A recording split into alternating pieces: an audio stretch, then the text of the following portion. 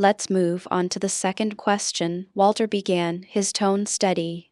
The incident was sparked by a broken treaty.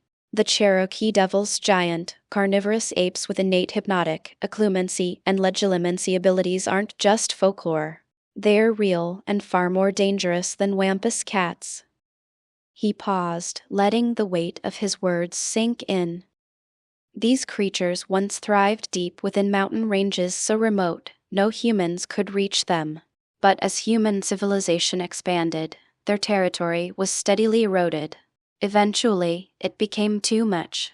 They retaliated violently. The result was a devastating war. Thousands of non-magi perished. Mekisa declared a suppression campaign that lasted several months. He folded his arms behind his back. In the end, to avoid extinction, the Cherokee Devils agreed to sign a pact. They were relocated to the vast, untamed forests surrounding Ilvermorny. As part of the agreement, we offered them a way to reintegrate peacefully. One of their own now teaches an elective course defense against legilimency. The position provides their clan with valuable resources and better living conditions. Everyone benefits. He looked around the room. My hand, still reeling from the revelation against legilimency, is only an elective. Shouldn't something that important be compulsory? Walter gave a half nod, then shook his head. In an ideal world, yes. But mastering occlumency takes years, decades, even. It's a complex art that demands relentless discipline. For most, even with effort, it ends in failure. That's why it remains an elective. We offer the opportunity without forcing the burden on everyone. His tone was calm, patient. Any more questions? I shook my head, prompting an approving nod from him. But my mind wasn't done. If that professor could teach occlumency effectively, especially someone with natural affinity, it might be the breakthrough I needed. My own attempts at occlumency had stalled, frustratingly so. Maybe, just maybe, I could use my devour ability to copy their innate talents and boost my progress. A shortcut through the wall I'd been banging my head against. Walter cleared his throat. Now then, let's address the topic I know you've all been waiting for. The arena. He gestured to the front of the class. For Thomas's sake, I'll explain from the beginning. Please be patient. He clasped his hands behind his back again. The arena is a training ground where students earn points by battling beasts. The goal: to develop combat instincts in an unpredictable environment. Beasts, after all, are nothing like human opponents. He grinned slightly. Now, before you panic, no, we don't throw you in with real monsters. The creatures in the arena are illusions, extremely accurate copies of the originals. Their behaviors, instincts, strengths all are replicated through an ancient artifact uncovered in an Aztec temple 145 years ago. Thanks to it, the arena was born. He let that sink in. You're essentially fighting the real thing without the irreversible consequences. That way, you can train anytime without endangering the species. He began pacing slowly. The arena is divided into floors. First years and second years usually stick to the beginner floor. Frankly, they're not great at combat and just want an easy way to earn points. He stopped to give Jenna a playful, chastising look. Don't look at me like that, she said with a shrug. I prefer maps and discovery to brute force. Walter sighed heavily. And I keep telling you, adventure is full of danger. If you can't defend yourself, you won't be exploring ruins, just resting beneath one. Bah, Jenna waved him off. I have brutes like Abby to protect me. Abby glared, but Robert and Walter quickly diffused the tension. Walter turned back to the class. Anyway, back to the arena. On the first floor, students can earn up to 2 points per day by fighting low-threat creatures, doxies, giant dung beetles, greywort goths, and so on. Weak creatures, but good for building confidence. He raised a finger. To prevent abuse, there's a cap, only 3-point turning battles per floor per day. Beyond that, it's just training. He glanced toward Robert. Of course, we also have people like Robert who refuse to fight, claims it's unethical to harm beasts, even coppers. His words, not mine. The class chuckled as Robert scoffed and turned away dramatically. Walter shook his head with a smile. From the second floor up, things get serious. Difficulty increases sharply. Students like Percival, Abby, and Fred breeze through it. Others struggle. And then, we have anomalies. He looked directly at me. Like Thomas here, who faced a dragon solo. Normally, that kind of challenge comes only after months of training with the entire class, and even then, the dragon's strength is halved. I raised my hand. Why is it so hard to bring down a dragon? Good question, Walter replied, nodding. Dragons have extraordinary magical resistance. Physical spells, those that generate force or objects, can work, but even those are resisted. They're a nightmare for any wizard. He grew more serious. That's why we have the entire class face one together. It requires near-flawless coordination to succeed. Experienced wizards learn to exploit their weak points: eyes, mouth, nostrils, but even then, it's a grueling battle. He gave me a knowing smile. And why do I think you could do it solo? Because your performance yesterday showed me enough. Freezing a dragon in place. Well within your reach. I nodded, quietly. Neither proud nor shy, just certain. What I didn't say was that I probably wouldn't need to lift a wand at all. With Drac and Achly's real dragons by my side, I could command the arena dragon to off itself without a struggle. Still, it was worth testing. Not everything could or should be solved that way. Now that we've covered the arena, Walter said, dusting off his hands theatrically, let's move on to the curriculum for the year. He turned to the board and tapped it with his wand. Elegant script unfurled in midair, glowing faintly. We'll begin with the disarming charm Expelliarmus. You'll be practicing this for the first 2 weeks, culminating in a practical exam. A few groans rose from the classroom. Don't get cocky, Walter warned with a grin. The exam will pit you against a magical dummy armed with a wand. It can and will cast spells back at you. You have 2 seconds to disarm it. Fail to do so, and you fail the test. He paused to let that sink in. Alongside this, we'll study trolls, what makes them dangerous, how to identify their subspecies, and most importantly, how to survive if you ever meet one. After that, we'll move on to basic defense charms like Pratigo. That's a rough overview. We'll dive deeper into each topic as we go. Walter walked back to the front. However, the heavier parts of the curriculum will be covered after New Year's. The inter-school competition is going to dominate the first half of the year. He gave us all a sly smile. Any questions? A few hands shot up, but I barely noticed. My attention drifted as Percival leaned back toward me, curiosity in his eyes. So what floor of the tower are you going to start with? I noticed Abby perk up at the question. No clue yet, I replied with a shrug. The professor made a good point, though. The first few floors will probably be a breeze for me. I'm thinking I'll start from the bottom and climb 1 floor at a time, racking up as many points as possible. I can't afford to waste them. As I said it, a wave of irony hit me. Just last year, I had lectured Hermione about how house points were meaningless. And now, I was strategizing like my life depended on it. Hypocrite, I muttered to myself with a half-smile. But the stakes are different now. Hermione would still chew me out just to make a point, though. The thought made me chuckle. What about you? I asked, turning to Percival. Same plan. Might as well grind those points and see how far I get before I hit my ceiling. Abby, who had clearly been eavesdropping, jumped slightly and turned to us with a pink flush rising in her cheeks. Yes, I'll do the same. It's the most logical approach.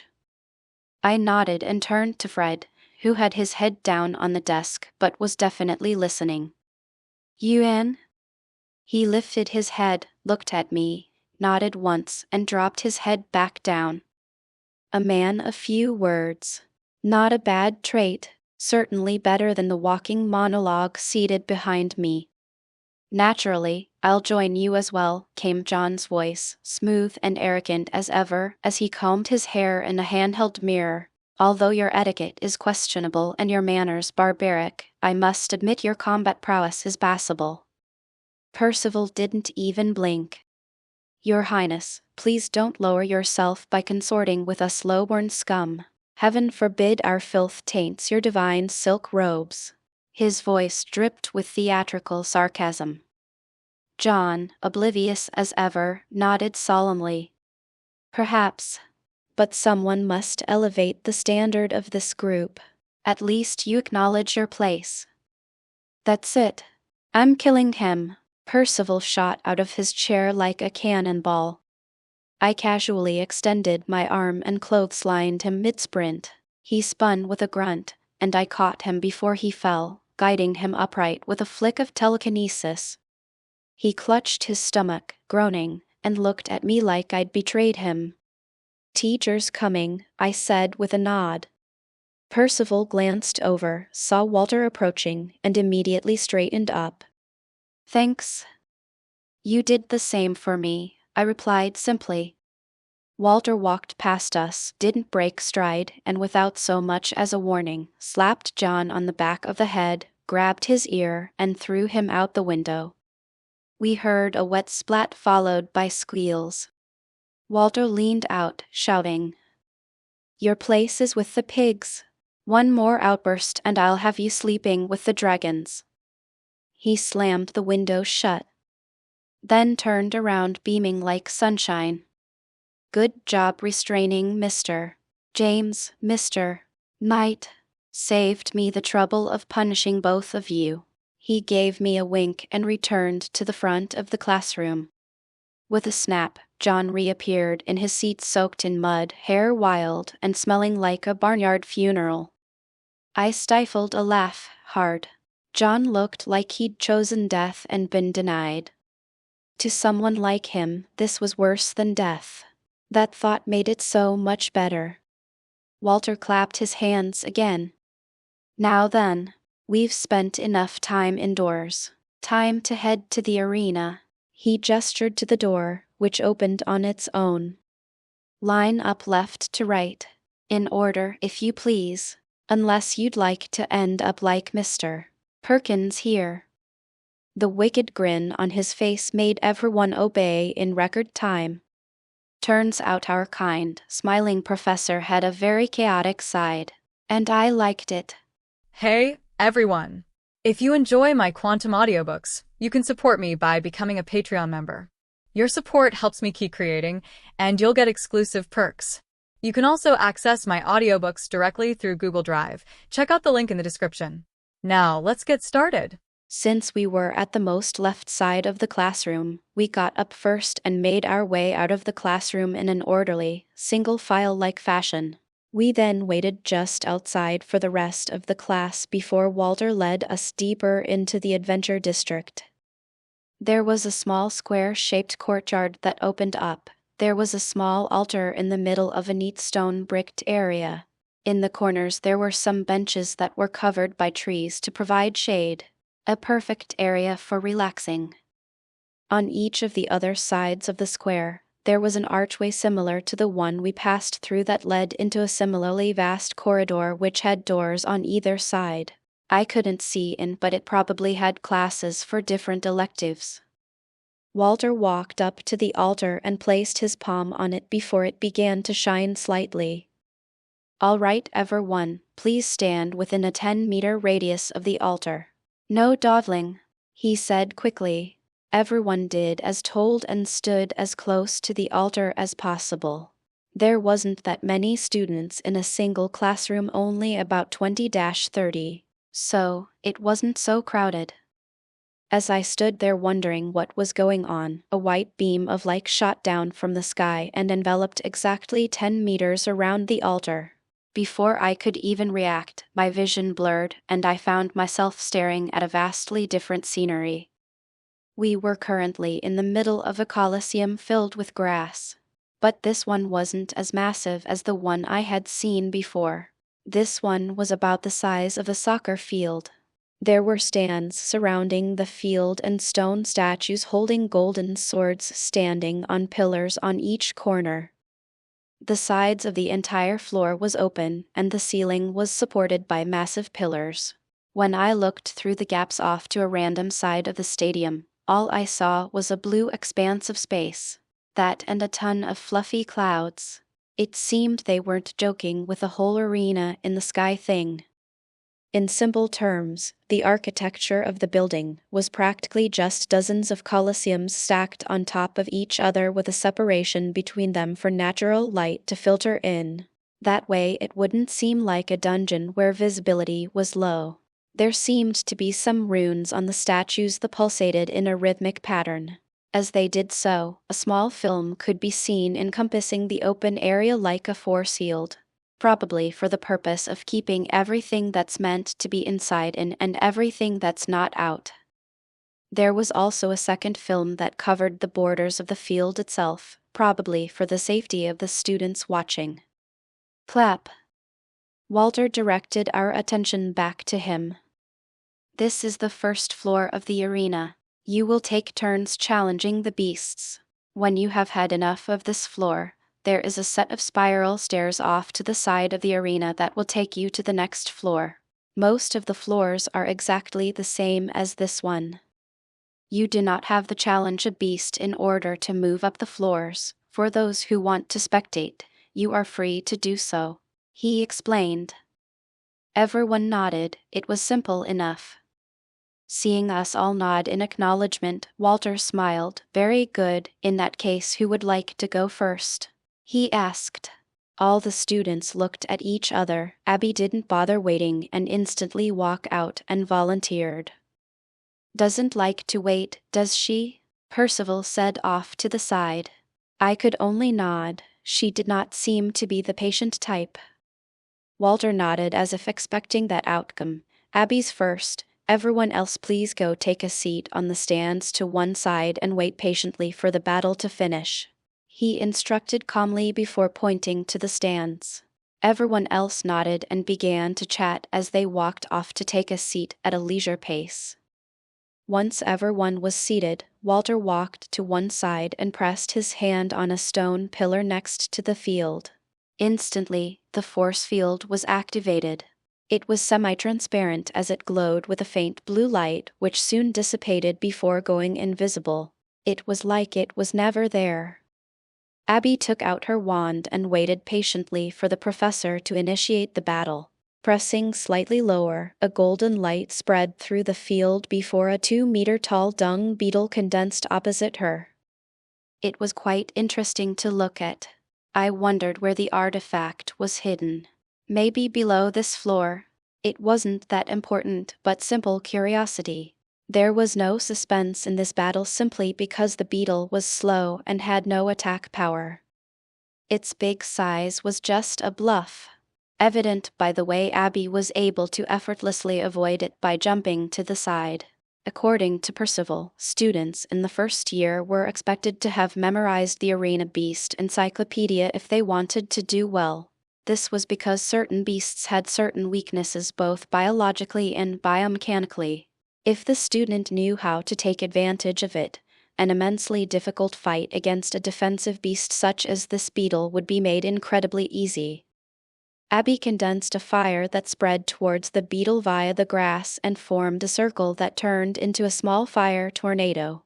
Impressive for a second year. Although it was small scale, the heat could be felt. This species of beetles, according to Percival, had a massive fire weakness. So, taking them down was actually incredibly easy.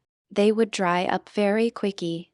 He explained that this species lived in marsh areas with lots of water and couldn't handle the heat at all. They had an incredibly ice and water resistance and coped well with other elements. It was surprising how much magic can influence the genetic mutation of a beast. I say mutation because this is exactly the same small dung beetle you would find in forests and such. The only difference was obviously the size and the color. This one was a deep blue color with red eyes. Not very frightening, but it didn't have to be since they mostly lived unperturbed lives due to their defense. This was precisely because most beasts don't have a fire affinity, so killing this small giant was a gargantuan task. Not to mention they weren't exactly harmless. If you were stupid enough to get hit, it would still hurt a lot. The battle ended within 20 seconds and the charred corpse of a beetle was revealed, which quickly dissipated into golden lights before seeping into the ground. The grass that had been burnt grew back almost instantly and the field recovered to what it was before. Magic never ceased to amaze me. The number of different ways in which it can be applied was startling. It could, in one way or another, be applied to all walks of life. Abby continued to fight another 2 times. The second time was against a small troll about 1 meter tall. According to Jenna, it was called a stone-faced river troll, evident by their stone flat faces, gray cracked skin. By the name itself, it was implied that they lived by rivers. Another harmless creature when facing a single one. The danger lay when there were more. Jenna explained that they would usually be found in groups of 10-20 and they are very deadly. Usually, they are fast and blend in with the surroundings. They have strong swimming abilities and sharp claws. Their weakness was lightning. Although they have stone in their name, they were actually more amphibious creatures that lived in small holes on the riverside or on the riverbed. Their faces resembled stones, and when they shut their eyes, you wouldn't know that they were there at all. Abby used a small lightning spell that instantly fried the beast to cinders. The last beast was a poison bark pixie. Although they are small, don't let that fool you. This was actually the toughest beast on the first floor that could actually face some of the second floor beasts and win. This was because it could create small plants that shoot out small, almost untraceable poison needles. If even one hit you, you would be knocked out within half a minute. You would experience nausea, searing pain in your stomach and numbness in your arms. All this before you even fell unconscious. The thing is, their attack patterns are incredibly simple and anticipating their attacks proves to be an easy task. This is due to the environment. These pixies are from dense forests where they can perform ambushes. They usually have these small plants all over the place in special and advantageous locations. But since this is an open plain, they have no way to gain an advantage. Their weakness is blunt force and earth element magic. Both go well with the other, as seen when a fist shot out of the ground and slammed into the pixie, instantly defeating it. They had very weak defenses due to their small bodies but high magical resistance. Hence the blunt force. Abby seemed to be incredibly well versed in spells and charms that boosted her combat prowess. These are all the spells she has been able to buy using points. Since she doesn't do that well in other subjects, she has a limited pool of spells, but she has mastered them completely, Percival commented. I nodded in understanding. It was normal for something like that to happen.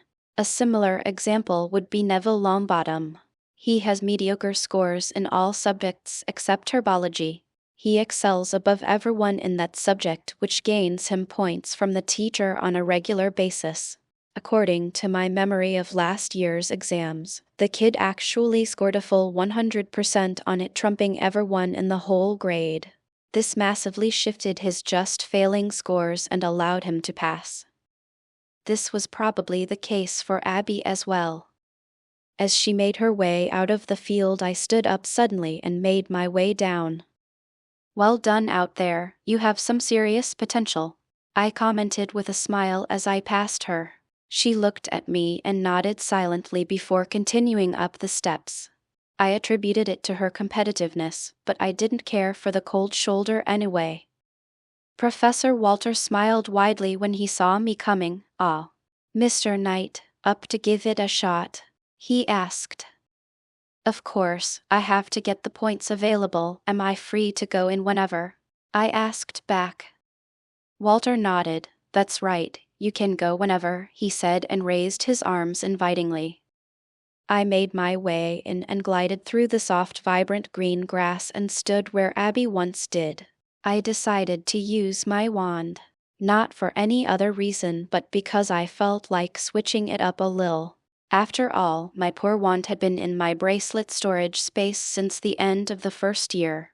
I felt bad. The wand seemed to be mad and vibrated slightly. I chuckled softly. "Relax, we'll be killing some beasts you can let loose," I whispered. Wands had some sentience, and although I doubted it could understand what I said, I was sure it got my meaning. The wand seemed to have calmed down and complied. I nodded and raised my head towards the spot where the beast would appear. Not long after, a 3-meter-long python appeared. I had no idea what kind of beast it was or what its weaknesses were since I didn't study the encyclopedia, but I assumed brute force or sharp and precise cutting spells would work if we took into consideration the body of the snake. It was flexible, but its skeleton was brittle and light. So, with that in mind, I stood there and waited for the force field to be up before beginning. Professor Walter nodded and the fight began. In normal jungles full of normal fauna, pythons had massive constricting strength but were slow as shit. But what I was seeing now was not the same. The python was very quick as it covered several meters in 2 seconds. It was already about 10 meters away from me, something it could cover in an estimated 3.5 seconds. I smiled and stood there as I waited for the snake to get close. As I got into its strike range, it instantly lunged forwards as a putrid smell of blood wafted out of its wide-open mouth. Long shiny teeth reflected the light as it came towards me. I turned sideways and avoided the hit and casually waved my wand half a meter away from its neck. As if an invisible blade had passed through, the snake was cut in half as its head rolled to the side before dissipating in golden light. It was a spell I had created when I was bored with Drac and Achlies. Under their guidance as the progenitors of magic, it quickly took form. It was simply an invisible blade that stretched out from the tip of my wand for a full 2 meters. Incredibly sharp and deadly. I took inspiration from Sectum Sempra when creating it, and I seemed to do wonders. I didn't know what the limitation of the spell was since I hadn't tried it. I was able to cut a stone cleanly in half. But I tried metal yet. But as if reading my mind, the next beast to appear several moments later after resetting my position was a dung beetle. A perfect test subject. Once again, I waited for the professor to give the go-ahead before starting. Once the signal was given, the second battle began. I didn't take the defensive and I didn't wait for my opponent. It would take too long since the thing was so slow. I skipped into a full-speed run as I bolted towards the beast. I had some other spells I had created that I wanted to try out. I really wanted to let loose, but this floor was too low. Setting the useless thoughts aside and getting my giddiness in check, I arrived in front of the beetle. It swung its frontmost leg in my direction. I did a quick spin and avoided the hit as the claw smashed into the ground. I then swung my wand in an upward motion along the leg next to me. Instantly, the leg fell to the floor as green blood spurted everywhere. I placed a pratigo to stop the blood as I stepped away. I then evaluated the performance. The spell could easily break through the defense of the beast. Judging from Percival's statements, the defense of this animal was as strong as steel. Having achieved my aim, I decided to try out a spell I was most eager to use. It was something I had thought about. There were no enhancement or buff spells in the wizarding community. It was like this area had never been studied. And if there were spells out there that could do some buffing, it was very minute or discarded completely. In any case, I strived to fix that during my free time in America. I created a series of spells for many purposes, and the one I was going to use right now was the most basic and savage one. I tapped my chest and grinned, Herculean strength. I yelled. Boom! A massive torrent of air surged around me like a tornado as my muscles bulged. I felt weightless, like I could shatter everything with a single punch. I doubted it was that extreme and was most likely due to the very sudden increase in strength. But I had done some tests before. I could easily lift a car single-handedly. I could run at an immense speed and jump incredible distances. I saw the beetle coming my way and shot out its other frontmost leg at fast speed. I simply stood there and extended out a hand. Them! A cloud of dust surged up, covering our figure. Everyone was staring at Tom with interest as he walked towards the field. Abby had just gotten back and sat down where Tom previously did. They all looked at the field silently as they waited in anticipation. When the python appeared, Jenna instantly perked up. Shadow python. Lives in swamps and hides within the shadows. It has a perfect camouflage ability when in a shadow that makes it invisible. It has impressive constricting strength and an overall fast beast. But its weakness is blunt force. They have a weak chassis to make them faster. But Tom doesn't know that. I wonder how he will do, she commented as she cupped her chin with her left hand. Well, considering he froze the entire school, I doubt this little thing will be a challenge, Abby commented coldly as she looked on. Everyone nodded in acknowledgement. She was right, something so little should not be a problem. As they looked on, they soon realized a problem. Tom was simply standing there. They also realized he was using a wand, a beautiful black and silver wand with an intricate yet delicate design. He stood there calmly with a smile as he watched the fast snake approach. What is he up to? Robert asked with a slight frown. Everyone was silent as they looked on. He couldn't be frozen in fear, right? Asked Jenna. This immediately caused her to receive mocking looks from the others. Abby frowned slightly as she looked on. But it was all revealed soon as the snake lunged forward. Tom easily sidestepped it. They were all confused when they saw him raise his hand upwards in a slashing motion. This only served to confuse them more. But when they suddenly saw the head of the snake slide off its neck cleanly, their jaws dropped. What did he do? Jenna asked with an incredulous expression. I have no idea, Abby said with an intense frown. Percival was smiling while shaking his head. The man can do telekinesis, freeze everything in a wide area, conjure flames, and can now cut things with a simple wave of his wand. How infuriatingly talented, he said with a laugh. Jenna and Abby looked over. Telekinesis? They asked at the same time. Percival nodded and explained. Once they got the entire story, they first looked at the sullen John before gazing at the calmly smiling Tom. Monster, they mumbled. They continued to look on as the next beast was introduced. When the beetle took to the field, Abby perked up. She was curious to see how he could handle it. Would he copy her method? Would he try using that weird technique of his, or was he going to do something new again? But his next actions shocked everyone in the crowd. He sped forward and effortlessly dodged the leg of the beetle before casually slicing it off. What? Jenna shouted. That should not be possible. It's incredibly hard to cut through the beetle. It has a steel-like defense. To cut it at all is an impressive feat, but to cut it off and so cleanly at that is insane. What's more, whatever spell he's using, it's nothing I have heard of. Not only does it act as a sword or blade, but it seems to be invisible. This drastically increases its lethality by several-fold. She analyzed seriously. Abby was incredibly solemn. she heard what Jenna said and concluded that this was yet another exclusive spell that Tom had.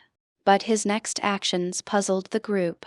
Instead of taking advantage of the unstable bug and finishing it off, he retreated. He then put his wand away and tapped his chest.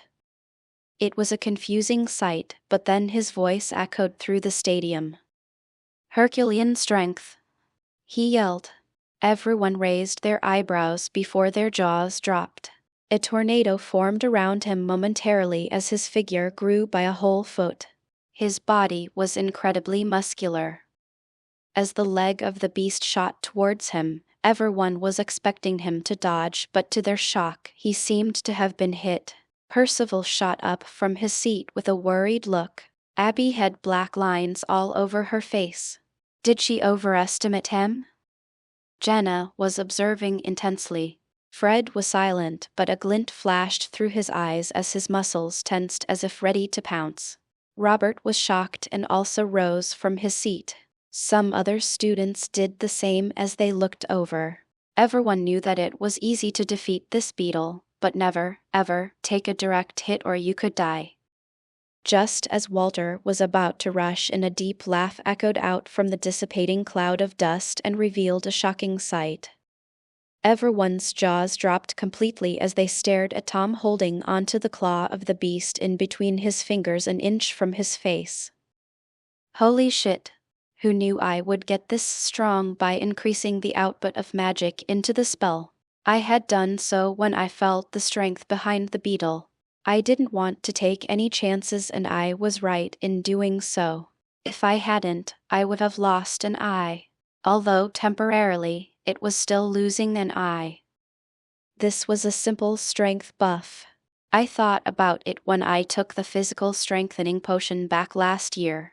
I wondered what would happen if I was able to create a spell that not only allowed me to exhibit the maximum potential within my body, which has already way higher due to my body reconstruction, but it allowed me to temporarily go beyond that.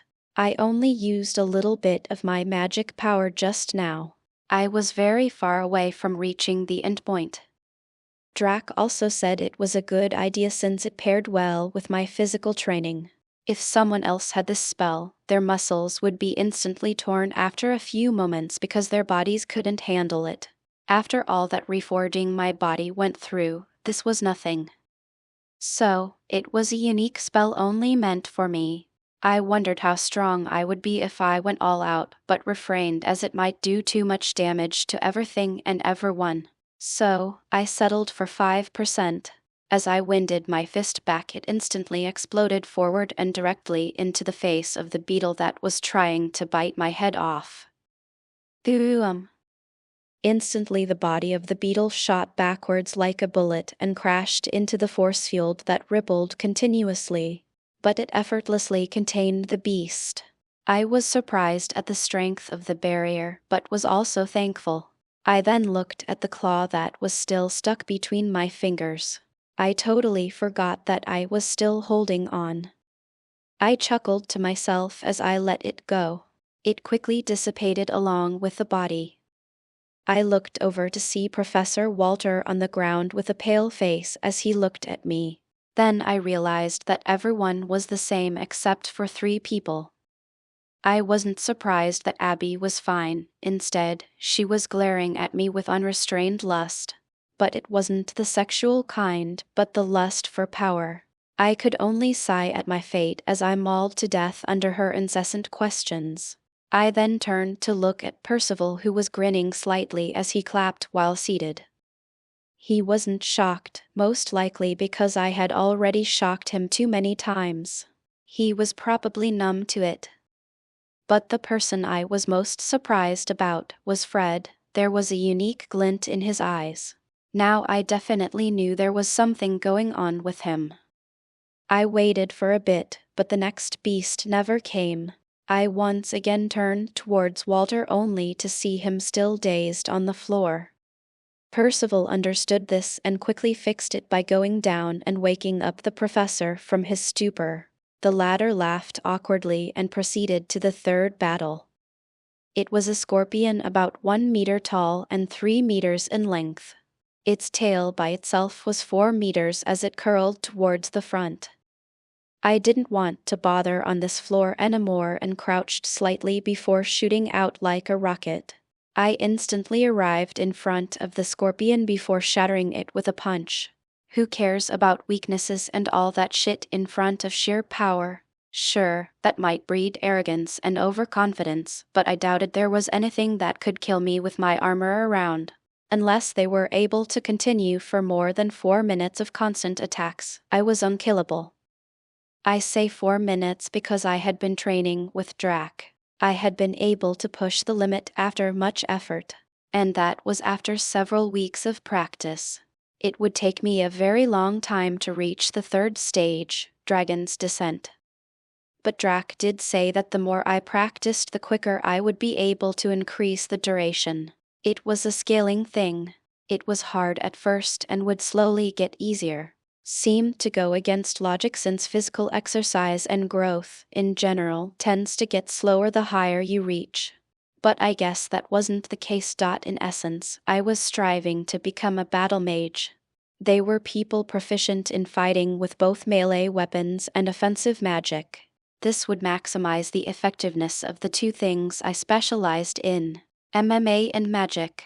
This was something I had been racking my brain about for a long time. I liked fighting hand to hand. I had never been extremely fond of standing far away and casting spells on repeat like a turret. Don't get me wrong, that is great and all, but it lacks the thrill. There wasn't the oomph that gets my blood pumping the way MMA and close combat does. This little interaction just now brought me more adrenaline and enjoyment than freezing the entire student body. It all came down to personal preference. As I walked out of the field, I was stared at by the entire class at this point. I had already undone the strengthening magic, so I was back to my normal self. But the shock of seeing someone blast 2 beasts into a barrier might be a tad too shocking for their small brains. I couldn't blame them. Although magic had infinite uses, wizards and witches of today only apply less than 1% of it. It's like their minds are too small to comprehend and be creative enough to harness the limitless possibilities in front of them. Or maybe it was too hard for them. I didn't have that problem since I had the creators of magic next to my ear giving me the ins and outs of everything. I guess it was only a matter of time before my name is written down in the history books for the introduction of more than a dozen new spells and charms that will blow the wizarding world's gates wide open. I didn't really care to withhold it since most of it was watered-down versions. And by watered down I meant 1 part my creation, 99 parts water. It had to be this way. Wizards were simply too weak to handle the full power of all my creations. As far as I knew, wizards had never opened their minds to the possibility of battle mages. It really is disappointing, all this potential, and humans are too dumb to understand. Maybe it's due to me living in the muggle world. Maybe this should be made compulsory for all wizarding kind. That way they can vastly expand their horizons. Only then can magic truly lift off and spread its wings. Sadly, that idea posed too many problems that would be hard to navigate around. Nor did I care to improve the lives or the understanding of magic for others. A frog in a well will only ever see the small portion of the vast sky. That is due to their constant seclusion and hiding. Something that cannot be changed because humans are disgusting creatures. Driven by greed, they harm anyone and everything that impedes them from getting what they want. A sad reality I am truly disappointed with. If muggles knew the secrets of magic, their incompetent selves will be driven mad with jealousy. Most will aim to eradicate wizards under the idea of if I can't of it, no one can. Some countries will begin genetic experimentation using the bodies of the living and dead wizards to synthesize and discover the secrets. If there even is any secret to unearth. If that were to happen, I would eradicate the muggles once and for all. Don't get me wrong, I don't have anything against muggles, but the jealousy-induced fervor for what they cannot have will cause irreparable damage to the planet. If that was the case, I would destroy the muggles and keep the wizards. That way not only is the issue of global warming fixed, but so is the increasing man-made pollution that suffocates our planet and the dark and depraved filth that haunts the underbelly of society that everyone seems to forget even exists. Although wizards are naive and lack common sense, they hold something I could never give up. They hold magic. And magic trumps muggles. I would hate to be the only wizard left on the planet. That would simply be boring. So I would either create a virus that wipes out any that doesn't have the magic gene, or create one that wipes the memories of wizards from their minds and turn things back to the way things were. A bit radical, but I have come to realize that magic is something I am not willing to give up. I will protect its survival in this world even if it means becoming the Dragon of Chaos. That's a bit much. I think you're getting carried away. No, I think this is a lies unconsciously influencing you. I need to increase my power output. It seems I can't slack off, he said seriously. I was startled awake by his words. Well, I'm not doing it on purpose, this just happens. I'm not a good guy after all. His thoughts influenced the dark magic coursing through his body. He said casually. I pondered over their words. This was not the first time something like this has happened. My tyrannical behavior during my weeks in America, assaulting the professor, and now these thoughts that a part of me wants to indulge in. A murderous part of me. It's an interesting yet terrifying prospect. But I can't help but half agree with my reasoning earlier. Although radical magic had become more important, and if it came down to a war between muggles and wizards where only one side remained, I would vaporize the muggles in an instant. As I felt myself falling for the seductive thought once more, a soothing feeling came from the depths of my soul. I knew it was Drac protecting me again. But it felt stronger, almost double as strong as before. Echlai seemed to be gaining more and more strength, but so was Drac. It seemed that his training had taken another leap forward. As I plunged my consciousness into my mind space, a surprising scene appeared in front of me. Drac's arms were no longer this abyssal black that radiated evil, but an awe-inspiring golden white that inspired peace and tranquility. Before it was simply his claws. This showed that his transformation was indeed progressing. But when I looked over at Echlai, a shiver ran down my spine. Purple eyes glowed in the darkness as wisps of black and red smoke-like substance were emitted from his body. The inside of his parted mouth glowed purple, and his body was so dark it devoured the light coming from Drac. Yet his darkness was also being suppressed and cornered, unable to expand. They were back to being in a stalemate. There, now you shouldn't be affected by it. I will remain diligent in my training so that you're not affected again. But I think the Cherokee Devil Professor will prove to be much more important than we had initially thought. The higher the level of your occlumency, the less such lies will be able to influence you, he said seriously. I nodded with a pensive look before being brought back to the real world, where Percival was once again waving his hand right in my face. Hey, Tom. Wakey wakey, what's gotten into you? You do this a lot, Percival complained as he waved his hands in my face. I couldn't help but smile awkwardly. I have a lot on my mind. What's wrong? I asked. What's wrong? You are what's wrong. What the hell was that you just pulled? He asked exasperatedly. I couldn't help but smile helplessly as I saw everyone leaning in to listen to my response.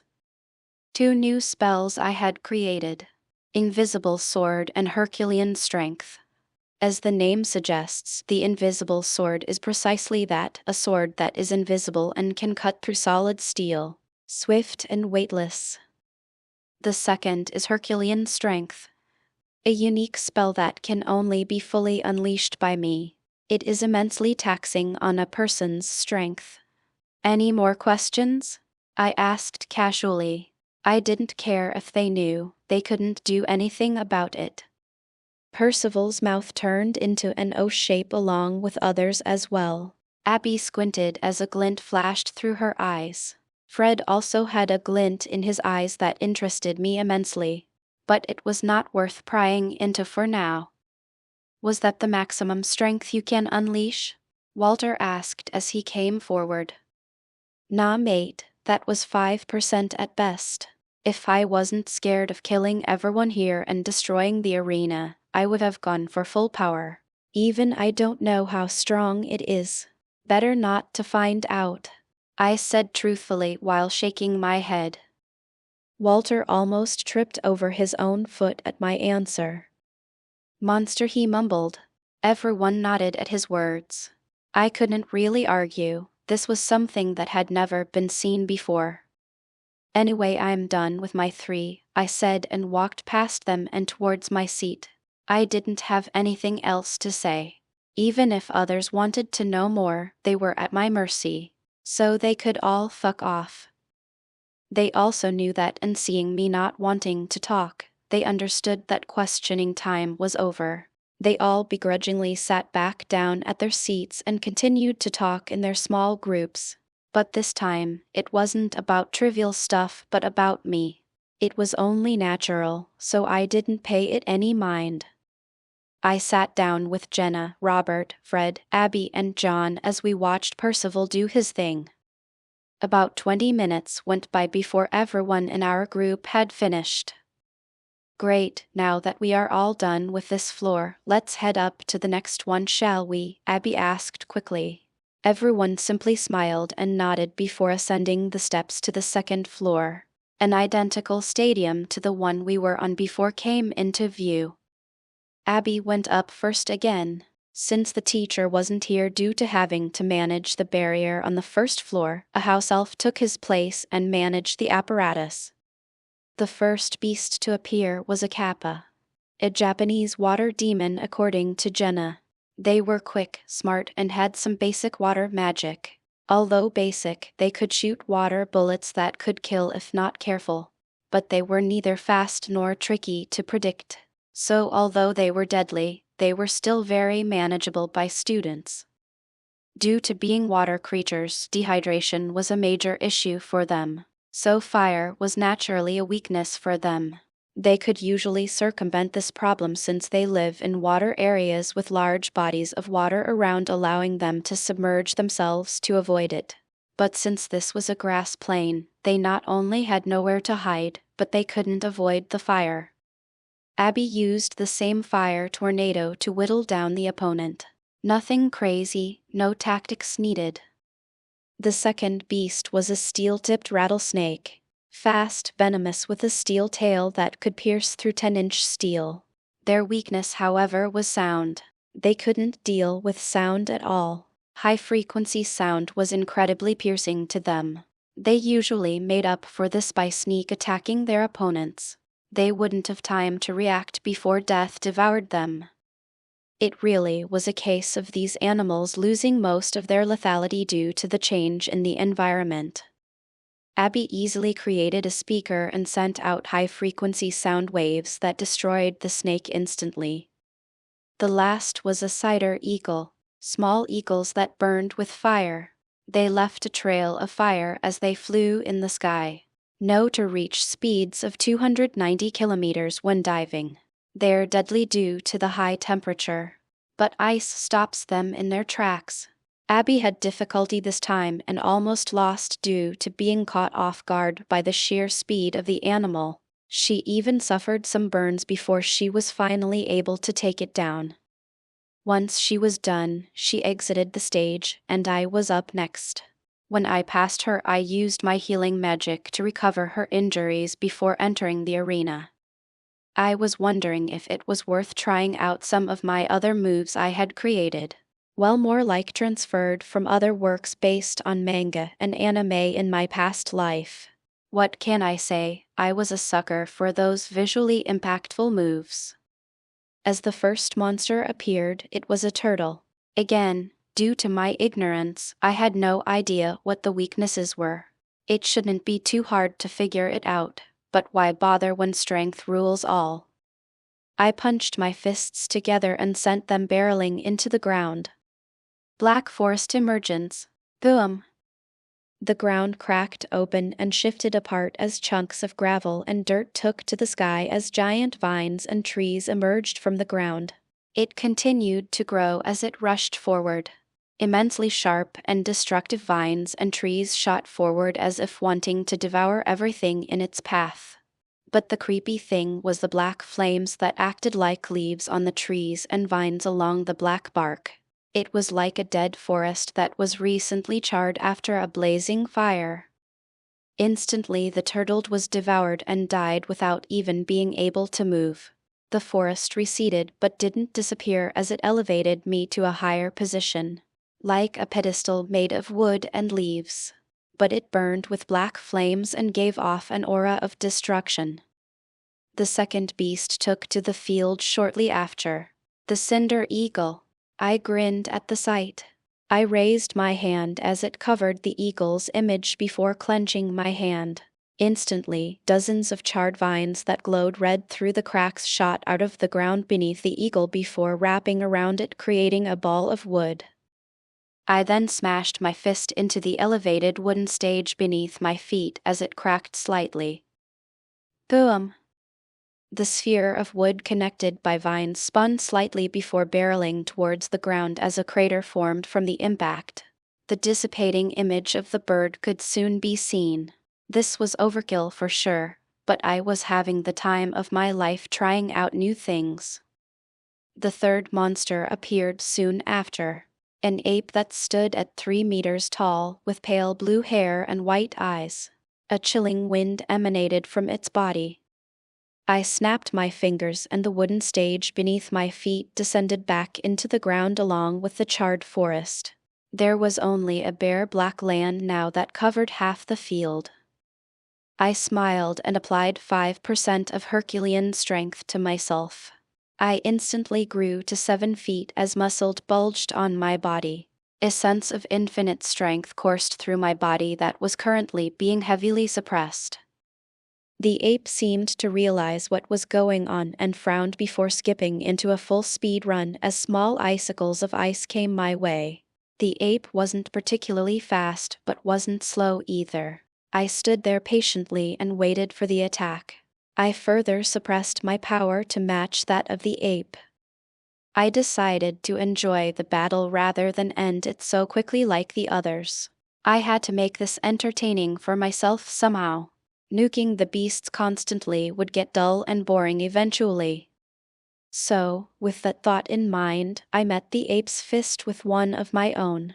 As soon as we made contact, a small wave of air burst out as frost started to cover my arm. I looked at it in surprise.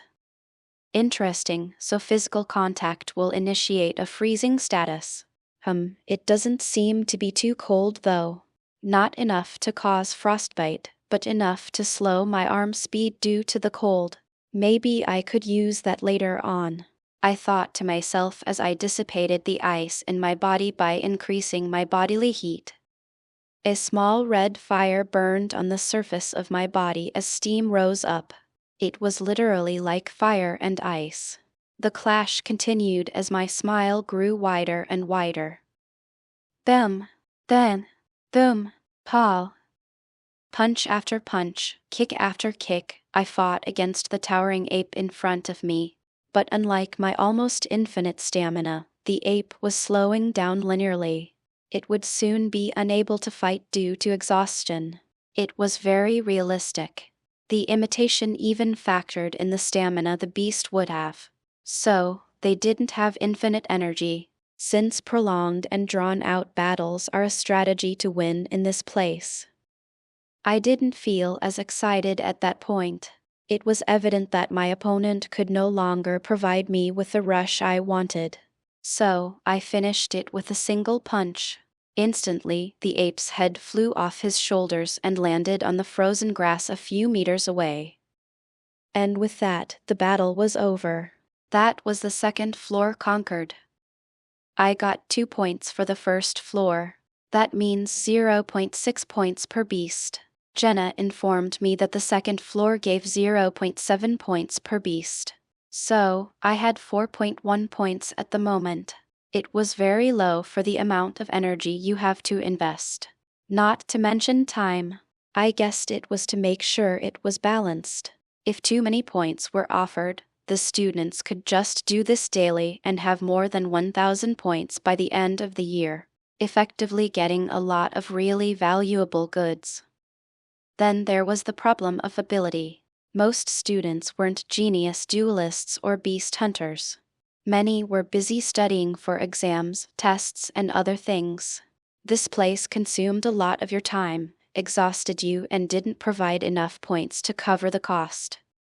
This was meant for the heavily battle-orientated students. Most might clear the first or second floor every day, maybe. Only a rare few would go beyond that because a lot of time was wasted. Abby herself spent 3 minutes per beast on the second floor. Might not seem like a lot at first glance, but when you factor in magic energy usage and how draining it is, then you realize that it's unsustainable. Abby was slightly panting as she came out. She was at the top of the grade in the arena. So, you can understand how taxing it is. I walked out while whistling a tune. I was pretty relaxed for the most part. I had almost unlimited magical energy, so getting tired was the least of my worries. But I soon saw Percival coming my way. "You did good, man. As high profile as always," he said while tapping my shoulder before entering the field. I simply smiled slightly and made my way up the steps and sat down in Percival's seat. Everyone was a bit more numb to my performances by now. Although they were still shocked, they got over it much quicker. "What was that magic you just used?" Abby asked as she leaned in. Fred, Robert, and Jenna also looked over at her question. John was combing his hair like an idiot, but I could tell he was listening in. "Nature magic. Well, technically that's what I personally call it. Nature magic is essentially just plant magic, but it's stained with my black flames which give it that charred look," I explained while making myself comfortable in my seat. "Can you explain how you did it?" Jenna asked. I didn't really see the point since they wouldn't be able to pull off the same effect, but who knows. I channeled my magical energy through my feet and into the ground. You need to be able to perfectly picture what you want it to change into. But you can't neglect making a sort of connection with the earth itself. It's almost like you're telling it what to turn into in a sense. This spell specifically has a heavy emphasis on transfiguration. If you have the imagination and you're able to visualize it, you can create shapes or objects for combat or for other situations. So having done that, you increase the output of our magic and send it out in waves with a half-second interval. You cannot fail this step or you will fail the spell completely. Robert frowned. "Why does it have to be in that rhythm specifically?" he asked. I nodded at his question because that is the frequency I found allows me to best interact with the plants. It's like waves of electric stimulation on a plant. I shape it after that line of thought since plants have been proven to react to electrical stimuli. Everyone's eyes widened and Jenna spoke up next. "Who knew we could apply it in this way? You must have done a lot of testing in order to get the frequency right," she said with a pensive look. I simply shrugged. This is one of the hundreds of ways to use magic. Some need hundreds of precise calculations to transform something into something else. There is no one way of using magic. It depends on your perspective. It's more of a mind thing than anything else. If you are able to make magic bend to your will and do what you want, then there is no reason to implement so many silly rules and calculations. Naturally, if you are inclined to such a way, then good for you. I hypothesize that different countries have different ways of using magic due to the different environments they grow up in. Culture and their interactions with one another may also have an impact. In England, it's all about knowing the ins and outs and the specific intention behind each spell, charm, or jinx in order to invoke it correctly. But is that the only correct way? They need intense studying in order to use a simple spell. I refuse to believe that this is the only way. I believe that is what English wizards have come up with that works best for them. But there must be more efficient and more diverse ways of using magic. I have found my own unique way. I tend to lean massively towards my imagination and visualization to invoke my spells. But this also requires a very high sensitivity for magic, something that cannot be improved very quickly. I was lucky enough to be born with it, but you can train to perceive it better, although it does take a long time. Magical beasts have a very high sensitivity to magic because they have it coursing through their bodies, some more than others. I also believe that werewolves, animagi and metamorphmagi have a higher sensitivity due to alterations made to their bodies, whether they are born with it or not. But this is not the only way to use magic. Like the previous example, I have just proven that there are 2 ways of using magic. What's to say there aren't more? Perhaps it's a mixture of a personalized method with an infusion of pre-existing ways of using magic. It all depends on the circumstances of the individual, I explained. These were my current thoughts on the matter. I had already completely stopped using the English method of casting magic, simply because, with the help of the dragons, I had created my own method of using it. I had completely bent it to my will. Granted, a major factor to my success was due to the reconstruction of my body, the constitution of the house elf, and the fusion between me and Drac from an early age. But that was what I was getting at. It was a personalized method that suited me best. But I also understand why magic is taught to be used in a certain way, since it can be generalized and has been proven to be effective. To a certain extent, of course. But as I was talking, Fred seemed to flinch at the word werewolf, which instantly piqued my interest. What connection did he have to werewolves? I wondered. Jenna and Robert also had pensive looks on their faces, each in their own thoughts. Abby was frowning heavily at my words and looked at the battle going on. John was still combing his head, but there was a curious glint in his eye that I just happened to pick up on. I wondered what would come of my words today. How would they influence them? But it would have to wait until they showed progress. I then turned to the battle that had already finished. As I watched the battles of everyone in our group, I had picked up on their individual styles and ways of using magic. Abby was forceful, a force of nature. She used high-profile spells that caused a lot of destruction to the field. They also tend to utterly destroy her opponent. I have long come to realize a wizard's way of using magic stems from their personalities, which in this case perfectly correlated. She tended to stay far away and act as artillery per se, bombarding her opponents with enough firepower that it becomes overwhelming. Percival was much tamer. His movements were refined, with no wasted actions or motions. He looked like a maestro creating a beautiful symphony of noise. His spells were quick and deadly, using his environment and his knowledge to create an artistic piece that's very pleasing to the eye. He was a medium-range attacker. Not too far away, but not too close.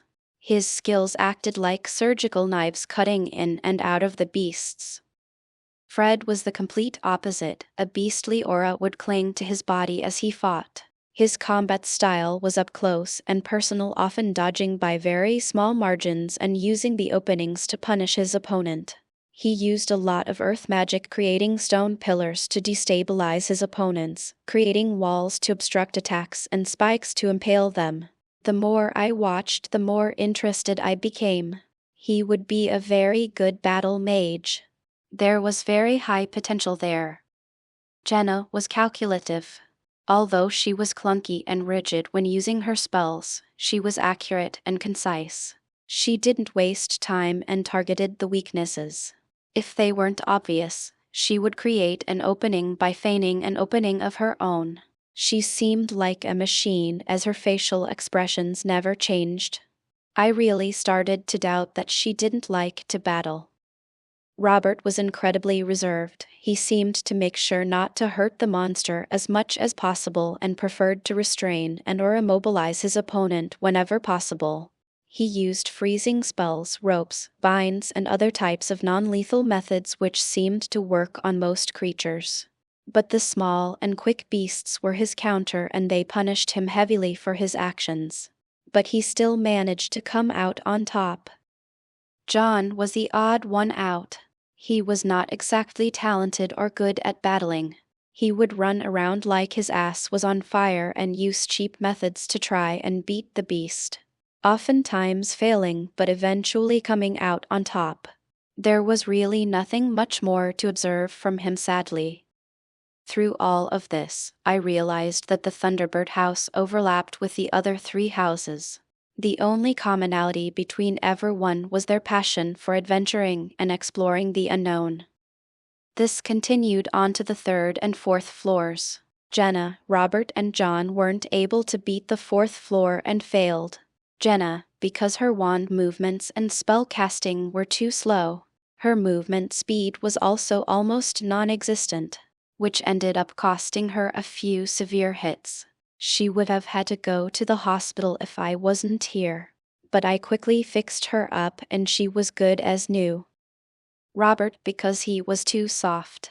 Many times he could have won if he used lethal methods, but that was his personal choice and not something that should be looked down on. And John, because, well, he was simply incompetent. I was really surprised he made it as far as the 4th floor, to be honest. On the other hand, Abby, Percival, Fred, and I were able to beat the 4th floor after much effort. We had long gone over the class time, but this was the only class we had today for this exact reason. So there was nothing to worry about. Abby struggled a lot on the 4th floor because her spells couldn't keep up with the increasing dangerousness of the beasts. Percival was also struggling but did a bit better. Then there was Fred. He seemed to never run out of energy. Over and over he fought with the beasts, often employing a strategy of leaving himself open to bait the beasts. Something that worked for the most part. But he did sustain some heavy injuries that I also had to heal. Sadly, those tricks wouldn't work forever since the higher we went the smart the beasts became. We were already going up against mountain trolls, river anacondas, golden eagles, and giant sky owls. It was getting very dangerous. There were still 3 levels to go. According to Jenna, on the 5th level, beasts such as the Zawu, water dragons, bullet bats, something called the Shade, acromantulas, and massive moles that dug underground would appear. On the 6th level, there were dragons, river trolls, ogres, desert apes, river-swallowing toads, and the likes. It was incredibly dangerous because all of them had almost human-level intelligence. And finally, on the 7th level, vampires, velas, trench titans, wampus cat, thunderbirds, and so on came out. All of them were something that was suicide for students. They were existences that are immensely powerful. The only reason the school has one of each was because they were either found injured, were already imprisoned and were transferred to the school, or they made a pact with the school for their own survival. After all, they were all incredibly smart creatures with human-level intelligence. I was itching to go to the top and fight them. I initially thought about absorbing their abilities, but Drac told me that it wasn't possible through their copies. So I had to go to the actual place where they housed these creatures. It initially posed a problem, but then I thought about the benefits I had yet to ask for from the headmistress and it all fixed itself out. We took a small break after finishing the 4th floor. Abby, Percival, and Fred were completely exhausted. If it weren't for my magic, they would have had to rest for a couple of hours before even attempting the next floor. On the 3rd level, we got 0.8 points, on the 4th we got 2 points, Jenna said that on the 5th we would get 4 points, on the 6th we would get 16, and on the 7th, 36 points per win. It was incredibly low for the challenge they posed, but points were meant to be a rare commodity, so they couldn't offer too many. So, I currently had a total of 12.3 points.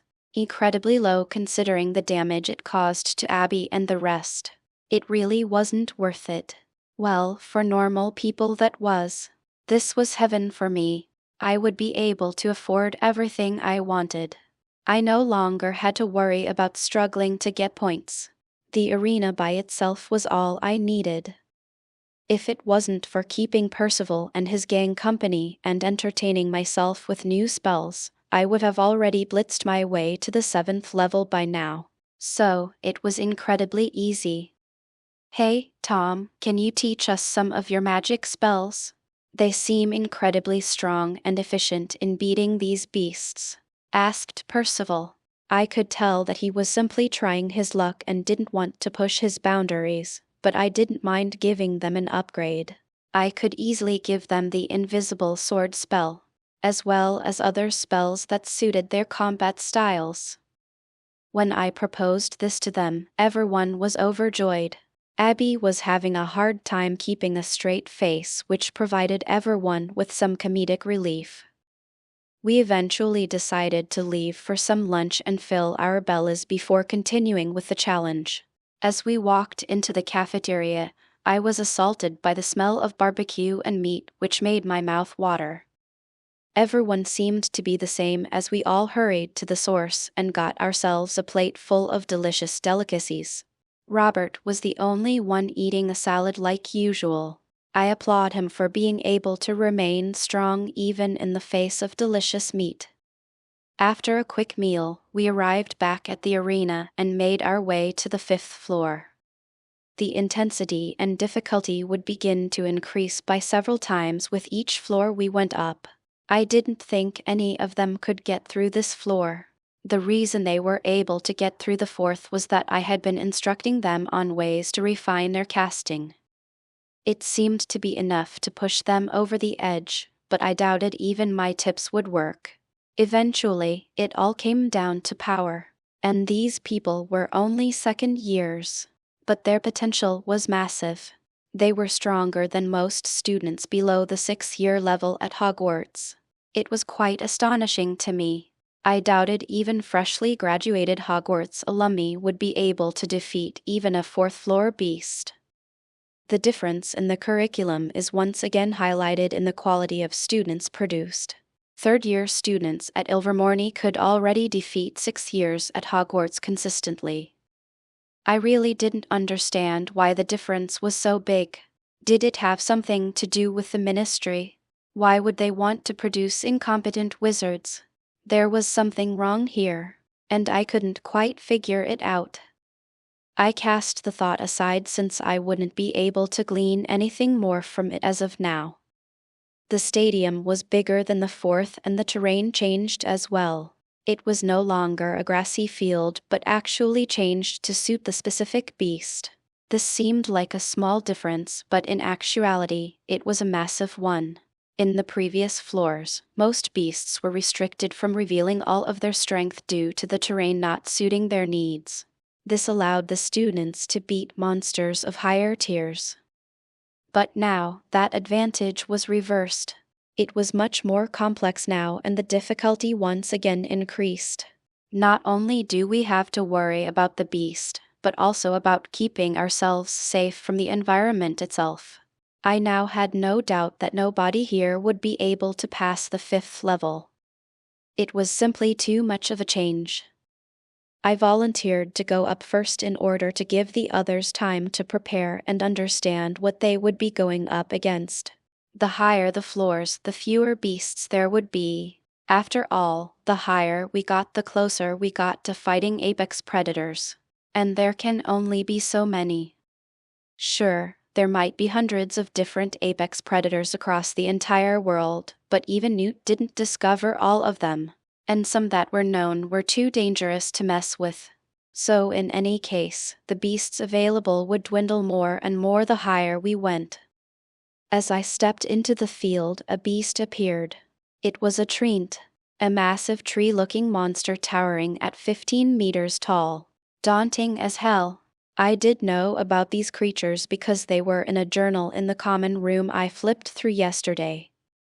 They are known to be very gentle creatures, relatives of the Botricles. These treants were actually made of extremely high wand quality wood and had massive reserves of magic they could tap into. Known to be the protector of the forests, they become enraged at anything that harms nature or its creatures. They were once hunted to almost extinction due to their wood before a worldwide law was passed down banning their hunting. Anyone caught with the wood of a treant would be incarcerated instantly no matter the reason. A radical law, but it seemed to work as their numbers increased again at a steady pace. Creatures like this were ones I really didn't want to hurt. What alleviated my unwillingness was the fact that it was simply an illusion. After all, killing such nice creatures was something I would not be a fan of doing. So, I decided to give it a quick and painless death. I raised one finger and pointed it at the treant's head. A flash of black light shot out and pierced through the front and out the back. A charred hole could be seen as its eyes lost their light and its gigantic body fell backwards. It was an incredibly anticlimactic fight, but none of these monsters could provide me with any suspense, even if they were stronger. Maybe the top-tier 6th level creatures might, but only some. As for the 7th level, I was sure it would be at least more entertaining. I finished the other 2 creatures with highly lethal spells after playing around with them for the benefit of the others. They had to learn somehow. I couldn't just finish all the beasts off the same way as I did with the treant, or it would defeat the purpose of me going up first. It wasn't long after that I strolled out of the field. It was only the us 7 on this floor anyway. By now, the gang was numb to my performances and didn't show much reaction. Abby nodded at me in appreciation before stepping into the field. As I sat down in her seat, Percival leaned over. "Hey, do you think you'll be able to reach the 7th floor?" he asked. I looked at him oddly for a moment. "What do you mean reach?" "I'm going to win, mate," I said with confidence. It shouldn't be something outside my realm of ability. After all, I had the armor I had not used yet. The only one I could see being a bit of a hassle to deal with might be the trench due to its high regenerative capabilities. But I doubt I can't just increase my output to overwhelm its ability. As for vampires, they didn't have the weakness of the sun. They were fast, strong, and incredibly smart. They could also use a unique form of magic in the way of hemomancy, or more commonly known as blood magic or the art of blood manipulation. They could kill their opponents from the inside by controlling their blood. But the prerequisite was that the opponent had to have an exposed wound. If there was no opening or exposed wounds, they could not do so. Usually this wasn't an issue for them since they were fast enough and strong enough to easily wound or kill enemies, but this seemingly simple condition was enough to make me lose interest. I would applaud them if they could even make me bleed. And if they, by some miracle, were able to, I could heal it quickly and circumvent the issue as well. But it was an ability I wouldn't mind having. This arena proved to be a massive bank full of abilities waiting for me to ransack and assimilate. The mere thought of it was making me giddy inside. Scoff, why did I expect you to be humble? What was I thinking?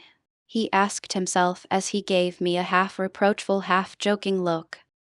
I simply smiled. What about you? Do you think you can get through the 5th level? Oh wait, why did I bother asking at all? Of course you can't. I mocked back. Percival fed in displeasure while turning his head away. Fred was silently observing the battle Abby was currently in. He was still a man of few words, but interestingly enough, his bored expression was gone, and a look of determination could be seen, etched on his face.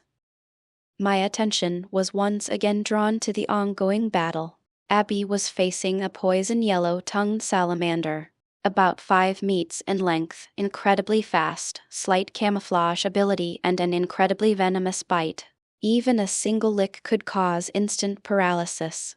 Very fickle creatures found in a southern and very secluded part of the African Congo. Jenna explained that their bite can kill in less than half a minute, and they usually stay underwater preying on water life and animals that live by the river or go for a drink. Abby was struggling to hinder its movement. Since it was very fast and extremely venomous, the first thing she, like everyone, would do is slow it down or stop it completely. She turned the ground into mud, which caught the salamander by surprise. But just as she was about to bind it by making it sink further, it burst out using its raw strength and shot towards her. Then, its head smashed into her stomach, causing her spit to fly out of her mouth. Her eyes bulged, and her face went pale as she flew out. She was completely winded as she attempted to gasp for air as the beast opened its jaws for a bite. "I forfeit," she said with much effort. The jaws that were about to close shut on her instantly froze in place before dissipating into golden particles. Robert shot out of his seat as if he had ants on his ass. He rushed down the steps and helped Abby exit the field. I used my healing power to help her recover. Thank you," she said with a nod and sat down. We all looked at her as she regained her composure. It was so strong. I was thinking of creating a pit of mud that acted like quicksand, but it simply used its physical prowess to stop my plans completely. Maybe if the spell acted quicker, I could have succeeded, she said. The last part was spoken with a dejected look. Robert rubbed her back softly, which caused Percival and me to look at each other and grin slightly. I then turned to her. "You don't have to beat yourself up about it. You are a second year, and you can already reach this far. It's amazing, honestly. Now that you know your limit, train harder to overcome them," I said in an attempt to cheer her up. After all, getting this far as a second year was an actually merit in and of itself. Abby looked up at me. "But you're also a second year." "Ah, don't compare. Your goal should be to surpass yourself, not others." Sounds rather cliché, but there is no point in comparing yourself to me, or anyone else for that matter. It will do you more harm than good. Trust me on that. If you really must compare yourself to everyone else in second year. If you do so, you'll notice that you're actually very talented. I interrupted and said. There was no way I could say that the reason she shouldn't compare herself to me is that it's futile. No matter how hard she worked, she could never reach my standard. Maybe, just maybe, she might be able to pull off my current level of power, but eventually, she will reach her limit. While I copy the abilities of countless creatures and add them to my overall strength. We live in separate worlds.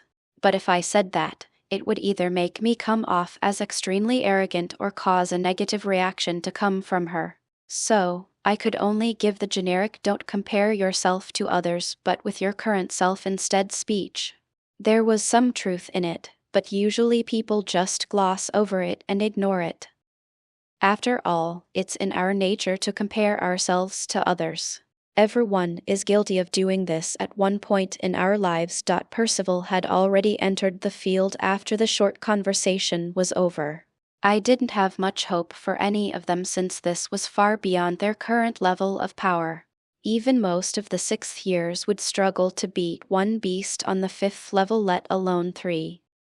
I really couldn't help but think about how far I had come from a little baby who had nothing but a desire for revenge with no way of enacting it, to a young man who now had the power to make dragons kneel. It was astonishing growth. But I also knew that I by myself wasn't enough to accomplish my goals. I would need helpers.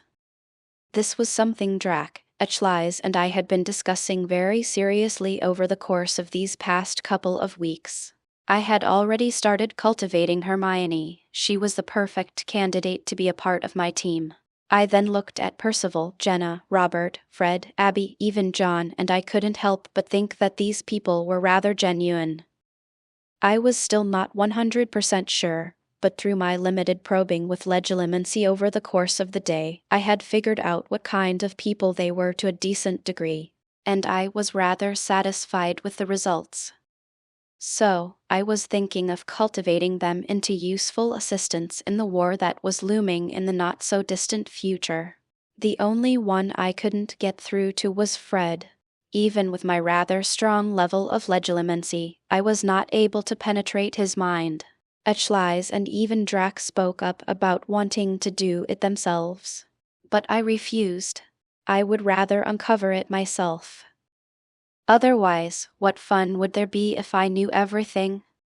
I had plans beginning to form on the direction in which all of them would train. As I thought deeper on this subject, I suddenly noticed that Percival was walking back with an injured leg. It was bleeding rather profusely. A flash of green light shot out of my eye and landed on his body, which instantly began to heal at an incredible rate.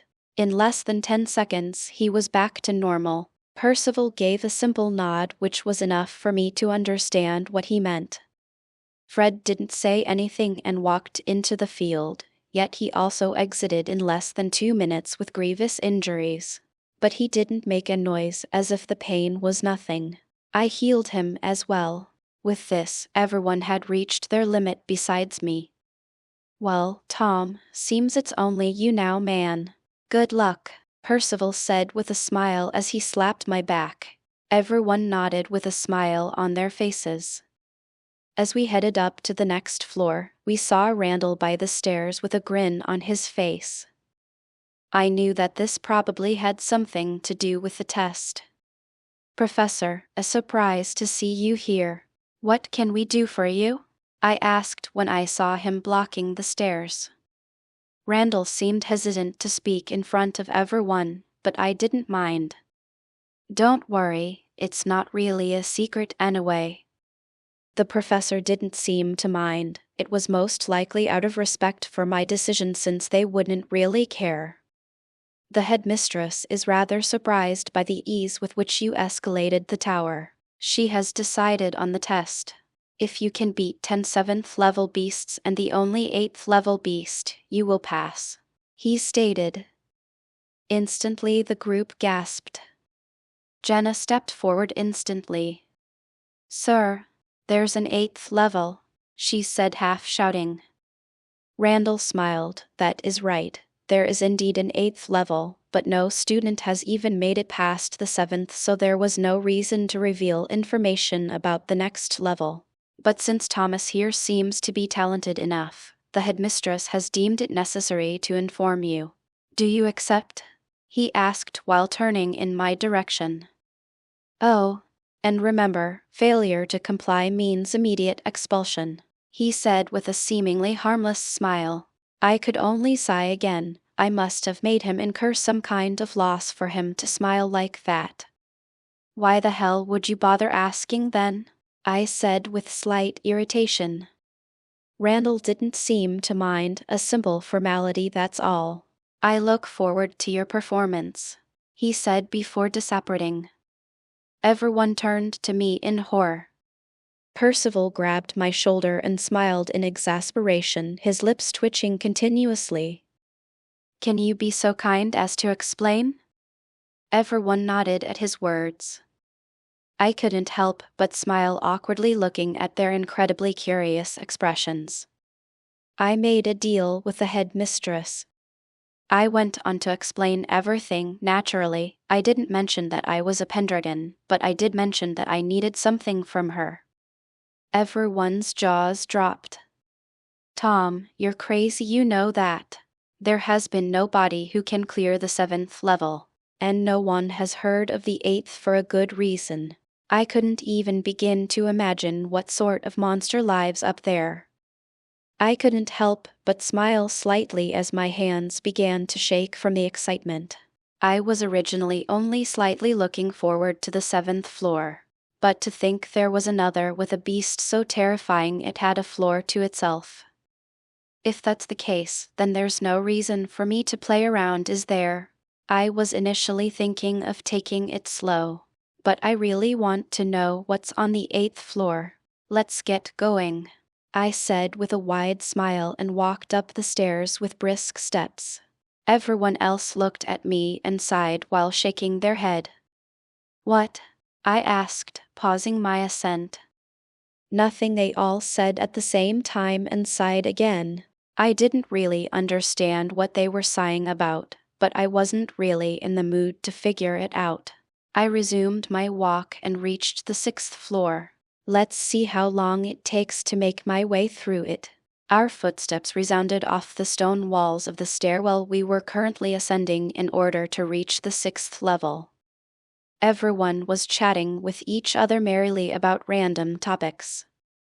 Eventually, we reached an oak door about 10 centimeters thick with iron brackets. The instant we stepped forwards towards it, a light flashed, momentarily blinding us. When I opened my eyes again, the first thing I noticed was a small stone statue sitting on a wooden stool in front of the door. Rare to see such young students here. Second years, Who of you has passed the 5th level? It asked in a baritone voice that echoed through the small corridor in a grand manner. It was rather surprising that such a voice came from such a small creature. I stepped forward, causing the statue to focus on me instantly. It seemed to be thinking about something as it looked over me from head to toe. The headmistress said a boy with raven black hair and blue eyes would approach today. She also mentioned I should make it as hard as possible for you. I hope you're ready for a tough ride, lad, spoke the statue with a grin that caused the edges of its lips to crack like dry mud. Right, well, you do whatever it is you must do. Oh, I know, let's make this even more fun. Just send in 10 level 6 beasts all at once, I stated provocatively. This earned the gasps of the group behind me as Percival grabbed my shoulder slightly. Hey man, is that wise? I know you're strong and all, but are you that strong? He asked cautiously but quickly, as if afraid that the small stone statue would accept. I smiled slightly and took his hand off my shoulder. Where's the faith, man? I turned to the statue, who was slightly stunned and a bit startled by my choice. So, is that possible, Mr. Statue? There was silence as we stared at each other. The small statue was probably trying to ascertain whether I was deranged or stupid. Maybe I was a bit of both. But who cares? Only the mad, the wicked, and the truly stupid have the balls to push the limits. After all, sane people are too cautious. You really are messed up in the head. I don't think this is my doing, is it? Echlise asked. Maybe a little, but this kid has always been a bit dumb in the head with his methods. I swear there are some screws loose. So, who knows? Either way, he does have a point, Drac said simply. Hey, why are you talking about me like I'm not here? But an answer never came. Very well, it's your funeral, It's your choice in the end, he corrected with a smile and knocked on the door with the stool under his left arm. I grinned slightly at his words but didn't say anything in response. Actions speak louder than words after all. As soon as the door opened, a dark room came into view. It looked like a dungeon, dimly lit with low visibility. Decaying walls, moss on the stone floor, and a smell of dust wafted into our noses. It seems this floor isn't open very often. This is the 6th floor, different from others. This one completely benefits the beasts. The only benefit you gain from being here is that the magical density is incredibly high, meaning our spells are stronger. I finished while observing the atmosphere. It was incredibly dense in magical energy. The stone statue looked at me from over its shoulder with a slightly surprised look. T-Hat is correct. It nodded in acknowledgement and waddled down the set of stairs and over to the corner of the field where the control device was situated. The arena was equally as big, but the entire space was enclosed. No fresh air seemed to get in at all. As we followed after the statue, the torches on the floor lit up. From the ones closest to us, they lit up in both directions systematically, with the last ones being lit up while joining at the other end of the field. The gang took their seats on the first level of stairs next to the field in the middle portion to get a full view of the battle. As I stepped on the dry and uneven battleground, a semi-transparent wall was conjured behind me. I turned around and observed it for a little while, even knocking on it with my finger a couple of times, which didn't even cause a ripple. "What are you doing?" asked the statue. "How much punishment can this thing take?" I asked. The stone statue's eyebrow curved up questioningly. "Why do you ask?" I shrugged slightly, because I wonder how much I can really let loose in here, I answered. The statue grinned slightly. "To answer your question, this is the same barrier we use on the 8th floor." It was my turn to arch my brow. "What? Just because you're facing weaker creatures doesn't mean the standard of protection for the audience lowers," he said as if it was an obvious thing. There was no fault in his words, so there was naturally nothing more to discuss. I stood in place ready for the 10 beasts to appear. Roar. There was a small bout of silence before a massive roar echoed through the room, deafening me in the process. Everyone else was immune due to the barrier, but they could still hear the roar. The roar was actually loud enough to send a visible ripple through the air. It was actually a dragon. Ha ha ha ha ha ha. I couldn't help but laugh out loud the moment I saw it. What were the chances?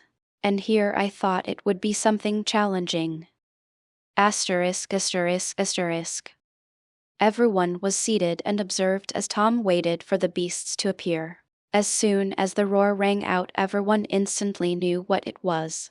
Jenna shot up from her seat with a pale face, but a look of extreme excitement was on her face. A mixture of fear and thrill welled up inside of her. This is a Hungarian horntail, biggest dragon species known to wizard kind as of currently. 90% immune to non-physical magic. It can shoot massive tongues of flames at over 800 degrees Celsius. Massive physical strength and great physical defense. An overall incredibly hard monster to beat. She analyzed it seriously. Everyone instantly frowned at her words. And yet, before they could even begin to worry, they heard a laughter ring in their ears, completely full of mockery and disbelief. They turned their heads to see Tom kneeling from laughing too hard. A vein popped on Percival's face. What is this guy laughing at? This is an incredibly perilous situation and he's bloody laughing, he said exasperatedly. Everyone was the same. They couldn't believe their eyes and ears. The statue looked on with interest. It was also startled by the laugh. Tom's laughter echoed through the stadium as the beasts began to appear. A massive onyx-colored spider, a jade-green basilisk, a Hungarian horntail, a bullet bat, a thunder wolf, a mountain-splitting bear, a stone ogre, a small bee-like insect that was bright red, a lethifold, and a worm that was coated in incredibly thick stone-like armor. He couldn't help but smile as adrenaline surged through him. A fire was ignited in his body as a primal urge to devour everything in sight rose within him. "I hope you can entertain me," he mumbled to himself as he lifted his left arm to the side. "Shattering spear," he shouted. Boom! The ground cracked and spilt open instantly as a massive fissure appeared. This action by itself almost caused the barrier to shatter, causing everyone to instantly pale and shiver intensely.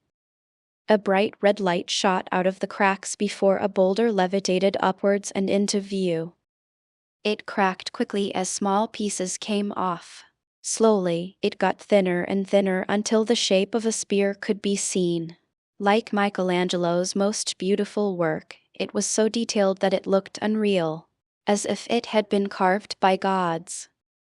Tom grabbed it with his outstretched left hand and twirled it around his body at a speed so fast only a constant blur could be seen.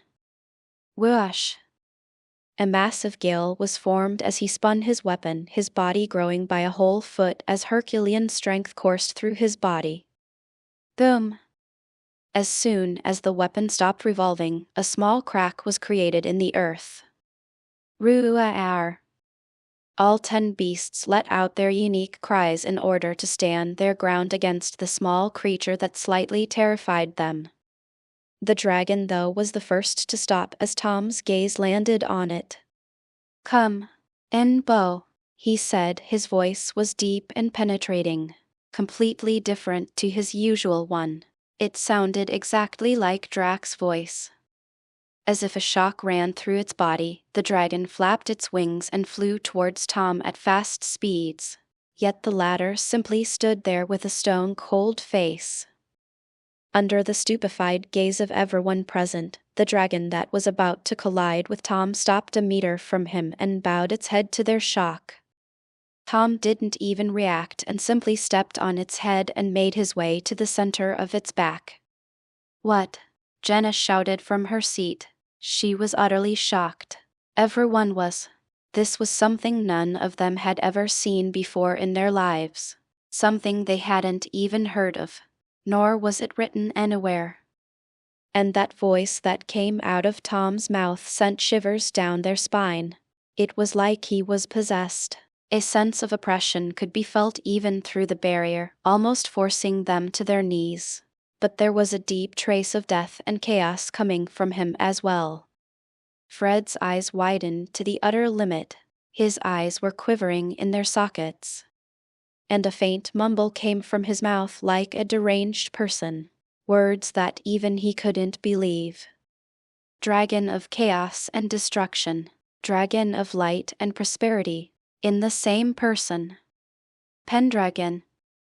His own words sent him into a state beyond shock. His family was deeply aware of the things going on in this world. They had records dating all the ways to the Dark Ages, when they were given a special ability thanks to their perceived god, the true dragon that released magic into this world. His family worshipped it as an ultimate being. They were also aware of the dragon of light and equally worshipped it. And he was now seeing a human being with the power of both dragons. He knew of the family that tamed these gods. They were long forgotten to the masses, but the truly strong families never did. Some had impure thoughts of acquiring this power. Others searched for them in order to befriend them. But nobody ever found where they truly hid. Fred stared at Tom's stone-cold face as his white and black eyes came into view. A black and golden white aura was swirling around him. Unbeknownst to him, Tom had inadvertently revealed his identity to someone he would have never guessed he would run into. He was currently staring at the 9 other beasts that were shocked by the sight of their comrade acting like a mount for their opponent. He placed his hand on the back of the dragon and its skin turned black, its eyes purple and its flames completely black. This was a skill Drak had just given him. It allowed him to give this dragon temporary boosted strength and some of his abilities. He raised his stone spear forward. "Inferno," he commanded. The dragon opened its giant jaws and amassed a massive amount of black fire before sending it shooting outwards towards the other beasts in a wave of destruction. Like a tsunami of fire. Whoosh. But how could they just let that hit them? The basilisk, the earthworm, and the spider burrowed deep underground. The red bee flew into the sky along with the lethifold. The thunder wolf, mountain bear, and ogre were the unlucky ones. They had nowhere to run and were engulfed in the flames that seemed to burn even the soul. 3 sets of golden particles floated into the air after the wave of fire passed through. The basilisk suddenly burst out of the ground in front of the dragon and locked eyes with it. Instantly, the Hungarian horntail that had been modified turned to stone and crumbled to dust instantly. Tom, having lost his foothold, suddenly began to fall. And yet, before he could even land, a massive sinkhole appeared alongside hundreds of serrated teeth moving in circles like saws. From behind him, a jade spider shot out of the ground and created a net of webs above his head. The bee and lethifold shot down from the air on the remaining openings to either side of him. There was no escape. But they had forgotten one simple fact. Tom smiled not. Good enough. And with a silent yet quick swirl he disappeared and reappeared out of the encirclement and on the opposite side of the field where the beasts had previously stood. He landed on his feet with a quick skip and turned around to look at the rubble that was once his little experiment before shaking his head in disappointment. Such a pity. Well, that's 4 down. 6 to go, he mumbled, patting the non-existent dust off his shoulder. He twirled his spear in his hand casually as waves of air shot out in all directions as a result. The other 6 beasts were indignant and annoyed. They were sure that they would succeed, but to think they failed and their opponent teleported away. They looked at each other and nodded before turning to Tom again. Their eyes were full of determination. The worm barreled into the ground like a drill and disappeared instantly. The basilisk was staring straight at Tom's eyes, trying to petrify him. Tom could see 5 seconds into the future at any one given time, so he knew exactly what all of the beasts were doing and what they would do before they even did anything. He grinned slightly as his white eye began to glow with an increasingly brighter light. It's time for some mind games. As his words fell on the ears of everyone present, they were all stunned. So stunned that they forgot to move. They stared at the gaping hole in the roof. The entire roof was torn off as the enormous face of a titan appeared. It looked like something out of Norse mythology. Its giant eyes looked down at everyone like a human gazing at ants. Their life and death, completely at the mercy of this being. Tom's grin widened as he flashed and disappeared instantly from where he stood, leaving a crack in the earth and a flash of black light. Nobody cared for what he was doing since they were too busy panicking over the sudden appearance of such a heaven-defying creature. Slash. Ben. The head of the basilisk, spider, the bat and the 2 halves of the bee fell to the ground along with the rest of their bodies. This awoke everyone from their stupor as they observed the results. There was now only the lethifold and the worm. Everyone was no longer able to process what was going on. They were very confused, scared and shocked to care about anything. Jenna was shaking like a leaf in a hurricane at the sight of the titan. Abby was staring at Tom with wide eyes. Percival had a stupid, unresponsive smile on his face. Fred had a knowing look in his eyes as he stared at Tom's figure. Robert had fainted at the sight of the severed heads. And John was holding his shattered mirror tightly in his hands. His entire face was covered in sweat, but a fanatical look was seen in his eyes. The small stone statue was on the floor against a wall with a horrified expression carved into his face. Complete disbelief coursed through him. Tom smiled contentedly and turned to the levitating cape in the air. It looked like a cloak with a hood. It was about 1 inch thick and was known to be extremely aggressive and violent carnivorous creatures. Yet he couldn't help but think what it would be like to have one as a pet. Something like Doctor Strange and his odd cape. Maybe he could experiment with that idea later. He raised a hand and clenched it into a fist as it covered the image of the levitating cloak. Instantly a popping sound could be heard. When he unclenched his hand, he could see, through the cracks between his fingers, torn pieces of thick cloth-like material strew across the air like confetti. That was the end of the lethifold. As for the worm, it reminded him of that death worm from that mobile game he used to play in his previous life. He didn't really feel like waiting around for the thing to attack. For all he knew, it might be cowering somewhere underground. He placed his palm on the cold dirt surface and sent a ripple of magic into it. Rumble. The ground began to shake vigorously as cracks began to appear. Suddenly, a massive palm made of solid rock emerged. It had its fist closed and dangling from the sides, chunks of the armored worm could be seen. The palm continued to ascend before curing and rushing towards the ground as it slowly opened. Then, the open hand with the worm smashed into the ground, blowing a cloud of dust into the air. As soon as it touched the ground, it crumbled like a sandcastle. The chunks of stone littered the ground as the last set of golden particles rose into the air. There was an uncomfortable silence permeating the entirety of the stadium. It was like you couldn't breathe. Everyone snapped out of their daze and realized they hadn't been breathing by the end. They had simply forgotten to. Tom looked at his masterpiece and nodded in satisfaction before heading towards the exit in the direction of his group.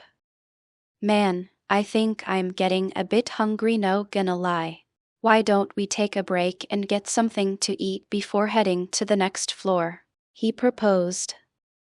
There was no response, forcing Tom to pause and turn around only to see them looking at him oddly, like staring at an exotic creature recently added to the zoo. They wanted to prod him and poke at him to see if he was really there with them.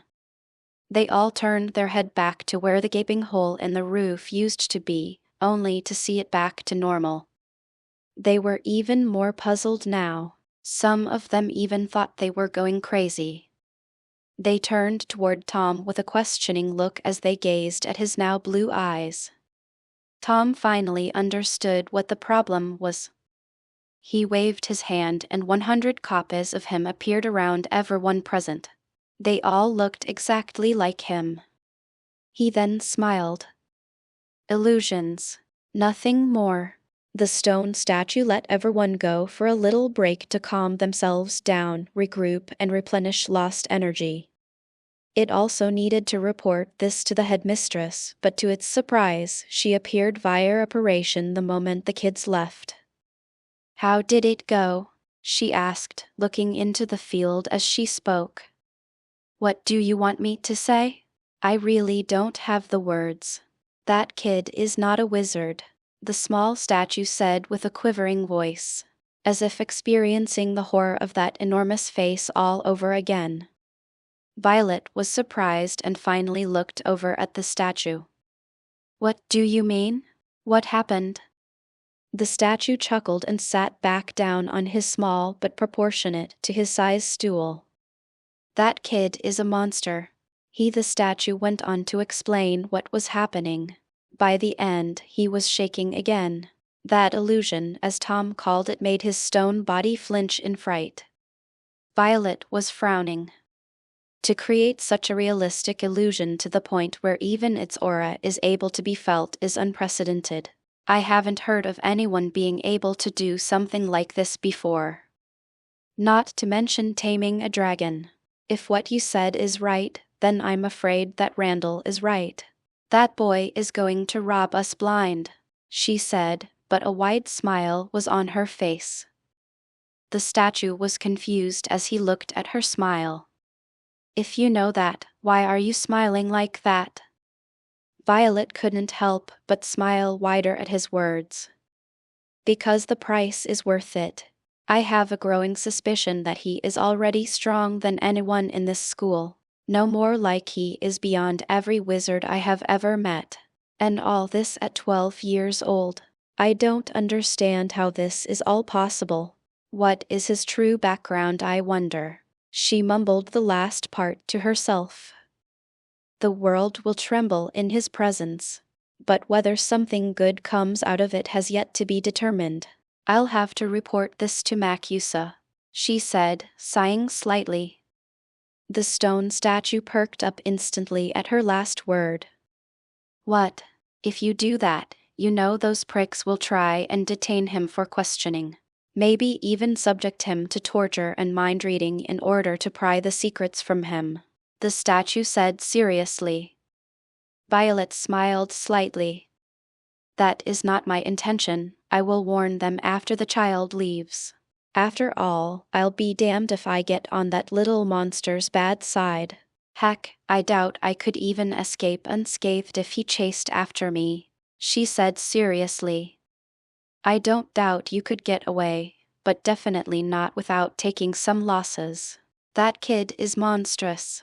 You better play your cards right, Vi, or you will end up losing more than you expect," warned the statue as it stared at the roof with lingering fear. "He's that good, huh?" she said softly. "MHM. Asterisk asterisk asterisk." By now, I was munching down on some freshly cooked fried chicken with some Coke on the side. Since I didn't have to worry about eating a balanced diet because my body took most of its nutrients from the magic around me, I was free to eat whatever I wanted, in whatever quantity. It was quite a liberating feeling. I could see everyone else giving me constant glances as if full of questions but too timid to ask them. I begrudgingly placed my drumstick down and stared at them. "Spit it out," I said with a sigh. Percival smiled apologetically and swallowed his food before clearing his throat. "We were discussing your performance, and we want to learn how to control and use magic the way you do. You seem to have a lot of control. Not to mention, your spells are destructive, dangerous, and most important, lethal. Not all of us are interested in the last part, but we do want to learn how to control it. We are wondering if you could teach us," he explained with slight nervousness. I could understand it. They all wanted to have power that was flashy and strong. "Huh. I already told you, this is specialized, so although I can teach you some things, it would be the basics. A sort of foundation, so to speak. What you are able to build on top of it depends on you. I can help you once you have achieved the next step yourselves. Construction of spells and unique spells is the easy part. I'll get all of you to explain your way of using magic and I'll help you come up with some spells and the sort. That's my proposition," I proposed seriously. I had already decided to invest in this group of people. They had potential in one way or another, and most importantly, they were nice people. Everyone's eyes widened at my words and they began to smile. Abby was having a hard time controlling herself from getting up and cheering, evident by the intense fidgeting she was doing with the fork. Everyone laughed at her antics. I also caught onto Fred's weird behavior, and Drac told me about his mumbling during the match. To think he knew my background. This could go one of three ways. 1. I kill him after reading his mind and finding out what he knows. This is a drastic and rather distasteful method I would rather not employ since he's a nice kid.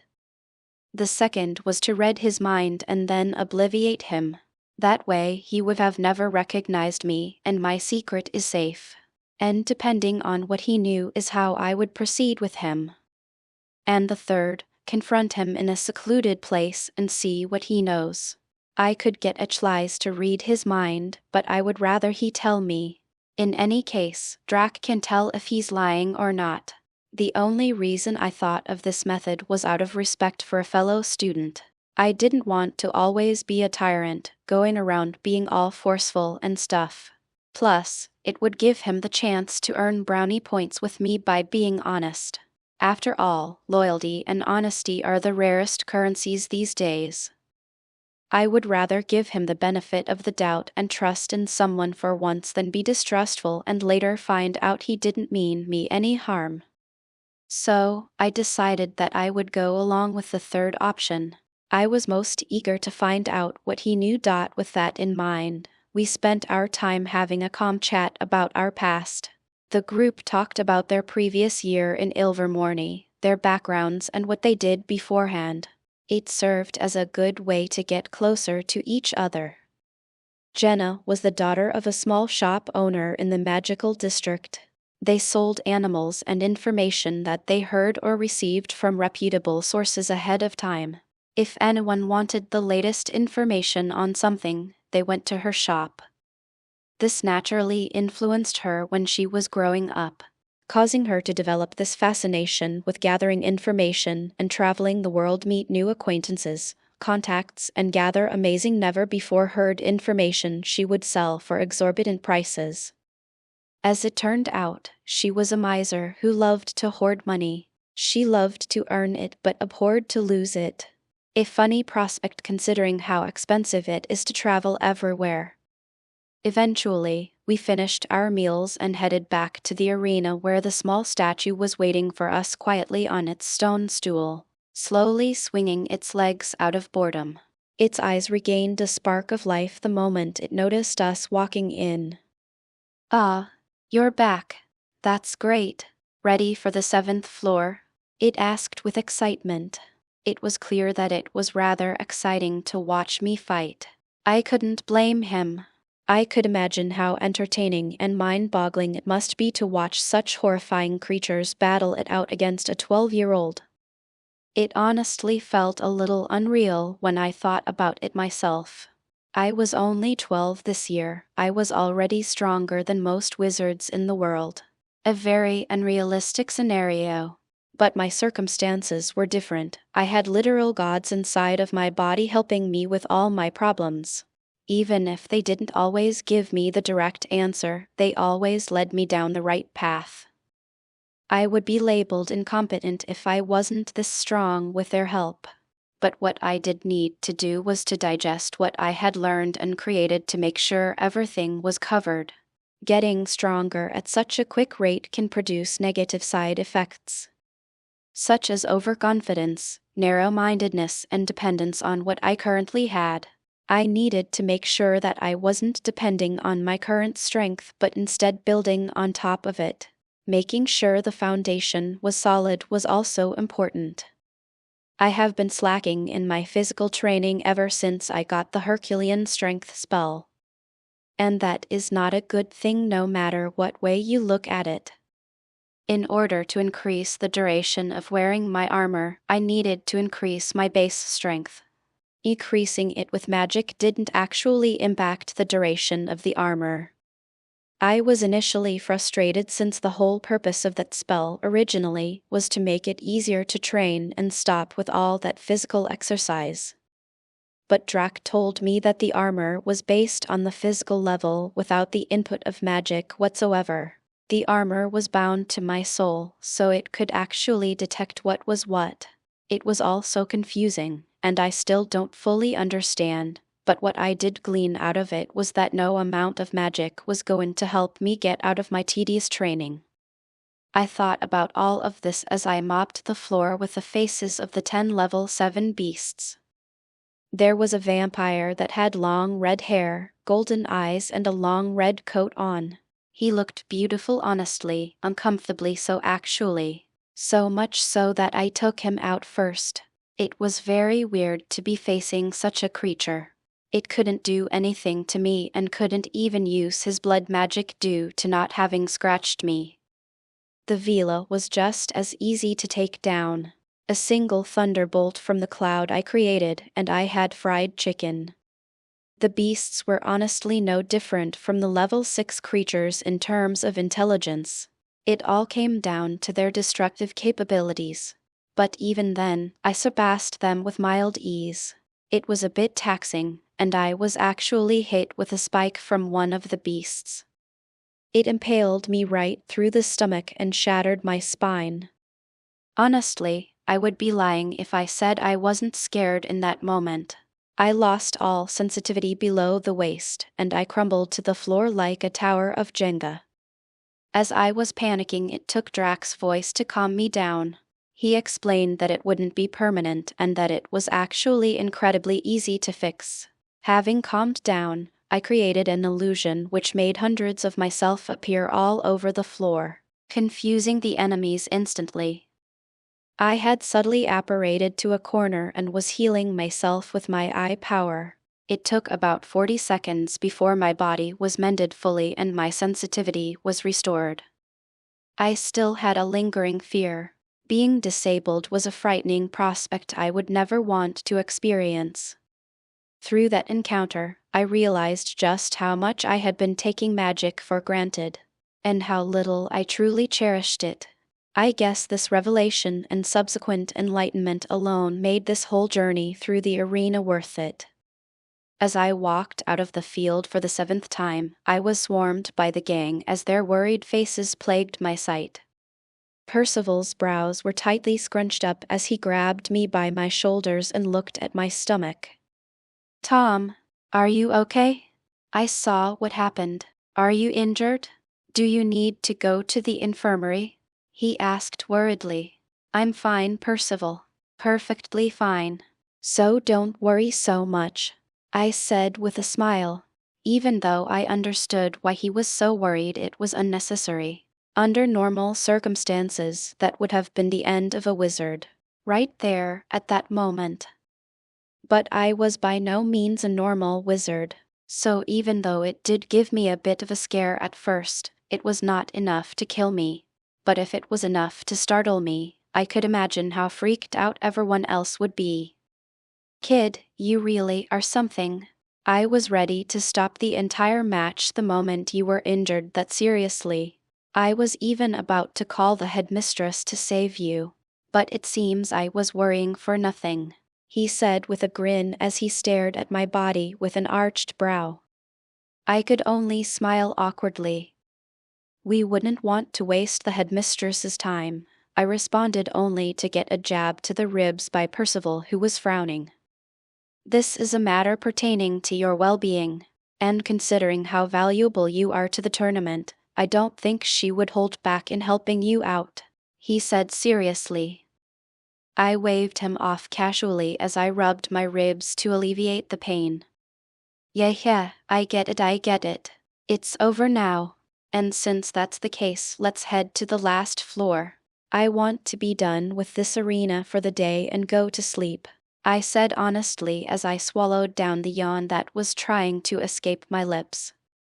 This whole battling thing was stressful on the mind, and I was about done with it. Luckily, I only have one more floor to go, and I think I'll just nuke the fucker and be done with it. No need to hold back on this one, I thought to myself. In any case, you did a damn good job out there, kiddo. Very impressive. You only have one more floor to go, but be warned, this is the hardest floor in the arena for a reason. I would like to tell you about it, but the headmistress told me to refrain from spoiling the fun. Her words, not mine, he said with a shrug as he saw me frowning slightly. I raised my head to the ceiling and looked around. She must be watching from somewhere. I get the feeling that there's a crowd of teachers in a room watching on eagerly, but it was probably just my imagination. Either way, it was not of my concern. I wanted to finish this and get the key, get some other materials and spells of interest before participating in the tournament. Things should be smooth sailing after that. Maybe I should get some petrification potions for the people back at Hogwarts. I can use that to fuck around with Dumbledore some more. The old man is simply too much fun to mess with. As I thought about this, we ascended the last flight of stairs. But these were different. They were behind a massive iron door with dozens of chains locking it shut. Massive locks that had golden pulsating carving on them could be seen as well. I really wondered what could be behind such a door. The stairs were crumbling and broken with countless cracks on them. Clearly, this place wasn't frequented often, which made sense since nobody had been able to clear the 7th floor easily enough to be eligible to challenge the last remaining secret floor. "So, what's up here anyway to have to install such a heavy-duty door?" asked Percival as he pointed at the massive iron door behind him. The small statue smiled slightly. "A very dangerous beast. If it was let loose, we would never know where it went," it responded seriously before gazing at me deeply. I was getting increasingly curious about what it could be. Our steps echoed in the small stone corridor full of cobwebs and moss. It was humid, borderline damp even, and as we walked forward, we finally came across the final door. It was smaller, wooden and decaying. It looked like the door towards a broom closet. There was no grandeur like the massive iron one, but instead a dilapidated, broken one. I could even see through the decaying planks and directly into the field, which was currently dark and empty. We all arrived a few steps before the door when the small statue suddenly stopped and turned around on his heels. He glanced at everyone present before gazing up at me. This creature you will be facing, it can sometimes be weak, and sometimes it can be immensely powerful, rivaling the best wizard in the world. It all depends on what its opponent is. His words made me frown slightly. As I thought about what he said, Ichlys's surprised voice sounded out in my head. No way. Huh. How the hell were they able to capture on of them? That's insane. No wonder this is on a different floor altogether. It's unneedable. His words made me frown even harder. What do you mean by that? But my internal question was cut short by the statue's next words. The creature took after German folklore. Everyone calls them doppelgangers. They take the form of whatever is in front of them. They can choose at will. They have all the abilities of the user while they fight. There has never been a recorded case of someone beating them before. The statue's words caused a stir in the group as Jenna gasped with a mixture of shock and excitement written all over her face.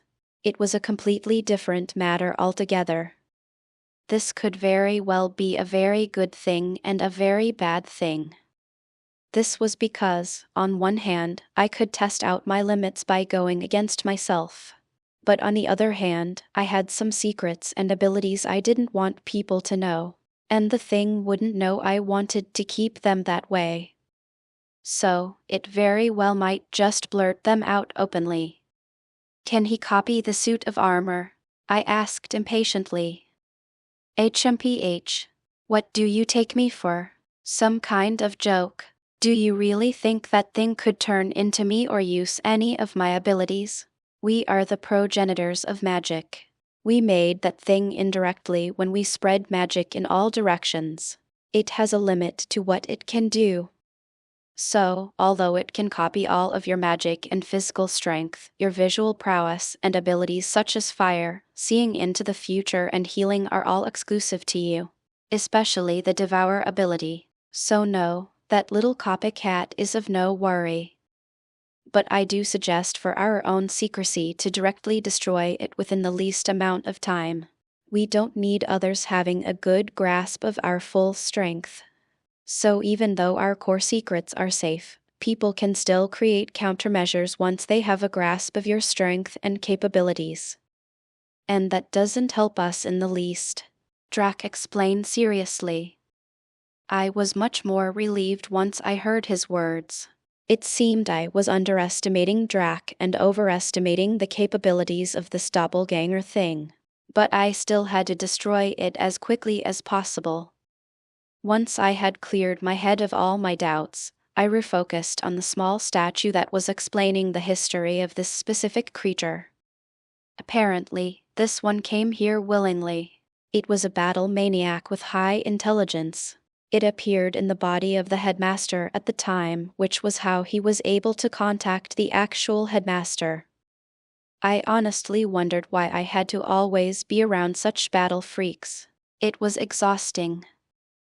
Once the brief explanation was in order, that statue pushed the shabby wooden door open with a creak to reveal the dark and damp stadium within. As soon as we stepped in, all the torches adorning the walls lit up simultaneously. And in the middle, on the grassy field, I stood. But it wasn't me, since I had just walked in, it couldn't be me. So, this is the power of the doppelganger, huh? I mumbled with a small smile creeping onto my lips. The groups sat down by the steps as usual as I made my way over to the field with much interest. The barrier has erected the instant I stepped onto the grassy terrain. As I stood opposite myself, I couldn't help but walk closer. The creature didn't react and kept the same smile on its face. I circled around it looking. I even looked under the shirt to verify something. And I was right. He didn't have the tattoos. Well, it was more precise to say they were there, but they weren't the same. They didn't move at all, and they didn't carry the faint yet terrifying aura of Drac and Echlies on it. It felt more like a cheap knockoff. It seems that Drac was right. This thing couldn't actually copy me completely. I then cupped my chin with my hand as I stared at my own face. I do have to say, I'm quite the handsome fella, aren't it? I said with a chuckle. Your narcissism is impressive, but warranted. You are indeed a very good-looking human according to your species' standards.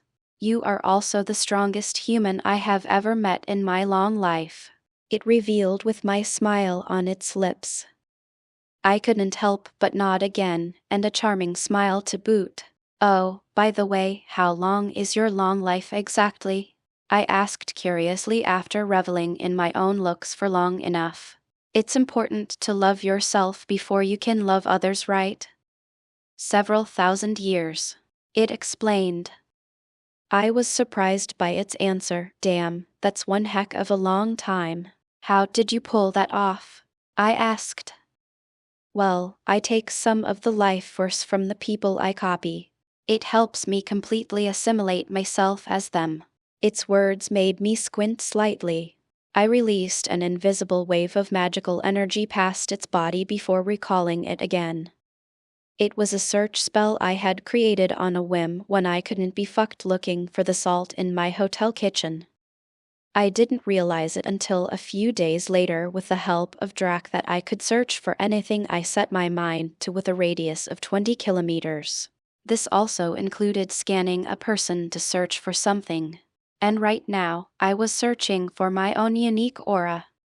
And I felt it instantly. I could see the smile on my clone's face get a bit wider as if it knew what I was doing. I see, you got my increased magical sensitivity, right? I asked without any surprise. The clone nodded. I do have to say, this is insane. You are 1 in a billion. This is some monstrous talent, it said truthfully. I couldn't help but nod. I did have some very high magic sensitivity. How many years of my life did he steal? I asked in my mind. 1 year's worth of life force. Quite powerful. He seems to want to siphon more from you though. But he can't. I just stopped him from doing so. Greedy fellow, honestly. Drac responded with a chuckle, a hint of anger in his tone. I could tell by the fallen expression on my clone's face that Drac's words were accurate. Quite the greedy one, aren't you, buddy? What do you want me to say? When you have lived as long as I have, you tend to develop this irrational fear of death. You can't blame me. But what I'm surprised and frankly shocked about is how you stopped me. Nor do I have some of your abilities. And before you asked me how I know, I just do. He paused and smiled before raising his arms into the air. I arched a brow questioningly. What? Do you expect me to fight a monster like you? I believe you should be the one locked up in here, not me. You're far too dangerous. Sadly, I doubt there is any way you could be subdued without an army. His words made my arched brow twitch slightly. The clone smiled one more time before raising his head. I give up, he shouted. Everyone was stunned at his words, even the statue. Its jaw fell off its hinge as its eyes widened in shock. The statue raised its pointy stone finger at the doppelganger and exploded in rage. What kind of piece of shit are you? It barked angrily. The clone smiled and waved him off. There I no way I would win, and I'm not a masochist by any means. So, excuse me for avoiding a losing battle. I am sure you can get over it. Now, tell Violet to give this kid the fucking key. I would hate to see this school burn due to angering him, he said before turning towards me. No hard feelings, but I stand by my previous words. You should be locked up in the deepest hell of this world, never to see the light of day. You are a danger to everyone alive. I don't quite get how you came to be. You are a freak of nature. You have abilities you should not have, power you should not be able to wield," he said seriously. I couldn't help but laugh loudly.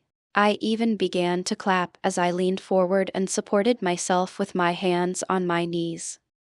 I raised my head and gazed at the shocked expression on his face. "You have no idea how right you are, boy." Boom! A pillar of black fire shot to the roof and began to spiral before being sucked back into my body as I raised my left arm. Black armor began to appear on my body. A long golden-white cape flew behind me like a flag. I strode forward slowly, every step cracking the ground beneath. I have power that transcends the realm of what your tiny mind could ever possibly comprehend. I wield the power over life and death. Your fate, and the fate of every living creature, will be dancing upon the palm of my hand soon enough. Before I knew it, Achlies and Drac had taken control of my body. My voice became a mixture of theirs, deep and baritone, as it shook the very walls of the Colosseum. "But you have a point. Maybe we are better off being locked up, or better yet, killed. But we will rise and rise until this world is submerged under the purifying blaze of our fire. Now, fuck off back to your cage." I saw myself wave my hand before the doppelganger was blown to bits instantly. Pieces of flesh and bone lay everywhere. I was shocked. This clone was supposed to be the embodiment of myself without Drac and Achilles, and I was literally deleted instantly. But it wasn't over yet. I saw myself turn towards the shocked audience and waved my hand. Instantly, everyone was knocked unconscious. I knew they had just been obliterated. "Why? What's with the outburst?" I asked the towering dragons in my mind space. Humph, that little ant was talking too much shit. To be locked up again. Fuck him. And fuck you, Drac. No way would I be better off dead. Achlies barked angrily. "Shut it, Achlies." I spoke those words because some people would agree with them. That doesn't mean they are necessarily correct. I guess I still felt guilty for all we did. As for why I joined in, well, it was to keep Achlies from doing anything over the top and to show that Punk his place. We are the gods of good and evil. You, Tom, are the vessel that holds both of us. You transcend the limit of common sense. Right now, as you have just seen, you are nothing. You might be stronger than every wizard alive or close to, but you are less than an ant compared to the people coming after us. Wow, well done there, buddy. Achlies mocked. I instantly caught onto the clue. Who's coming after you? I heard you talking about it before. You kept it from me then. I won't let you succeed this time. Spill the beans, I said seriously. There was a long silence after my words. Even Achlies didn't talk. Just when I thought I would be hung out to dry again, Drac's deep voice rang in my ears. "They are powerful, just as powerful as us. We were the protectors of Europe. Even though we could influence the entire world, we never did so. For one simple reason. There were other beasts, monsters, and beings that occupied other continents. Asia had Rajan and Fuji. Even though not every Asian country follows their myths, they are real. They protect all of Asia. They are not as strong as us alone, but together, they are immensely powerful. They cause tsunamis, hurricanes, and monsoons everywhere they go. They are destruction incarnate. South America has Huitzilopochtli. As the god of war, the sun, and sacrifice, he is a god to be reckoned with. He has never lost a battle against any of us or the other deities. He is immensely powerful, but his ego and arrogance make him easy to predict. So even though he has never lost on paper, he has been pushed back several times. Africa has Isis. She is associated with virtually every aspect of human life and, in time, has been elevated to the position of the supreme deity, mother of the gods, who cared for her fellow deities as she did for human beings. She is the kindest of us all. hates fighting and adores civil disputes. She has a habit of gambling though. North America has the Great Spirit. He is the youngest of the gods. He is known as the concept of a life force, a supreme being or god. He loves battle but has a gentle and reasonable personality, has a deep hatred for Europeans for what they did to his people and has been in seclusion ever since they took over. Oceania has this arrogant piece of shit called Poseidon, god of the sea. Nothing to say about him. I have never talked to him for more than 10 seconds before trying to rip his head off. All of these gods have servants. They are not gods and do not have even a fraction of our power, but they are still leagues above any mortal of your world. Long ago there was a strict accord that was erected by all of us. It clearly stated that we would never fight with one another, we would always discuss our problems in a civil way, and we would never interfere with the humans outside of our jurisdiction. It went into more depth, but you get the gist of it. So, when Achlies here went on a rampage and spread our magic all over the world, it awoke the gods in slumber. They were furious at the chaos we were causing and demanded an explanation. But before anything could be done, as you already know, my family self-imploded. The gods thought we were dead and left the matter as it is. The territory was then split between the African god and the Asian gods. Since they thought we were dead, they took the pie handed to them. Nothing really changed for the Europeans and their natural history continued. But when the Pendragon family was exposed and the rumors about us being alive surfaced, one specific god came running to see what was happening. Poseidon, that fucker couldn't help himself. After all, when one god kills another, they gain their power. Since Achlies had killed our siblings and father, we got massively stronger. So, he sent his followers after us. Thankfully, we were able to divert his attention thanks to the help of Isis. She was kind enough to shift his attention off of Europe and onto Africa, where his followers have been searching ever since.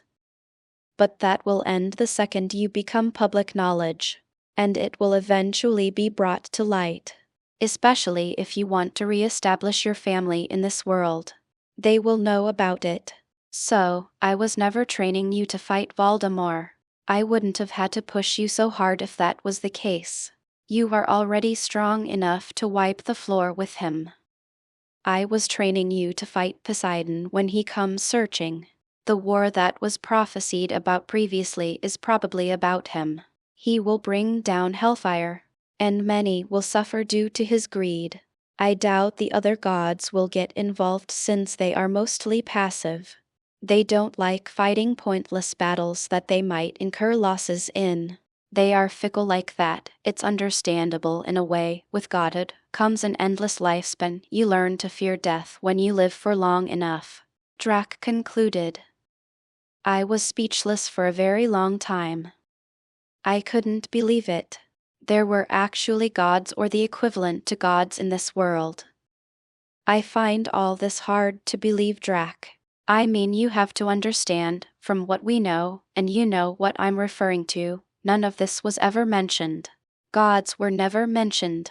Isn't this a bit over the top and ridiculous? I asked seriously. They are not lies. Do you think wizards are at the top of the food chain? They are but slightly bigger ants. We created them, and if we were at full power, we could, on a whim, take that power away from them. In a flash, they would return to being normal humans with their minds wiped. They have no power, Tom. But the true threat lies in the oceans. Poseidon is lurking. He's waiting in the shallows for us. And the moment our foot touches the water, he will devour us. So, our safety is limited. We are on a clock. If we are not ready by the time it runs out, we will be food for the fishes. Your family's effort will be for nothing. And I will have broken my promise, Drac said seriously. I was once again rendered speechless. So, the reason we are being rushed is because Pipsqueak here wants to publicize the return of his family. Are you fucking kidding me? How idiotic are you? You do understand that the answer to all this lies in your problem, right? All you have to do is keep your fucking mouth shut and bide your time. When he finally discovers us, we will have the element of surprise. Why make it so hard for us? It makes no logical sense. Atlize said seriously. Because my family deserves to be avenged. Their name deserves to be cleared and be ridden of the stain put upon it. I responded emotionally. I'm going to be very clear, and I will only say this once, so listen well. Fuck your family. I do not give a flying fuck what stain they have, what they had done to them. They are dead. Will clearing their name bring them back? No, I get your need for revenge. You can kill them whenever you decide. They cannot resist. But our problems trump your stupid and naive thoughts. You must understand, Poseidon will stomp on you. He will kill everyone you love out of pure entertainment. What name clearing will you do from the bottom of a grave then, huh? None. So, fuck your stupid idea. What you should do is train your ass off. Set your standards higher. Overestimate Poseidon as much as you can. When you have killed that fucker, you can do whatever your little heart desires. You want to make the Pendragons the head of the English wizarding community, go ahead. I back you all the way. But you need to reorganize your priorities. Drac might not have the balls to tell you this because of your fragile emo personality, but I couldn't care less, frankly. I value my life unlike you. So, although my words are harsh, you better listen to them, or you will end up losing everything you are striving to build. Your little girlfriend, she will die a horrible death just by being associated with you.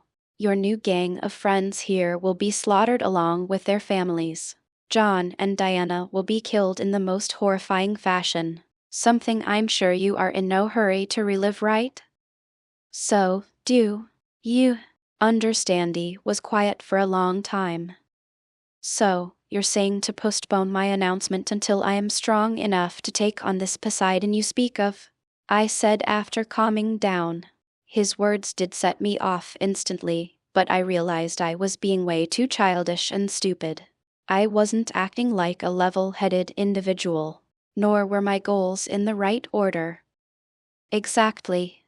Listen to me. I don't think you having revenge and re-establishing your family name is a bad thing by any means. I think it's a nice idea, paying homage to your lineage and all. But you need to understand that everything must be done in proper order. I assume you and Drac have a pre-established plan that pertains to this announcement? He asked. I nodded. We do. I was going to use the Black family as a foundation to catapult my name into the minds of every wizard in England. Voldemort would want to recruit me, which will spread my name amongst the dark wizards as well. I won't go into more detail since it would take forever, but the end result is me using that fame and recognition and changing the Black family into the Pendragon family, by publicly announcing it. That is why next year is so important. And before you ask, don't me and Drac have ways of knowing things? I will tell you when the time is right. I explained the current circumstances of the Black family and why I chose it. There was a small bout of silence before Atlize's voice was once again heard. Ah, I see, so you're using a famous family which doesn't have a current heir as a foundation. It will bring a lot of eyes to you, which will facilitate your transition and further plans. I assume you want the attention. I can also deduce that this is why you chose that old goat Grindelwald. His silver tongue will prove to be quite useful once you have everyone listening. Heck, it would even be great if they suspected you of being the next Dark Lord. That way everyone will tune into any information relating to you. I assume this is all to increase your influence for when you remodel the ministry? Atlize asked. I was slightly surprised that he was able to deduce so much from so little. I couldn't help but smile and nod. In essence, that is the plan. Naturally, my image will have to be elevated in the eyes of the masses, but that is the least of my concerns. This is all for the eventual revival of my family. As for this whole god situation, I now understand. I was going to announce the return of the Pendragons once I killed Voldemort, but that would be during the 4th year. But if I'm to take your advice, then it's best that I hold off from killing him so early. I could possibly stretch it to the 5th year at most. A whole year extra will give me enough time to train.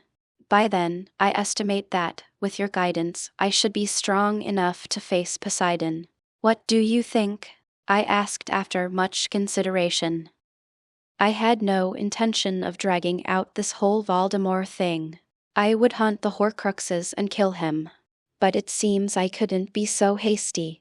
I need some buffer time to get stronger.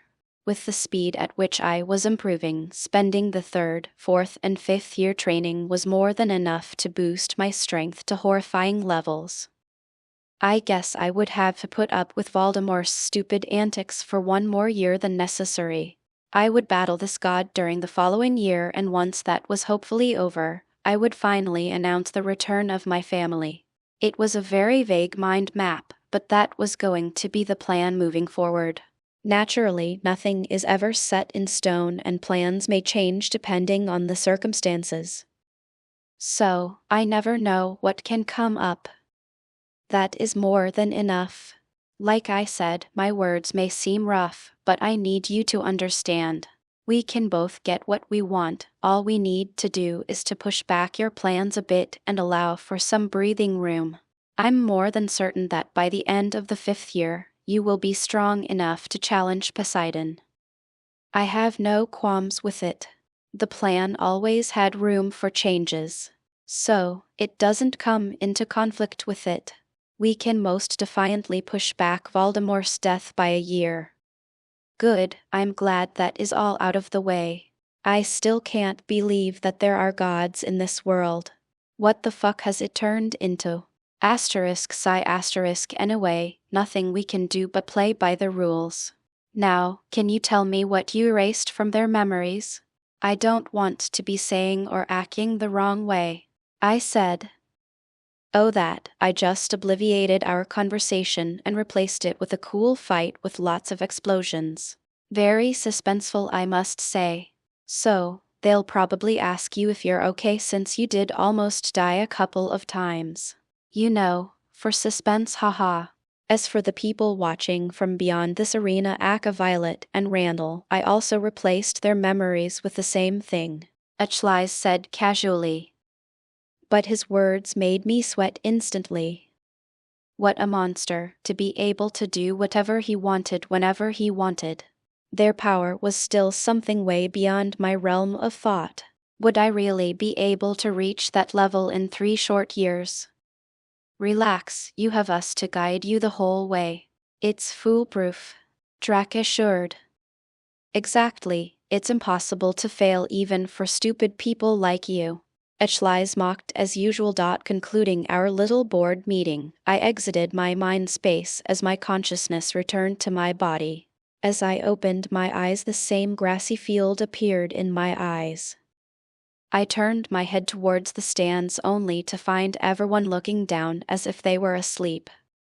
You can wake them up now, I said out loud. Got it, Achlies responded. As soon as I heard his voice, everyone seemed to have awoken as their heads rose at the same time. Yet what I found truly fascinating was that they didn't seem to find anything amiss. The power of the dragon god was truly monstrous. Tom, Percival shouted, rushing towards the field with the group in tow.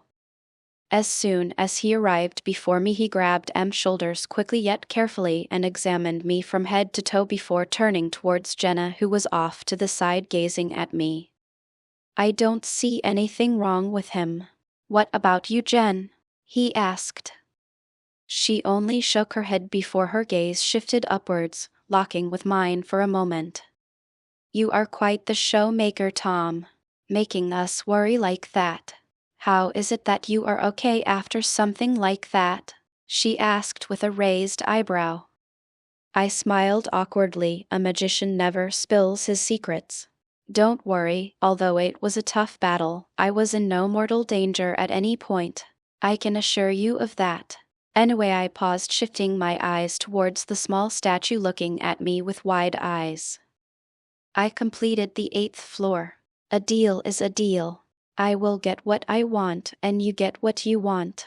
I'm sure Headmistress wouldn't go back on her word, would she? I asked with a confident smile. The statue didn't even get to speak before a popping sound was heard behind me. I didn't need to turn around to know who it was. Magical energy was assimilated into the body where it gained a special trait unique to the person, meaning that I knew who everyone was without actually seeing them. This was a sort of passive ability I had gotten from the elf. It also helped with detecting people pretending to be someone else via potions. It was truly a marvelous thing. I will most definitely abide by my word, Mr. Knight. But first, I think a change of venue is in order. I don't think it is appropriate to talk here, she said suggestively. There was nothing to debate. I simply nodded and looked at the group. I'll meet you all in the common room. Catch you all later, I said while waving my hand before disappearing to the headmistress's office. When I opened my eyes, I saw the same rustic yet grand office. The same smell of tea and candles assaulted my nose. I casually took a seat on the chair opposite Violet's and waited patiently. It wasn't long before the same popping sound could be heard, and Violet walked around the desk and sat down on her chair. Randall came down from upstairs holding a thick book and a quill. A frown was on his face as he stared at me. "What's wrong?" I asked curiously. Randall sighed slightly. "What's wrong?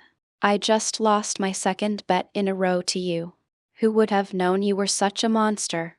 he said helplessly as he gave a side glance at the seemingly innocent smiling Violet twiddling her thumbs. "Oh, you sore losers don't get anywhere in life. Learn from your mistake. Isn't that what you taught me before?" she asked with an arched brow. Randall snapped his head at her and raised a shaky finger in her direction. "And who was the one pushing me to make a bet against you? Huh? You blackmailed me into this bet knowing I had no choice. Learn from your mistakes, my ass," he grumbled. They continued to bicker back and forth, much to my pleasure as I sipped on the tea I made myself. It was only about 2 minutes later when Violet coughed awkwardly, realizing what they were doing in front of me. I simply waved it off casually. "Don't worry, I quite enjoy your chemistry. I'm sure you two are very close." Violet was visibly surprised before turning to the old man with a genuine smile. "Yes, Randall was my teacher back when I was a student here. I owe him a lot." "You sure do, Missy. The number of headaches you've caused me is innumerable. Look, all this white hair is because of you," he said reproachfully. They were about to start another round of bickering, but I interrupted, pulling them back to the main topic of discussion. A bit of fun was nice, but too much and it would quickly get annoying. So back to the main topic. "I think it's time you uphold your side of the bargain," I said in a more serious tone. This key was very important according to Drac. Violet also got serious at my words and nodded solemnly. "But I truly must verify who you are. If you are indeed who I think you are, then I have no problem giving you this key. All you have to do is answer a simple question. Can you do that?" she asked cautiously. "Sure," I responded succinctly. "Very well, what is your last name, Mr. Knight?" she said, emphasizing my last name. A smile couldn't help but spread on my lips uncontrollably. It seems some people still knew. I got up off my seat, surprising the duo. I then did a nobleman's bow with one hand over my chest. "Let me reintroduce myself. My name is Thomas Pendragon, heir to the Pendragon family and last living descendant. A pleasure making your acquaintance, Miss Violet Feathermore." Violet looked at me seriously as if analyzing every little move and twitch my face might make to verify my words. Mr. Pendragon, her words became softer and more respectful. I also noticed that her gaze softened up as she looked at me. It is my pleasure to host you at my college. But I don't think there is a need for formalities, is there? She asked with a smile. I shook my head while mimicking her smile. Sure, there is no need for that here. Since you have verified my identity, I'm assuming you have the key then? I asked. Very impatient, aren't you, Tom? Don't worry, the key has been closer to you than you might think. At the end of her words, she raised a hand and twisted it in an anti-clockwise fashion. In the middle of the desk, a set of runes lit up that were previously hidden, and then the table began to light up before a hole formed in the middle of it, and from the hole, a silver key emerged. It shimmered in the dim lighting of the evening sun that shone through the window, giving it a rustic splendor rarely seen. A marvelous key, I mumbled as I stared at it. Violet nodded. Indeed it is. A beautiful one. This school has been in charge of protecting it since your great-grandfather visited. I was never told the reason why we should guard it. I was only informed to do so under the orders of the previous headmaster. Now here, take it, she said, grabbing the key and chucking it across the desk in my direction. I stared at it as it flew in the air before catching it casually with telekinesis. The key hovered in front of my face as I gazed at it in a more intricate fashion. Is it the right key? I asked in my head. Yep, that's the key. Looks exactly how I left it, Drac responded quickly. I nodded contently, and with a asterisk pop asterisk the key vanished out of thin air and appeared in my mind space where it hovered over Drac's oversized palm. Violet was probably numb to what I was doing or simply didn't have a clue what I did, but she was rather calm. Now I think it's time you get going to... Ah, why are you in a hurry to see me off? I still have some other stuff I need from you, I said with a sly grin. Violet's mouth twitched as she gave a side glance at Randall, who could only sigh helplessly before nodding. Don't worry, I don't actually have much that I need. Only the Pendragon locomotor spell, some goblin wrought steel, and access to the area where the beasts are kept. Can you do that for me? I asked slowly and casually. Instantly, Violet's once dim eyes brightened up as if the world had regained color. It seemed she was expecting me to ask for more, but the honest truth of the matter was I didn't have much need for other spells or items. I could buy them with money or points. There was truly nothing that came to mind that would beckon me to use my extortion skills. Getting the Pendragon locomotor spell was simply to skip all the training I would need in order to recreate it on my own. And since Drac wasn't going to help me, I would rather just skip it entirely. This would also let me increase my range of vision at any one given time. There was a lot more versatility with these spells. I could make iron puppets using my metal control ability. It would only require me to tweak the spell a bit in order to control them. Nothing I couldn't do with diligence and hard work. The goblin wrought steel was for my suit of armor in order to not only make it more lethal but to give it the ability to destroy Horcruxes, something I would need. As for the beast area, that was a buffet of abilities waiting to be plundered for my use. I couldn't wait to get there. Violet was having a hard time restraining her enthusiasm. Done. Deal. I'll have them sent to your room. By the time you get there, they should be on your bed. Naturally, don't apparate there. Go for a walk or something. Maybe a meal. You seem famished. As for the pass to the beast area, that can also be done. You will have access for one day. That day can be whenever you want. You only need to come here and inform me beforehand. Anything else? She asked as her brow twitched. It seemed to be out of courtesy, not an invitation to extort her out of more stuff. That will be all. Thank you, headmistress. And I will definitely go have something to eat. If there is nothing else, I'll be leaving. Have a lovely day, I said before getting up off my seat and turning to leave. 1 second, Tom. Please get ready for the tournament. The school one starts the 1st of October and runs for the first 2 weeks of that month. Then we'll have 2 weeks to prepare before leaving for Japan. Please train and study hard. There is always room for improvement, she said encouragingly. Those words are true. There is always room to grow. I'll keep that in mind. Thank you for the reminder. Have a good day, I said before turning back around and disappearing. My vision blurred for a moment before I found myself in the cafeteria. My sudden appearance startled some of the kids passing close by. One of them even dropped their tray over their clothes. After some apologizing, I quickly ordered some food to satiate my appetite. I was getting hungrier by the day for some reason. I spent the next half an hour eating silently in the cafeteria, listening to the chatter of the students around me. I even found myself chuckling softly at some of the stuff being said. It wasn't until some students got up noisily that I finally snapped out of my thoughts.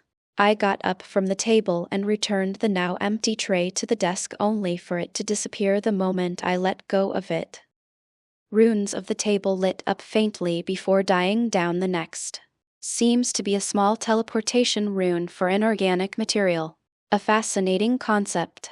Something I would have to look into, since this could revolutionize the way letters are sent. Like the internet, but with physical letters. There could be a special energy signature given to every person, which they can share with others to receive cards and messages instantly. The only reason I even found this idea feasible was because of how outdated wizards are. They don't like change very much, but they might be able to accept something like this since its origin stems from magic. A small difference, but to wizards they were worlds apart. I thought about this in a bit more detail and even chatted with the dragon pair so that they could give me their input. They said that it was doable, but it would require a lot of work. But something got my attention. Drax said that in order for me to get my name out there when our plan truly started to kick off, creating and publishing this innovative idea could prove to not only provide monetary gain but fame and recognition, something that could boost my image in the public eye. Since I was essentially going to blow up the ministry before rebuilding it, having people listen to my ideas beforehand could be very valuable. But what was the point of thinking any further, since it was still rather far into the future?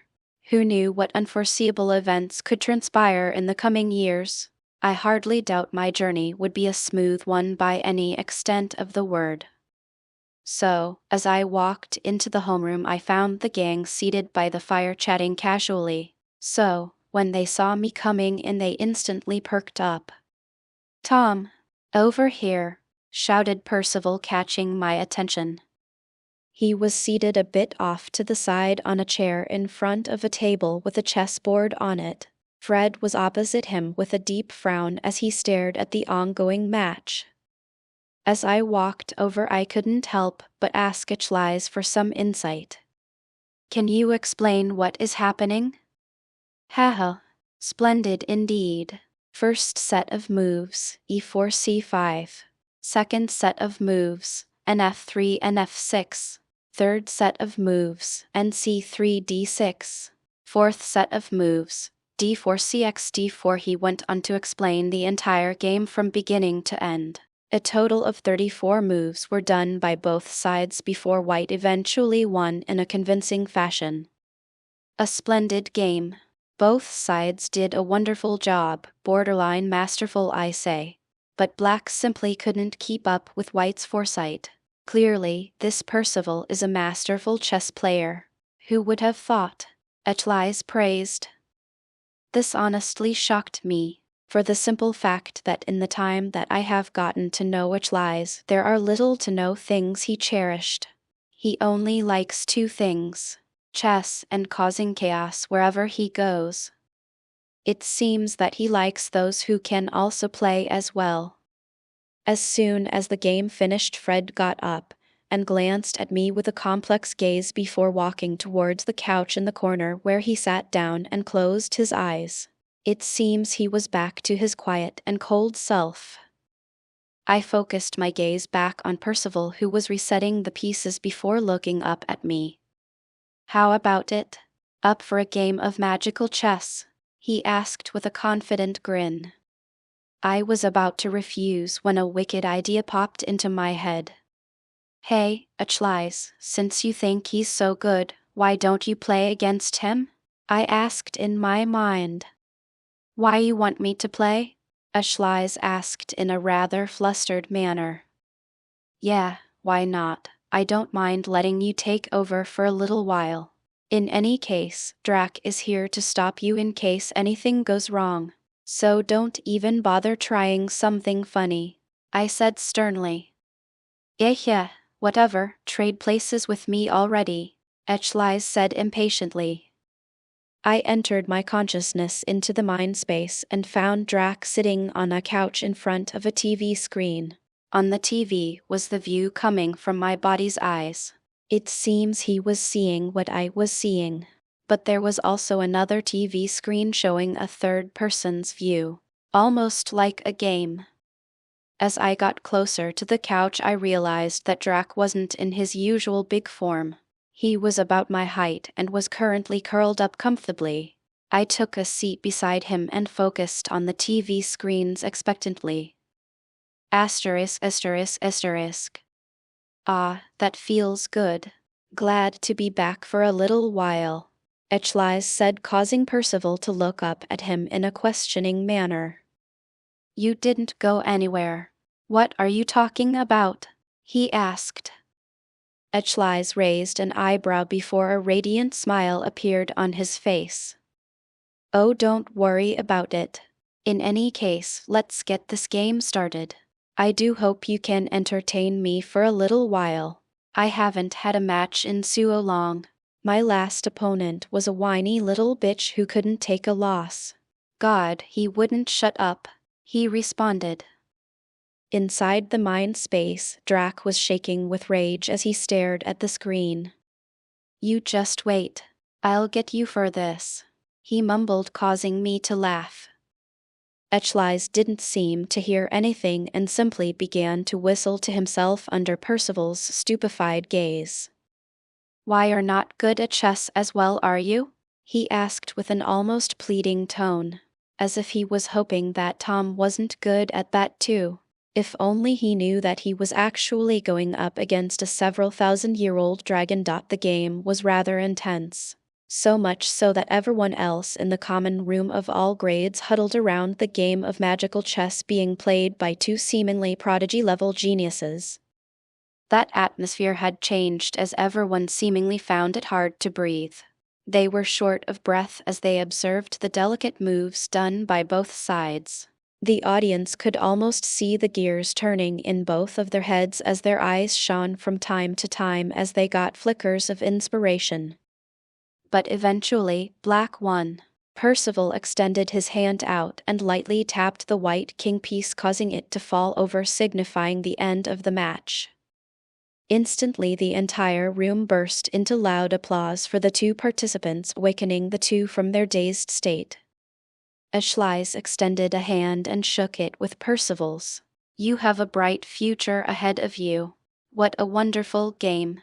It was my most entertaining one yet.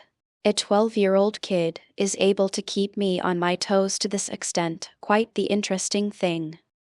I am not afraid to admit you almost had me with that Knight Queen play you pulled. Innovative and creative.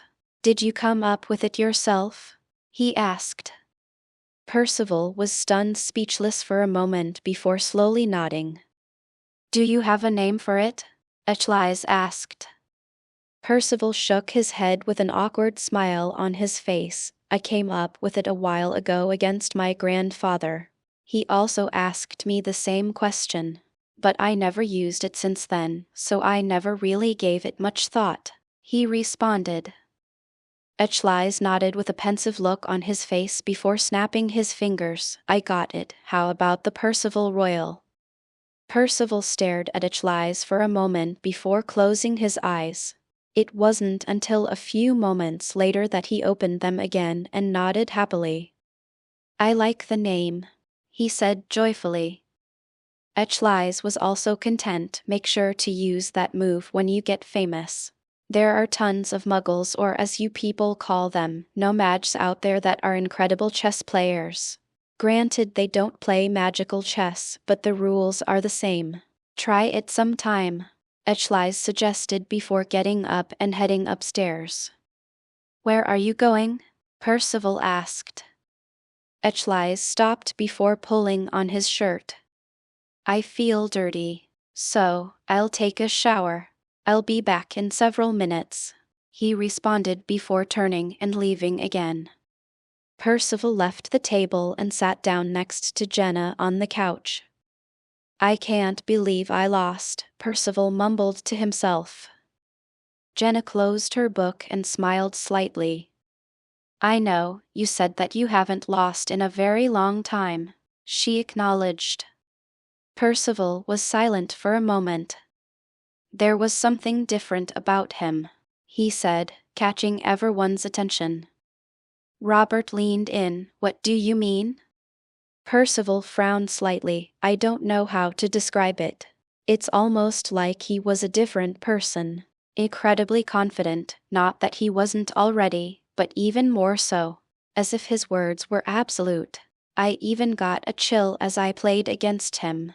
Calculative, cold and incredibly intelligent," he said slowly. An involuntary shiver caused his muscles to spasm momentarily. From the corner of the couch, Fred opened his eyes slightly. "Like playing against a shadow," he voiced, causing everyone to look at him. Percival's eyes widened before pointing at Fred. "That's right, that's a good way to put it. It was like I was playing against a shadow. Like he could see through me, yet I couldn't do the same. He was always one step ahead." A glint flashed through Fred's eyes before it went away. A small smile found its way onto his usually aloof face, which was also subsequently hidden. Asterisk, asterisk, asterisk. "That was a good match, Ichlys. Did you mean what you said back there? Was he that good?" I asked. "TCH, you ignorant fools disgust me. Do you live under a rock? How could you not see what a marvelous game that was?" Ichlys responded in a disgusted tone. "Because we have better things to do than to play meaningless games on a stupid little board," Drac replied. "Am meaningless? As stupid? You dumb lizard. You're the stupid one. Your whole life is meaningless," Ichlys insulted. "How dare." "Enough," I shouted, stopping the argument as my voice echoed in the empty shower room. I had already regained control of my body on my way to the showers.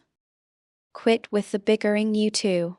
Just because you don't like the same things doesn't mean you have to insult each other. I think it's great that Ichlys has a hobby. Just like Drac loves playing poker, Ichlys loves chess. Doesn't mean you are any lesser because of it." "Now, are you going to answer my question, Ichlys?" I repeated. "Yeah, he's a great player. A wonderful mind for a young man like himself. A good strategist, I say. Worth pulling to our side. Who knows, he might come in handy someday," Ichlys said. "Well, I was always planning to expand my social circle. But we need to deal with Fred as soon as possible. I think I'll do it tonight. Whatever he knows, we'll deal with it accordingly." The shower was rather refreshing.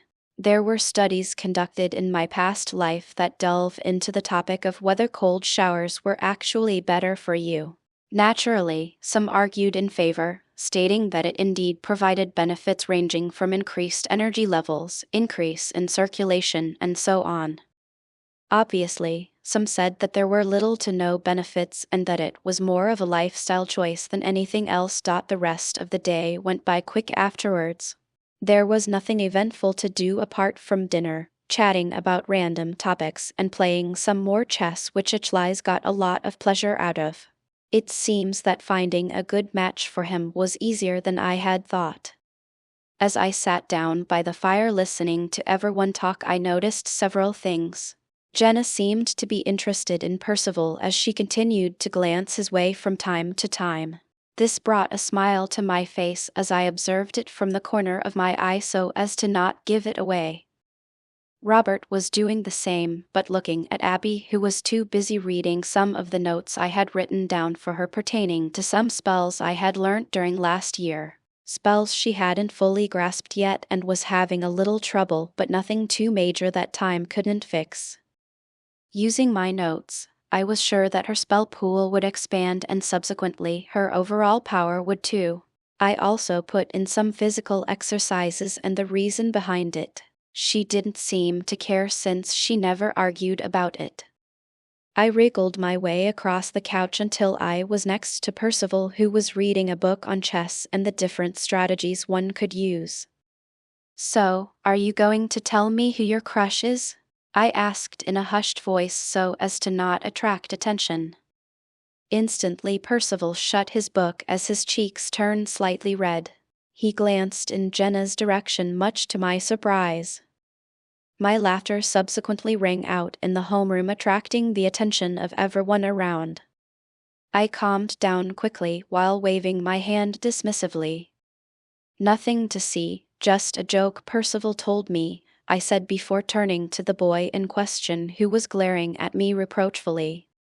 I tapped him on the shoulder lightly with a chuckle. "Relax, your secret is safe with me. But trust me, you don't need my help. You'll come to know that it is far easier than you thought," I said cryptically. Percival arched a brow in confusion. "What does that mean? What should I do?" he asked in a whisper. "Well, all you have to do is get her alone and make a move. Start off with some small talk. You know, the usual weather bullshit, complaining about the teachers. Crack some good but timely jokes to warm her up before making a move on her. Trust, it's really that simple." Well, it sounds simple, but it will probably be daunting and nerve-wracking, but I believe you'll do well, I encouraged. "Is that so?" Percival responded while bowing his head in thought. He took a quick glance at Jenna, who was reading a book enthusiastically, and smiled slightly. "Thank you, Tom. I'll follow your advice," he said before getting up. "Where are you going?" I asked. Percival pointed at the roof. "To bed, man. It's night already. We have potions with Brambleton. I doubt you have the balls to be late for that guy's class," he teased. I thought about the punishment and sighed before nodding my head. Everyone seemed to be in accordance with his words as they all got up, packed their stuff, tidied the area, and left for their rooms. I lagged behind, getting closer to Fred. As we walked behind the group, I quickly grabbed his shoulder before he could react and disapparated. Asterisk, asterisk, asterisk. Then Fred fell to the floor on his ass the instant we arrived out of the teleportation. He stared at Tom in confusion before getting up soon after and looking around. A beach came into view. A massive expanse of crystal clear ocean water in front, the sand beneath, and a beautiful night sky above him. "Where are we?" he asked curiously. He was neither afraid nor panicking, but instead seemed more interested in where they were, which made Tom laugh slightly. "Hawaii," he responded before transfiguring some sand into a wooden chair. Taking a seat, he crossed his hands and leaned back while staring at the boy opposite himself. "What?" Fred asked. "You don't seem afraid," Tom responded, squinting slightly with a small grin while tilting his head to the side ever so gently.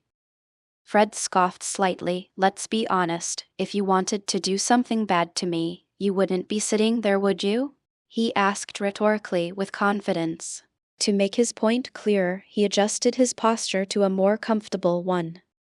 Tom couldn't help but nod before shaking his head, causing Fred to frown, but before he could respond, a metal man appeared behind him and kicked the back of his knees, causing him to fall forward. He was now kneeling several meters away from him. "Talk, who are you really? How do you know who I am?" Tom said in a commanding tone. A cold wind blew by Fred's face, which subsequently sent a shiver along his body like lightning. He felt as if he was staring at death in the face.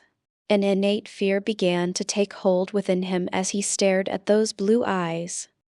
Fred Rasmussen, son of George Rasmussen, leader of the last clan of living werebears, he said seriously. His words surprised Tom as he didn't expect such a revelation. "Werebears?" he asked in his mind. "Right, just like werewolves, there are other species.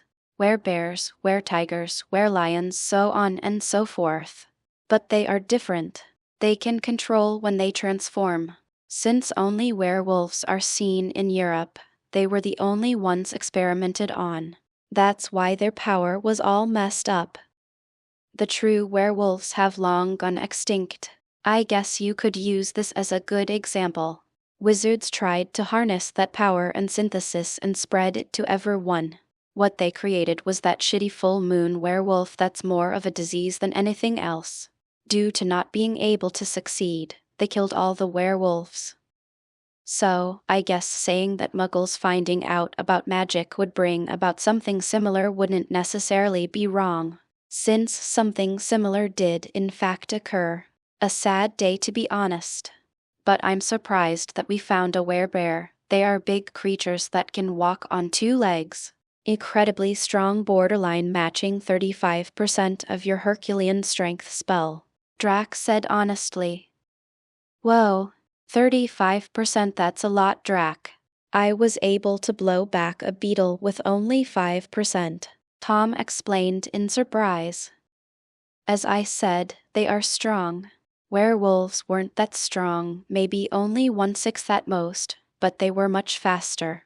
This, like I just mentioned, prompted the greed of wizardkind, Drac explained. Tom turned his gaze back to Fred, who was forced on his knees by Alfred. "You haven't explained how you know of me or my origin. You didn't think your little mumbling would have gone unnoticed, did you?" Tom asked with a slight grin. "Well, I didn't expect you to be such a monster, to begin with. Who would have thought that the Pendragon family, thought to have disappeared or were simply ghosts, would have one of their members arrive at this school? As for how, it wasn't hard. As you probably know, I noticed you have the Dragon of Chaos and the Dragon of Light. But that is what's been puzzling me. The Dragon of Light was said to have died fighting the Dragon of Chaos. But you clearly wield his power. How is that possible?" Fred asked, clearly confused by this. Tom laughed slightly before standing up and waving his arm, causing two stone statues to appear out of thin air. But what was interesting was that they perfectly resembled a miniature version of Drac and Achlies, who were identical, meaning that there were two identical stone statues beside Tom. Before Fred could open his mouth, the statues came to life with a burst of light. The one on the left shone with a bright golden white light radiating off a tremendous sense of oppression, yet it also inspired awe from Fred. Then there was the statue on the right. It exploded out with a terrifying black aura that threatened to exterminate everything, as if a ravenous demon was about to be let loose on the world. It had pitch-black eyes and a thick black aura emanating from its body. Tom raised his arms, pointing at both statues. "These are Drac, the aspiring Dragon of Light, and Achlies, the Dragon of Chaos," he announced. Fred's eyes widened as his gaze shifted repeatedly between the two dragons. But then he froze and frowned before looking at Drac. "Aspiring?" he asked. Drac smiled slightly, showing his stone teeth, causing a chill to run down Fred's back. "Relax, kiddo. If you're going to be afraid of someone, it shouldn't be me. As for that story," Drac explained his history, shocking Fred countless times. It took about half an hour to give the abbreviated version, since there were things he didn't need to know. "So you inherited the power of light from your father, and your alter ego / split personality was separated. becoming a completely new being, thus maintaining the balance between both forces. The previous Dragon of Light must have seen that coming and played the cards dealt to him masterfully, Fred said slowly. Drac nodded slightly. I guess you could say that. Fred raised his previously bowed head and stared at Tom. That explains why you have two dragons inside of you. You are the first Pendragon to do such a thing, Fred said with an amazed expression. How do you know that? Tom asked. Fred nodded slightly. My family, well, more precisely, we were given this ability to shift into a human-mare hybrid thanks to the Dragon of Chaos thousands of years ago. Sure, the world was in utter chaos, but our family benefited from it all in the end. We built an empire deep in the woods away from any other civilization. Even to this day, we prosper in the American wilderness far, far away from the eyes of nomads and wizards alike. Those Bigfoots these hillbillies keep yapping on about are actually our sentries, pushing people away by leading them in the opposite direction from our city. We are aware of what happened to our werewolf kin, which further prompted our need for secrecy, to protect our families. So, a tournament is invoked every 30 years to test the new generation. The winner is allowed to leave the confines of our land and learn from wizard kind. We must then bring it back to the city and become the next head and teach what he has learned. It was my turn to do so, and that is why I am here. As for how I know about you, he paused and turned to Achlies. We have worshipped the god of chaos for thousands of years for bringing the prosperity we have now. It is because of him that we live marvelous, comfortable lives. Being in hiding has not hindered us in the least, nor do we mind it, he explained. Achlies smiled smugly while nodding contently before turning to Drac. Did you hear that? I'm worshipped. I don't seem to recall anyone worshipping you. Seems I'm superior to you. Achlies gloated excitedly. Oh, there are naturally people who worship the Dragon of Light all over the world. Even if they know that he died, they know of his deeds and what he stood for. The house elves are strong beliefs in the Dragon of Light, Fred said. Drac instantly burst into a peal of satisfied laughter. Achlies' smile died down slightly as he grumbled in displeasure. Soon they began to bicker about whose worshippers were better. Fred looked at Tom, who was massaging his forehead. Tom could only smile stiffly in helplessness when he noticed Fred's gaze. They are always like this. Fire and water, I say. Fred chuckled slightly. So, what is your position relating to the Pendragon family? Tom said seriously. Instantly, the two dragons stopped bickering and turned their heads towards Fred. This caused the latter to flinch, but he was quick to respond.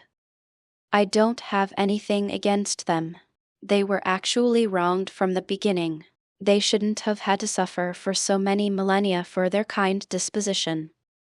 As I said, my family worships the Dragon of Chaos for the gifts he bestowed and respects the Dragon of Light for what he stood for. We believe in balance.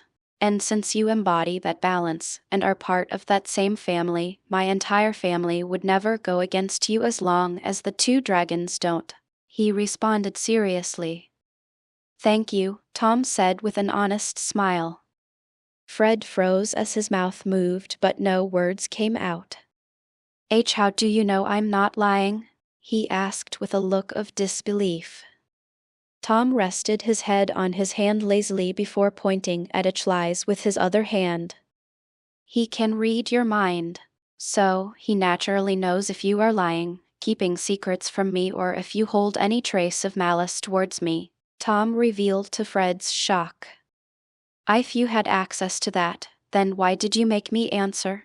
Fred asked in confusion. Tom smiled. Because I wanted to see if you would be honest with me. If you had lied, I would have cut ties with you and never helped you again. If you withheld information, I would have known, and depending on what was hidden, the same thing applied. And if you held malice towards me, I would have killed you instantly.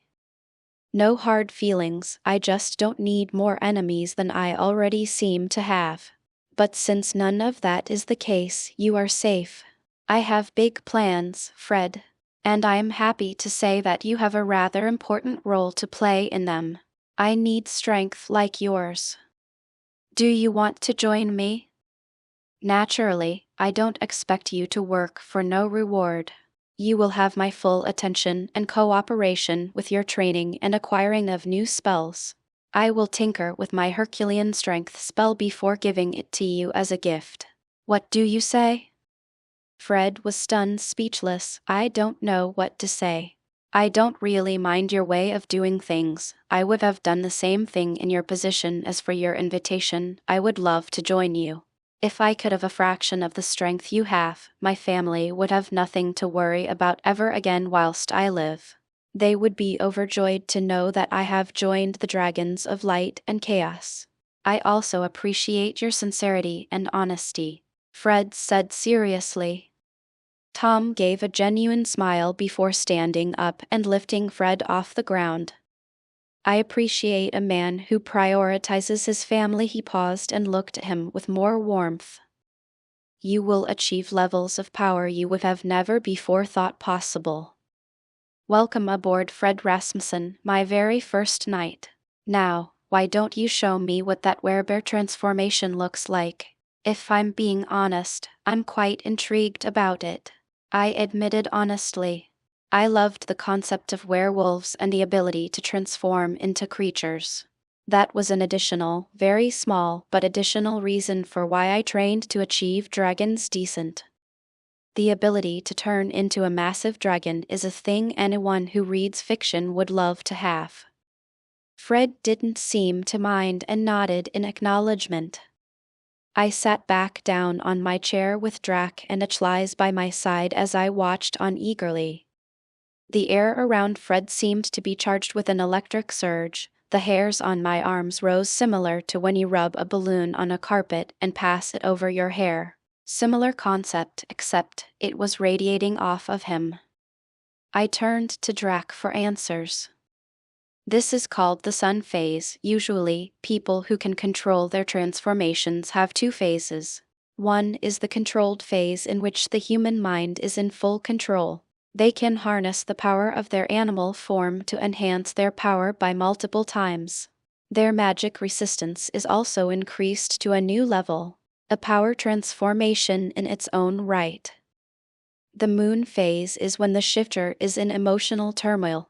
If they lose control, they shift into their moon phase. Their power rises parallel to their emotions. So the stronger the emotion, the stronger they get. But this second phase is extremely hard to harness because it requires full control over your emotions. Teaching the kid occlumency might be something to include in his training program, Drac commented. I nodded in understanding. I was a bit surprised to hear that they were actually quite powerful beings. No wonder they cherished their gift. Even though they chose to live in seclusion, I would not be quick to say who would win between the werebears and the wizards. It would be a war I would not want to see happen.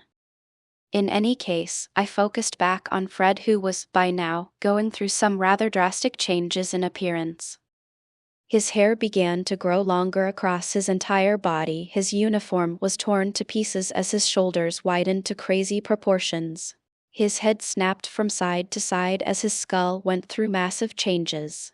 The front elongated and massive razor-sharp teeth began to grow. His entire body grew in height by massive proportions. In the end, a 4-meter-tall dirty blonde-colored bear standing on two legs appeared before me silently. Yet I could so clearly hear his breathing as the boiling hot air shot out of his nose like jet engines. The power of his body was visible, and the magical energy surging towards his body was as clear as day to me. Blue rune-like tattoos covered his legs, arms, and parts of his chest, with small ones on his face.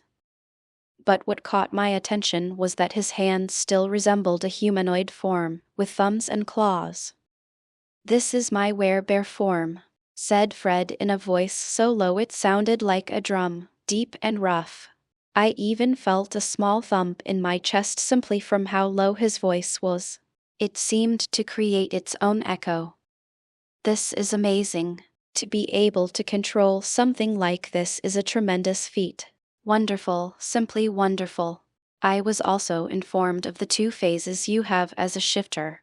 I have a way of allowing you to control your emotions and harnessing the power of your moon phase. Are you interested? Fred's big eyes, which looked like a deep abyss, widened to the max as he stared at me in shock. How can you do that? He asked quickly. You should be aware of what occlumency is, right? Fred nodded in understanding before shaking his head. That is something we have tried before, Tom. Something so obvious wouldn't be overlooked if it could grant us so much power. For some reason, when we train in this art to an extent, we actually begin to lose control of our emotions. Some have tried to persevere through it and are now dead due to trying to kill everything in sight. They were lost to the moon phase. There is no way around it so far, even after such a long time, Fred said helplessly. I frowned at his words before turning to Drac. I think this was done on purpose by your ancestor, kid, Drac said calmly. But Fred instantly snapped his head in Drac's direction. What do you mean? He said quickly and seriously. Think about it. If you had so much power with so many numbers, would you stay quiet and live in seclusion? I don't think so. Someone in your lineage must have decided to avoid this and put a seal on your entire bloodline. Ingenious, if you ask me, to come up with such a complex rune system that can actually be integrated into one's DNA. Fred transformed back into his human form before dropping to his knees in shock. I quickly waved my hand and the torn pieces of clothing turned into a nice clean uniform before fitting onto Fred's body instantly. Why would they do that? Simple, to avoid what happened with the werewolves in Europe. If they employed something similar to you, they might have survived. But they decided to show off their abilities to gain a profit for their community while naively thinking that nobody would target what they had. That cost them their entire race. Seems your ancestor was smarter than them, he explained. Smart, you say? He sealed our abilities because he was a coward. And generations later, we are still affected by his choice, Fred said angrily. Drac shrugged casually. I don't really care. You seem to miss the point. Your ancestor knew that someone in your clan would eventually seek more. It is a part of you humans, greed, and it will become a bottomless pit that will devour everything you have and leave nothing behind. He was wise enough to stop it before it ever got to that point. He is actually someone to look up to. He was able to resist that temptation and remain sane.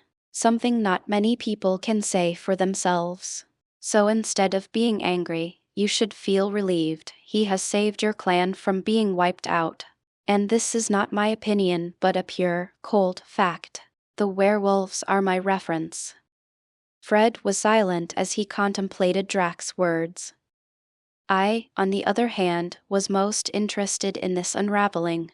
Who would have known there was someone with such a strong will to give up power for the safe continuation of his race of people? I knew that Fred would not come around to accepting what was done to him. It would take time for him to understand and see it for what it is, a blessing for him and his family. In any case, I think it's time we return to our room. People might start wondering where we were. Grab on, I said, extending my hand in his direction. Fred took one last look at the endless sea in front of him that shimmered with sparkling light from the starry sky above before grabbing hold of my hand. Within a second we found ourselves back in the common room where Fred dropped to his knees holding his stomach as his face turned green. Nausea, you'll get over it in a bit, I said while patting his back sympathetically. It wasn't the best feeling, but the convenience of it was worth the initial suffering.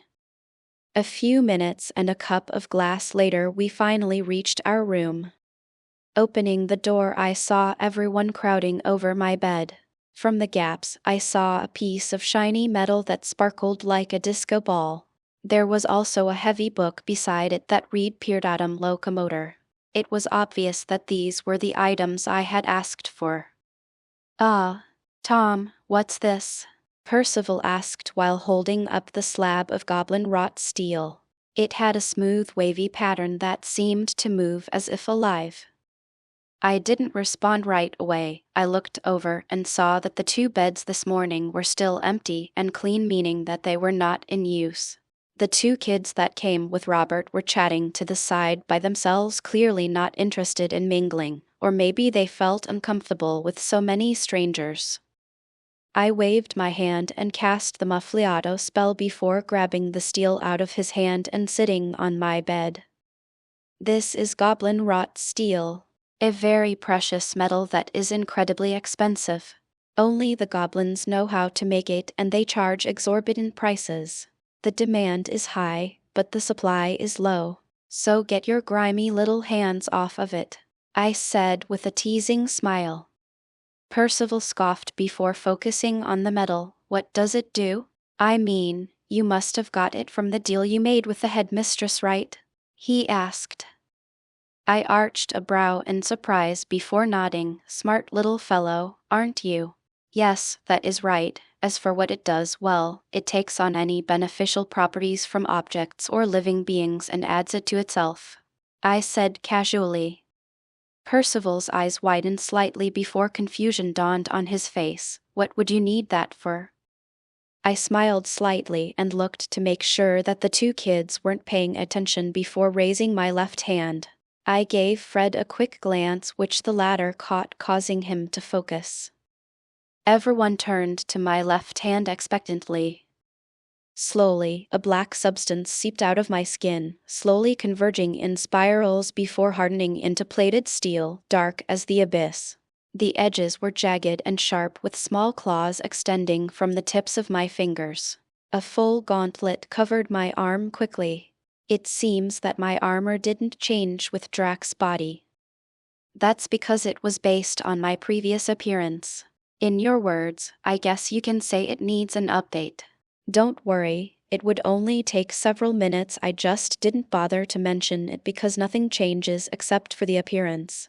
And because I haven't converted into the Dragon of Light fully yet, it would look mismatched. Drac explained. Clearly, he had a sense of fashion. I didn't really pay much attention to the color scheme. As long as it looked aesthetic and provided the defensive capabilities, the color was secondary.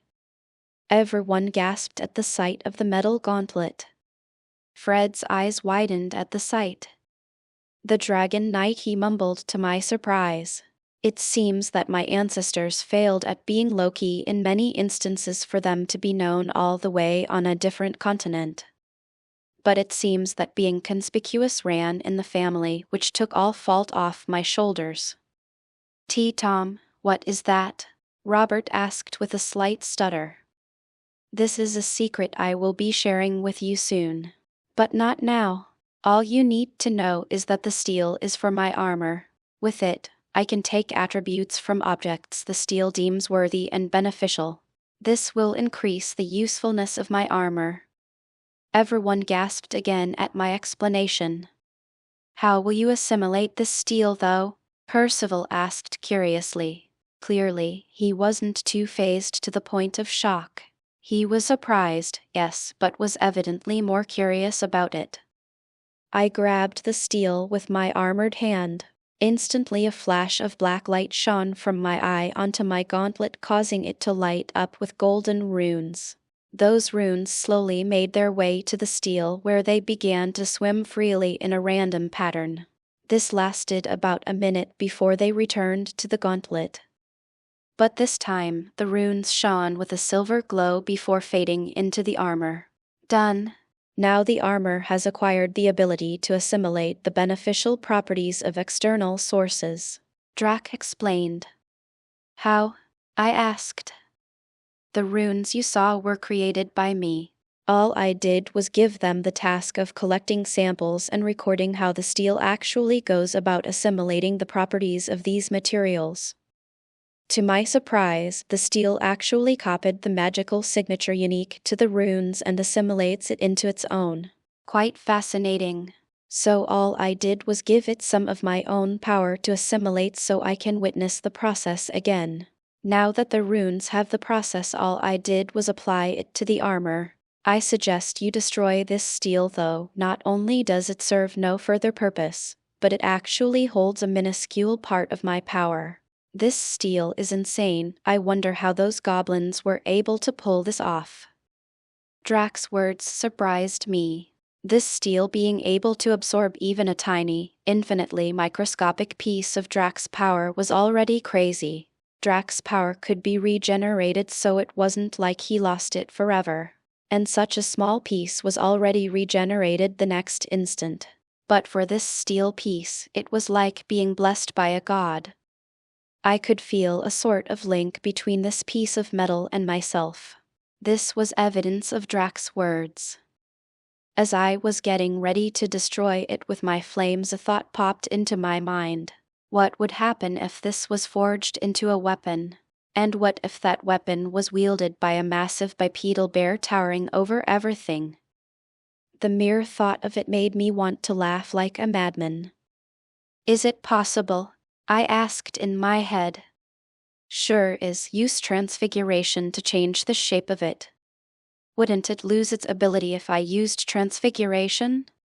It would if you changed it into a chair, but you are simply reshaping it, so it won't. All you have to then do is make a handle for it. After that you'll be right, he explained. I nodded in understanding before placing the steel into my bracelet for safekeeping. So that's it? You just copied the ability and placed it on your armor? Percival asked with a look of disbelief. I chuckled at his facial expressions. That's it. Nothing more, nothing less. Don't worry, in the not-so-distant future, I will tell you. For now, let's all go to bed. And before I forget, John, if you play opera in the morning again, I will crucify you outside the girls' room. Naked. You have been warned. John froze in place as he was starting to walk away. He slowly turned around and stared at the smiling faces of everyone else before nodding stiffly. Now that all this has been sorted, good night everyone, I said before tucking into bed after changing into my PJs. Well, it was just me in a t-shirt and shorts. Nothing crazy. The night was cool with a gentle breeze seeping in through the slightly open window. Asterisk. The next week or so went by extremely fast. I experienced a lot of things in that time. We had history with a ghost, which wasn't anything surprising considering that it's better due to their long lifespans. I didn't know if that was the right terminology, but they seemed to hang around permanently. It wasn't like the Casper ghosts that disappeared after accomplishing whatever it was they couldn't do whilst alive. Here, they just, floated around aimlessly. So they must have experienced a lot of things. Having them as history teachers was a smart move. But who would have thought that there could be someone even more boring than Professor Binns at Hogwarts? I mean, holy shit, this lady actually fell asleep mid-sentence. When I asked about it, Percival told me about Professor Vasant. Apparently, she fell asleep and died from drowning. That's right, she fell asleep in the bathtub and drowned. I couldn't help but facepalm when I was told. That was just pathetic. But it seems to have stuck with her even in the afterlife. Again, I didn't think that was the right terminology since they were still here, but not quite. Yet it wasn't limbo where Valdi was sent to. It was like their souls couldn't move on. It was beginning to give me a headache. What interested me was that Professor Vasant looked like she hopped right out of the bath. She had water dripping from her soaked hair that dissipated into wisps of smoke upon touching the ground before remerging with her body. Her eyes were permanently half-lidded with dark circles around them. She had a long dress on and a bottle of wine that she would take a sip out of from time to time. That is, whenever she was awake. The class went for an hour, and I swear she drank more than 5 liters of wine, yet it never ended. But this did give me some insight into her circumstances. It was probably a suicide. What allowed me to arrive at such a dark turn was the fact that she had 2 vertical cuts along her wrists and up her forearm that she went to a lot of trouble of hiding. The only reason I was able to catch a glimpse was due to my insane eyesight. Truly a sad outcome. I could tell that she was quite a beauty when she was alive, but times back then and even now were different. Unlike the 21st century, where the biggest problem faced by first world countries was the way people wanted to be addressed. It was a different era. If I had to choose, I would say that the early 2000s was the best time for everyone. Before that was too extreme, and after that, it also went to shit. But I digress. According to when Professor Vasant died, which was 1500, beautiful women like her were the equivalent of objects. A terrible way to live in which she had no rights at all. They were miserable back then. So her choice to escape such a life was in a way her only choice. I shook my head to rid myself of these terribly depressing thoughts. But it did shine a light on an aspect of the magical community that to this day I had neglected to think about. The problems every wizard, in general, was worried about was vastly different. They worried about inflation, the next Quidditch match, the new Miss Witch of the Year magazine, and if a new Dark Lord was going to rise. These were just some basic problems they all had on their minds in England.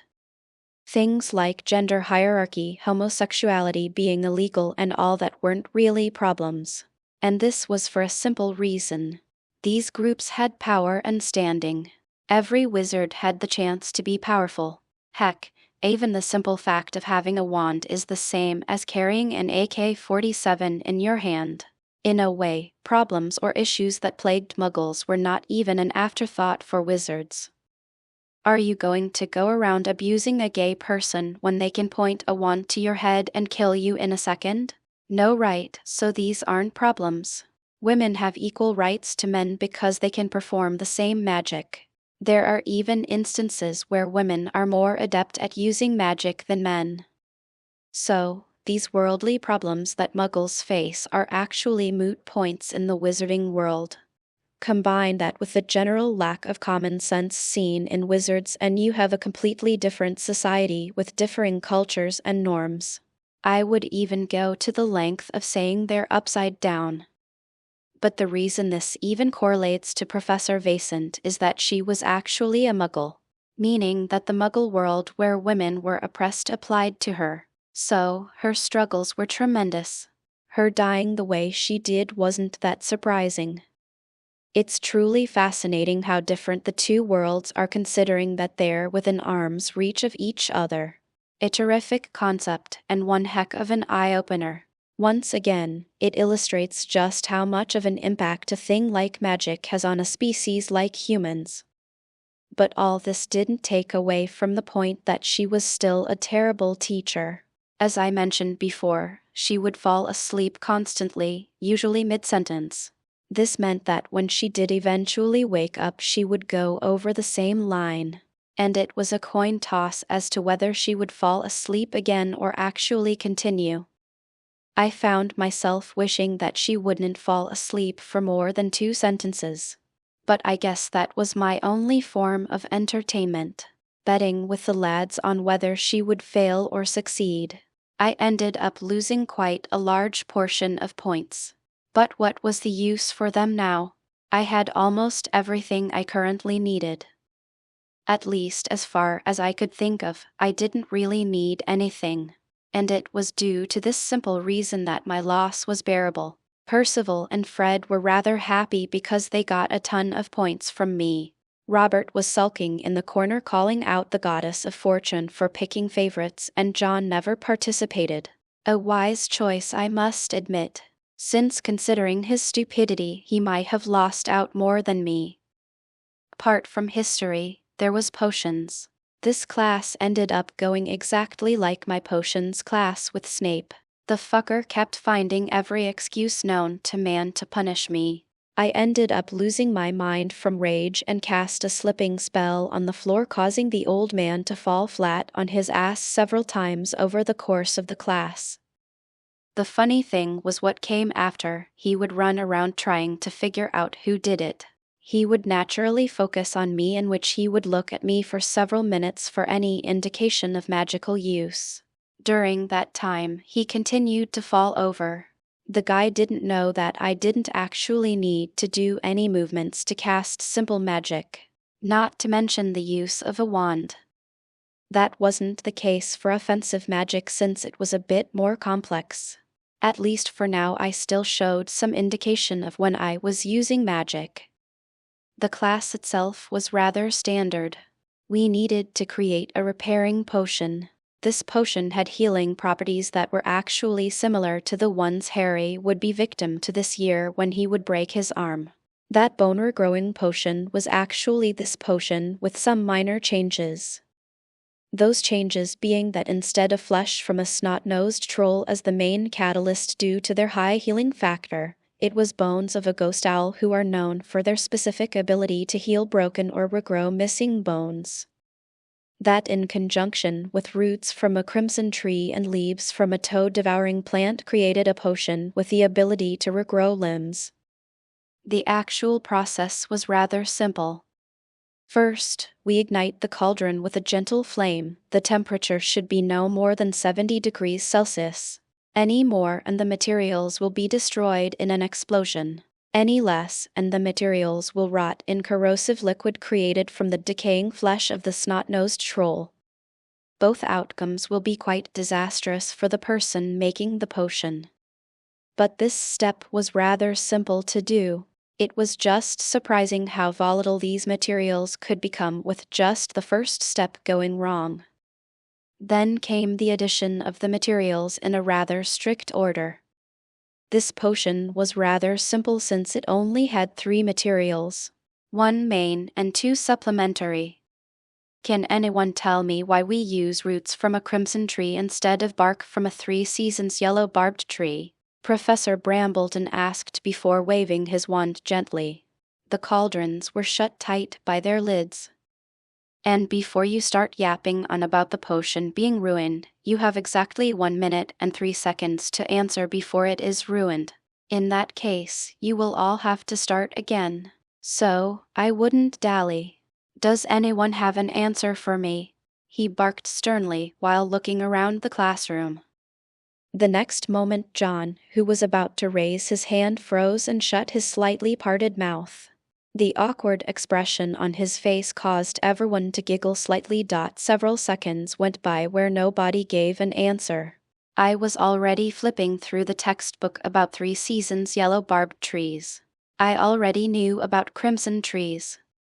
They were found deep in the southern forests of Japan. They were rather common plants due to their vibrant physical appearance and their abundance of life force that attracted a lot of herbivores to the area.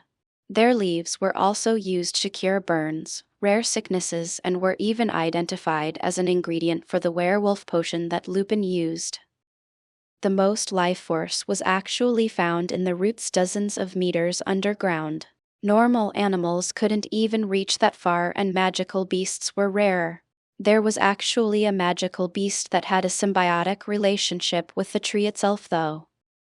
The beast fended off the animals attempting to prey on the plant, and in return, that beast would have the ability to eat some of its exposed roots. It was neither harmful to the tree nor detrimental to its longevity, but the beast would be nice and healthy, ready to protect the plant once more. A surprising fact I discovered while reading through its information. But the 3-season yellow barbed tree was different. Found in the German forests, they were only able to produce medicinal effects in 3 seasons out of the 4, those being summer, winter, and spring. The life force was found in their bark compared to the crimson tree's roots. The only usable part of the 3 seasons tree is its bark. The leaves were poisonous, and the roots were as hard as steel and made people sick with only a mere touch. Yet the bark provided even more life force than the crimson tree. But there was a catch. That life force, for some reason, would dissipate in autumn but return during the other seasons.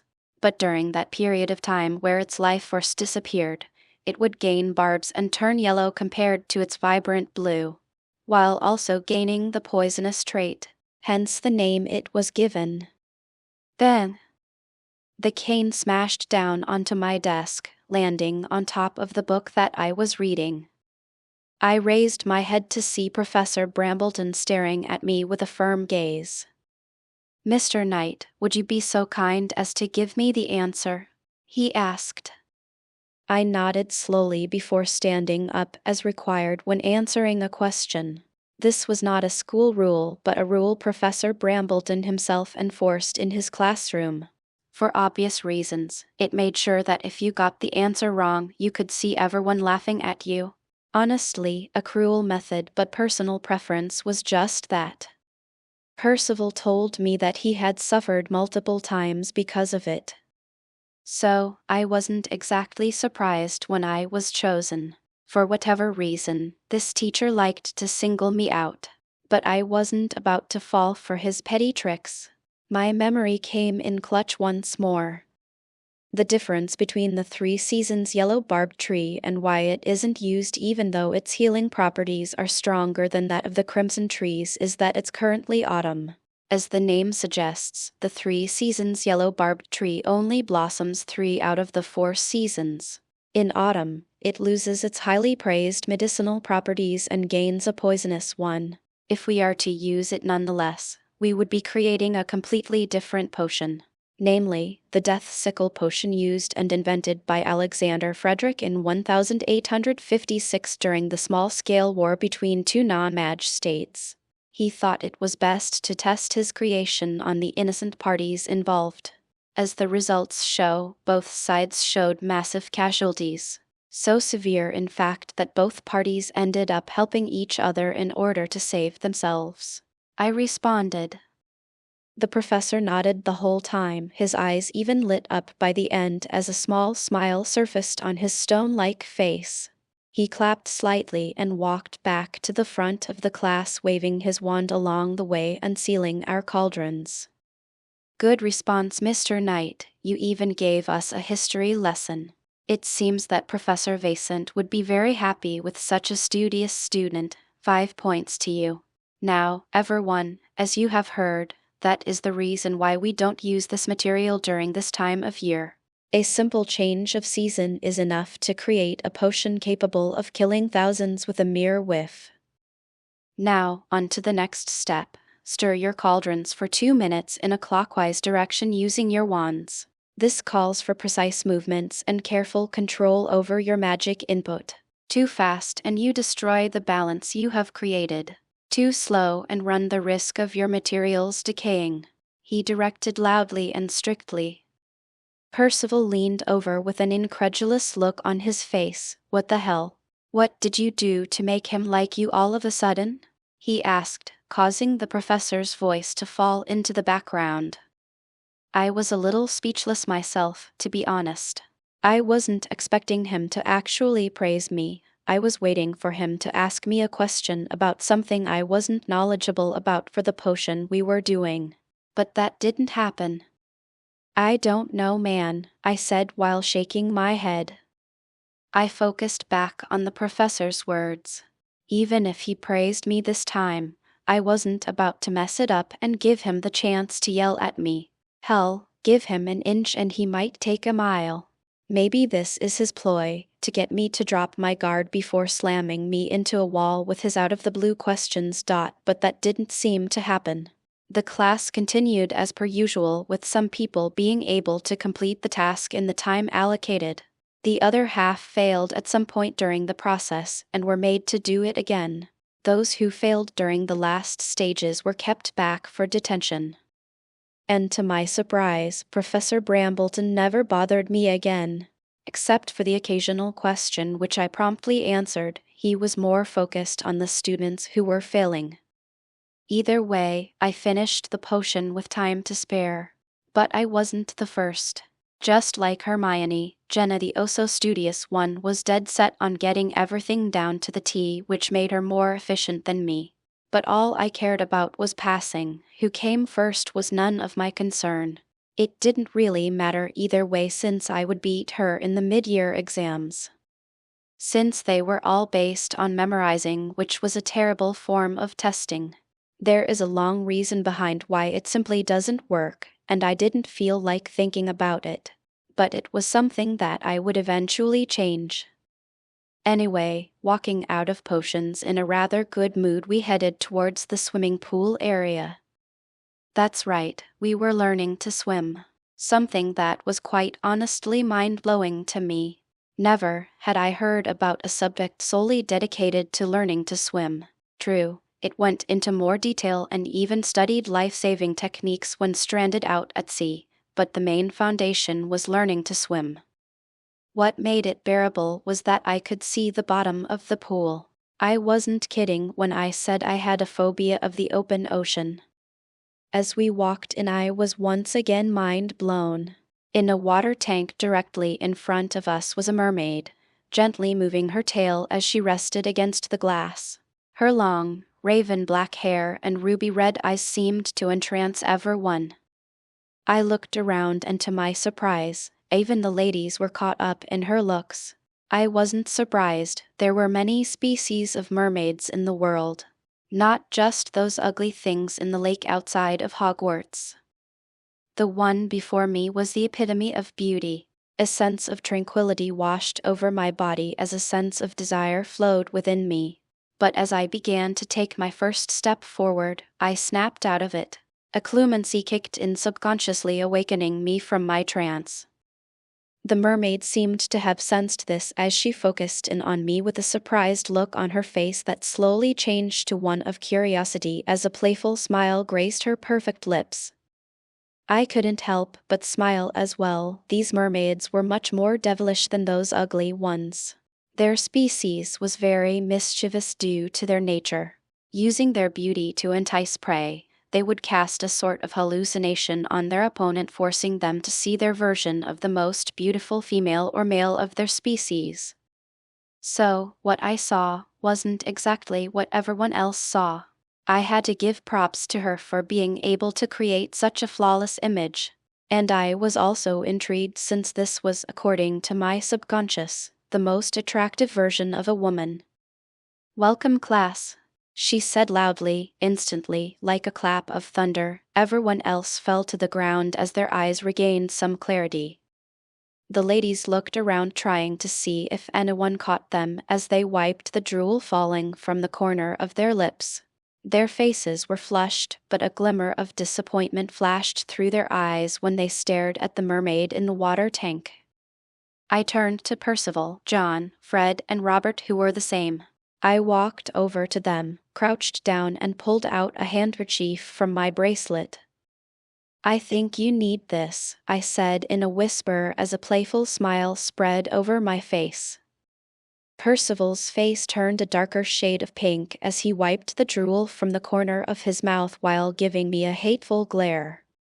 John didn't seem to care as he pulled out his own and wiped himself clean in an elegant manner. Almost made me puke. The punk always had a way of disgusting me. Fred and Robert didn't seem to care much for their appearance and simply wiped it off with their sleeves.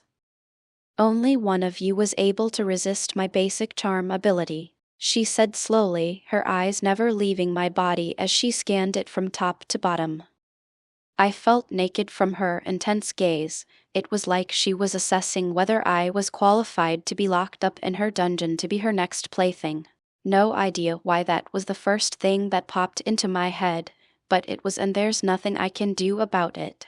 But judging from her sadistic smile, it seems I wasn't too far off the mark. Everyone else subconsciously turned to me. Seeing that I wasn't on the ground with a red face and saliva dripping down my chin, they soon guessed that it was me. Mermaids like myself are abundant in the ocean. They prey on anything that can satiate their hunger. You must have heard tales about us, right? A mermaid's song is enough to entice a boat full of humans, so enchanting in fact, that you feel yourself sink into a dreamlike state. That is my full ability.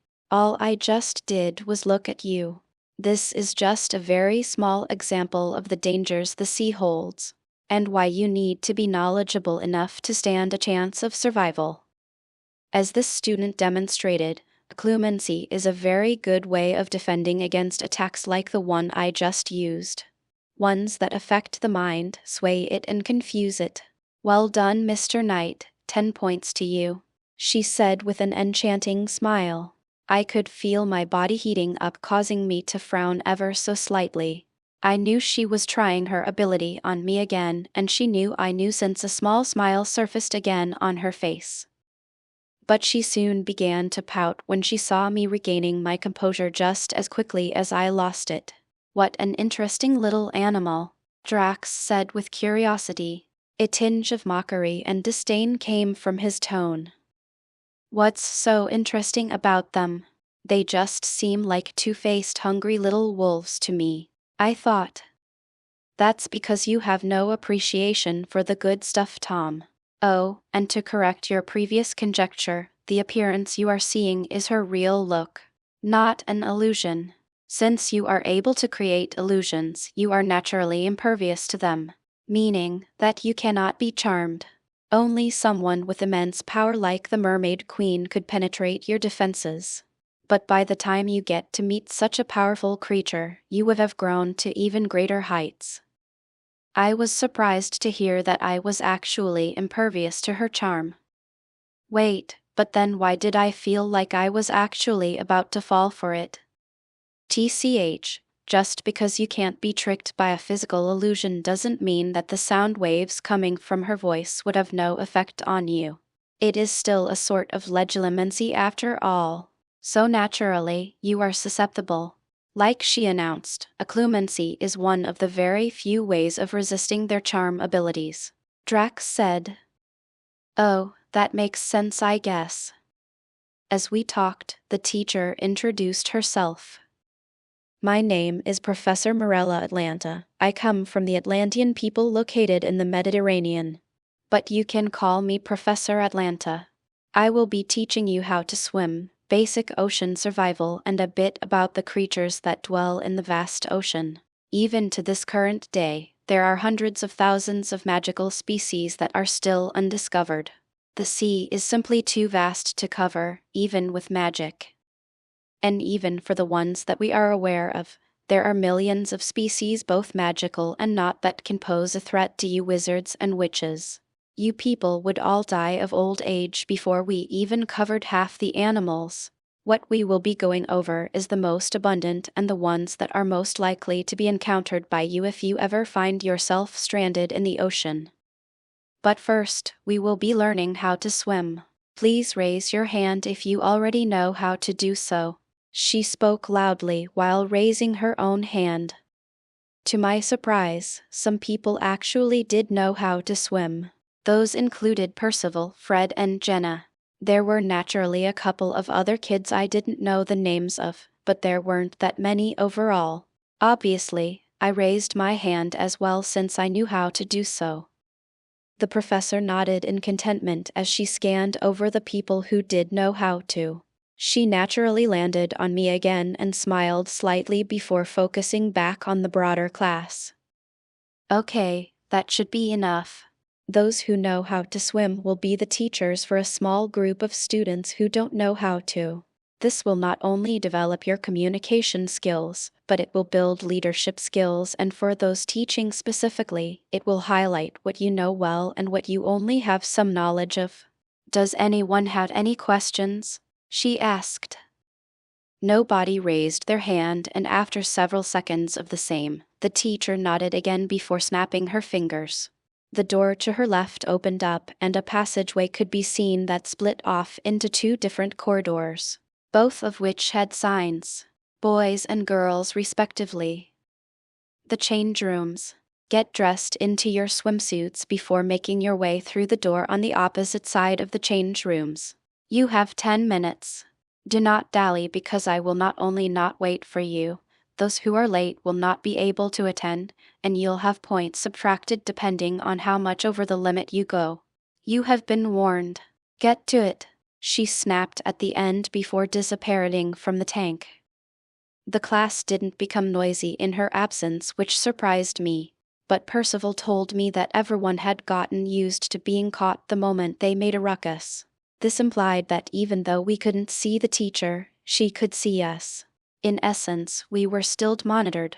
Naturally, that wouldn't happen in the change rooms for obvious reasons.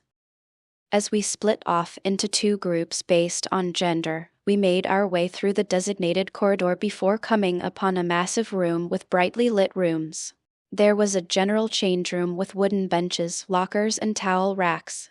To the side, a massive row of showers, and on the other side, toilets and stalls.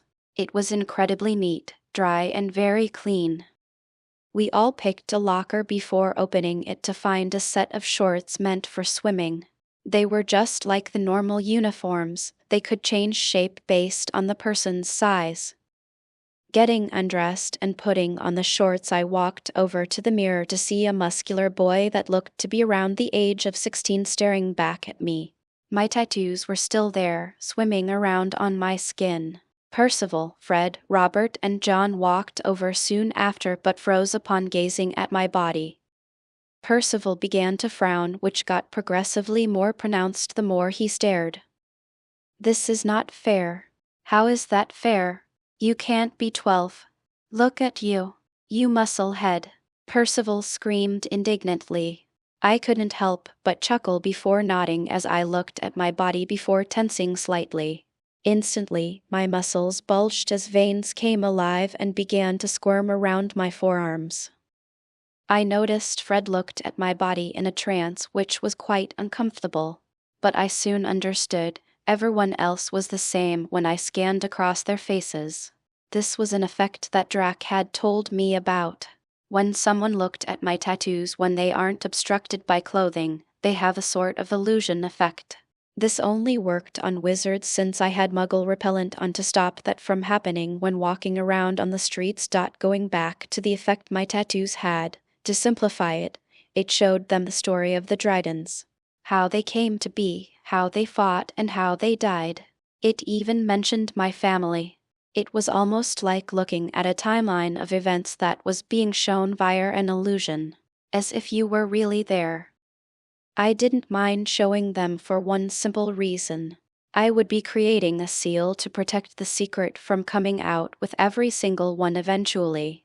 I cancelled the effect soon after since I didn't want them to see everything for now. According to Drac, the illusion would go on for about an hour in our time. But for them, they would live through months and years of memories. I was already subjugated to this after asking Drac for it. It was quite trippy, to say the least. I felt like I had aged several years, and it took a couple of days to adjust myself back in order. So, I didn't want them to be like this since we had class. As soon as I cut the connection, all of them woke up and fell limply to the floor. They sat there in a daze as they stared at me with shock. They probably only saw the beginning of the whole story, so they would have a lot of questions. Before you start asking, you will get the answers later. For now, get up, wash your face, and get ready for class, I said as I covered my tattoos with a transfiguration spell. Slowly, my tattoos faded as if they were simply an illusion to begin with. Fred stood there silently looking at me for a moment before smiling slightly. As he walked by, he leaned into my ear and whispered, "I'm glad I became your knight, Pendragon. I look forward to the great things you will achieve." He patted my shoulder slightly with a chuckle before yelling at John, who was back to combing his hair in the mirror. Why was he doing that if he was going to get wet? I was left there smiling slightly. Soon after, we walked out of the change rooms to find the rest of the class standing there chatting quietly amongst themselves as the teacher sat by the poolside in a revealing bikini. Her cascading back hair framed her face perfectly along with her otherworldly hourglass figure that would send any man for a loop and a half. The boys were just getting into puberty, so their hormones were through the roof. The girls had frowns on their faces as they stared at the boys. I turned to Percival and Robert, but to my surprise, they were staring at completely different things. Percival was looking at Jenna, who was in a green swimsuit. She was a beauty, she was young, but I could tell she had very good genetics. She would be stunning in the future. And naturally, the simp Robert was half drooling as he stared at the slightly more mature body of Abby. I walked up to the two before slapping them on the back of the head, awakening them from the stupor. Instead of staring like a bunch of little boys, why don't you man up and go over to talk to them? You better start making some moves before someone else grows the balls to do so. If that happens, you better start looking for a place to hang your corpse from. I chuckled. Percival seemed to have a jolt of electricity run through him as he jumped into motion, making a beeline for Jenna with a rather charming smile on his handsome face. Robert, on the other hand, was twiddling his thumbs like an idiot with a shy expression. I couldn't help but sigh before grabbing his shoulder from behind and leaning into his ear. Relax, breathe in 3 times, count to 10, think about why you like her. Think about the potential of her liking you back. Think about the future. Think about what would happen if someone else took that future away from you because you were too much of a coward. Are you going to be a coward? I prodded. No, I'm not, Robert said with determination before walking forward with wide strides, his shoulders firm and his chest puffed out full of confidence. I nodded. I truly am a great friend. TCH, pumping up your tires a bit much, don't you think? A good friend, more like a bad one. You just gave him false hope with no game plan. Too much confidence without a plan is foolishness. Look at what you have caused. Etchlies chided with a mocking laugh. I looked over to Robert, who was chatting to Abby, who was not even paying attention. No matter what he tried, Abby wouldn't even respond. I couldn't help but hide my face in my hands. I truly underestimated the coldness of that girl. Man, this is just horrible. Look at him, he's trying so hard too. Oh, never mind, he gave up. I thought to myself as I stared at the duo between the gaps of my fingers. Truly a bad friend. TCH. But the actual reason the girl is ignoring him is Beck. Never mind. What's the point of telling you anyway? You might ruin it by telling the poor fool. If it's meant to be, it'll be. Stop meddling in the affairs of others, Etchlies said in a mischievous tone. What do you mean? I'm still 1 out of 2 at the moment. Are you? Percy over there doesn't seem to be doing well either, Etchlies said with another chuckle. I turned my head to see Percival striding forwards before suddenly falling flat on his face due to slipping on the wet surface of the pool floor. His body hit the ground with a wet slap, catching the attention of everyone present. Some began to laugh while others covered their mouths to suppress the gasp escaping their lips. They winced as they could seemingly feel the pain the fall would have brought. I couldn't help but grimace at the sight. Bunch of fucking monkeys. There are 10 of you who know how to swim and 40 who don't. So, those who can swim, please stand to the left in a straight line. Good. Now, those who cannot swim, please stand behind one of these 10 people. Only 4 of you per person. I assume you can do such a simple task, the professor asked mockingly. Everyone clicked their tongue at her insults and made their way to one of us 10. A group of girls made their way toward me.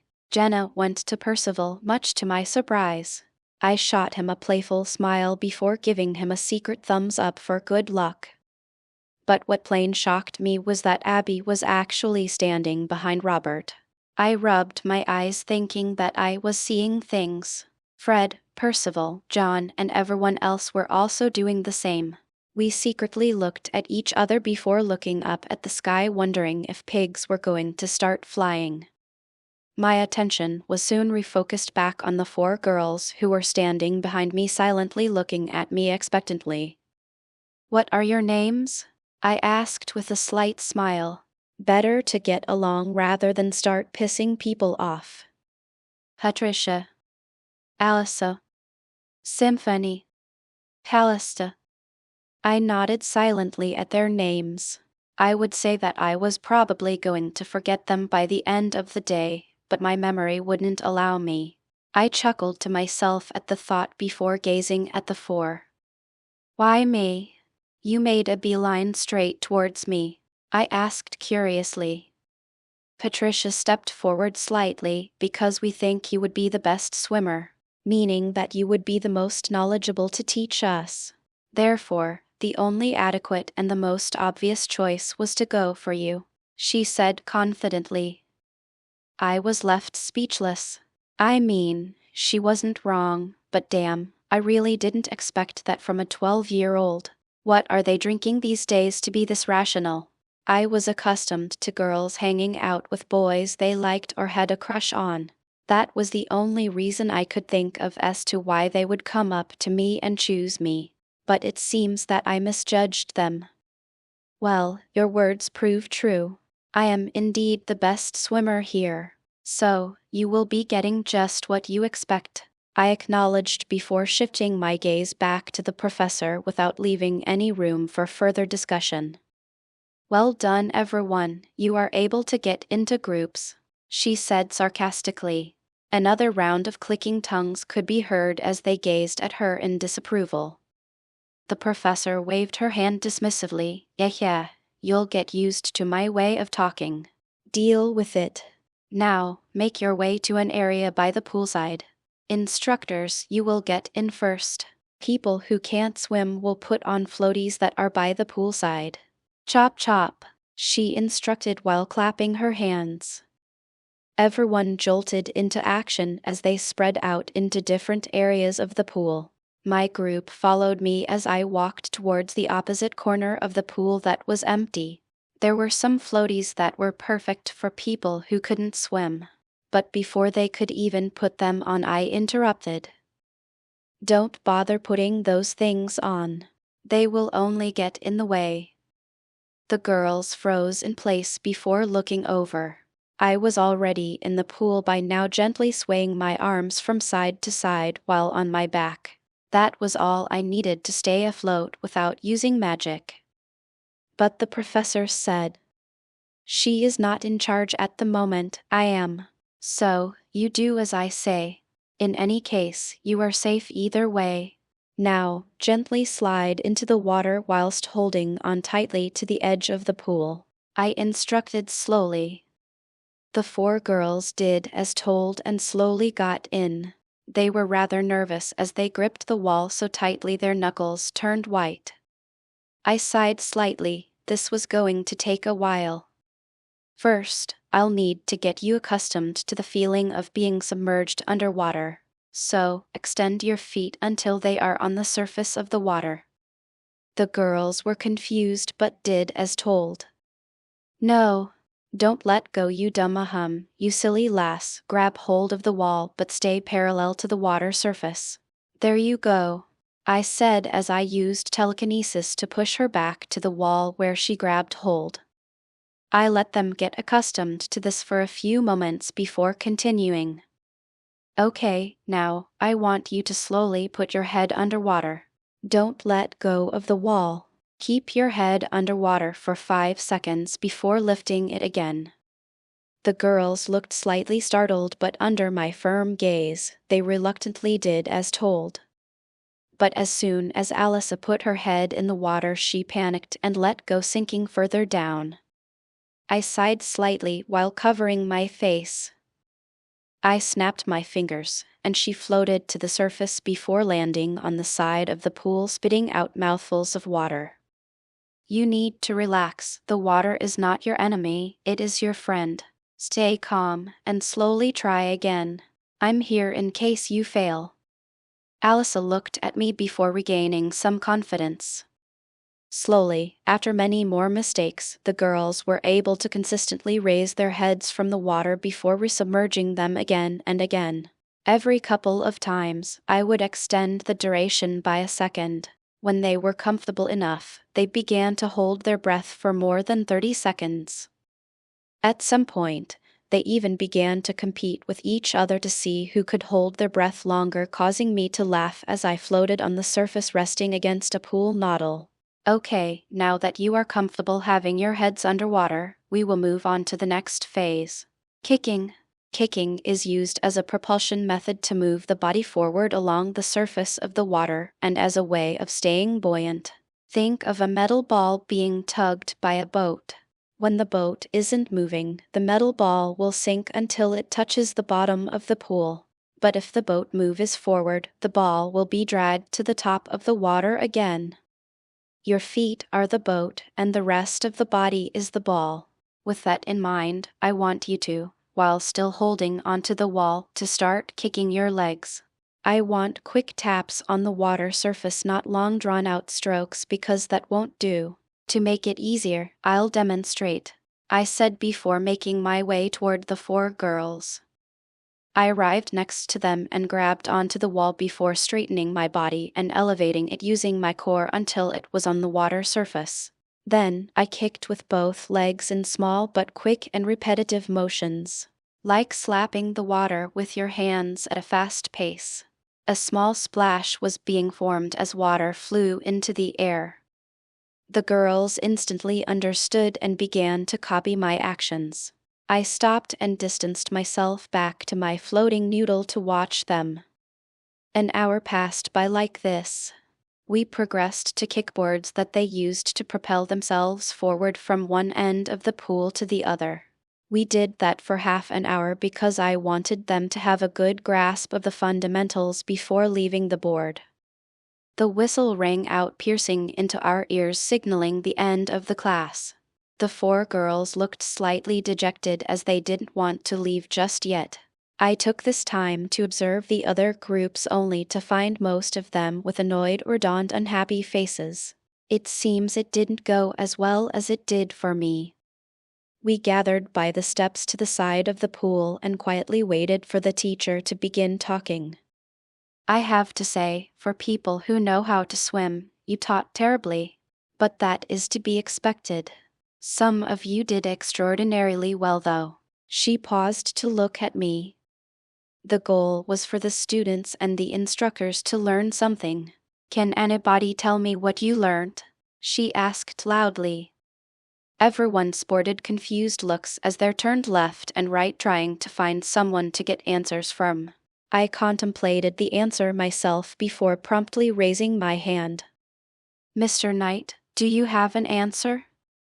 I nodded slowly. I do. The students learned to swim, and I learned that being a teacher consists of constant vigilance and the ability to keep the students motivated in order to maximize the gains they receive. I also learned that we all start somewhere and that it is only through hard work that we can excel and improve. There was a silence as the students contemplated my answer. Very good. That is one of the many possible things you could have derived from this experience. Some of you may not have learnt anything and are still clueless. That is your homework, to review this experience and figure out something you learned. Maybe you don't know it now, but I'm sure you all learned something here today, no matter how trivial. Sadly, that is all we have time for. I will see you again in a couple of days. Until then, study hard, play hard, and enjoy your youth, for it is fleeting and never to come back, she said with a charming smile before disappearing into the depths of the pool. We were all left there sitting down for a moment before everyone awoke and slowly exited the pool area. We walked back into the change rooms and promptly got back into our school uniforms. The showers had high pressure, which gave a nice massage, soothing the muscles I didn't use. The thought made me chuckle slightly. We had history as the last class of the day, but there was an hour break in between where we could get something to eat. The day rolled by quickly after that. A nap during history before reading the mind of a student who was listening oh so dutifully, and I got everything I needed. I pitied them for having to stay awake through that torture.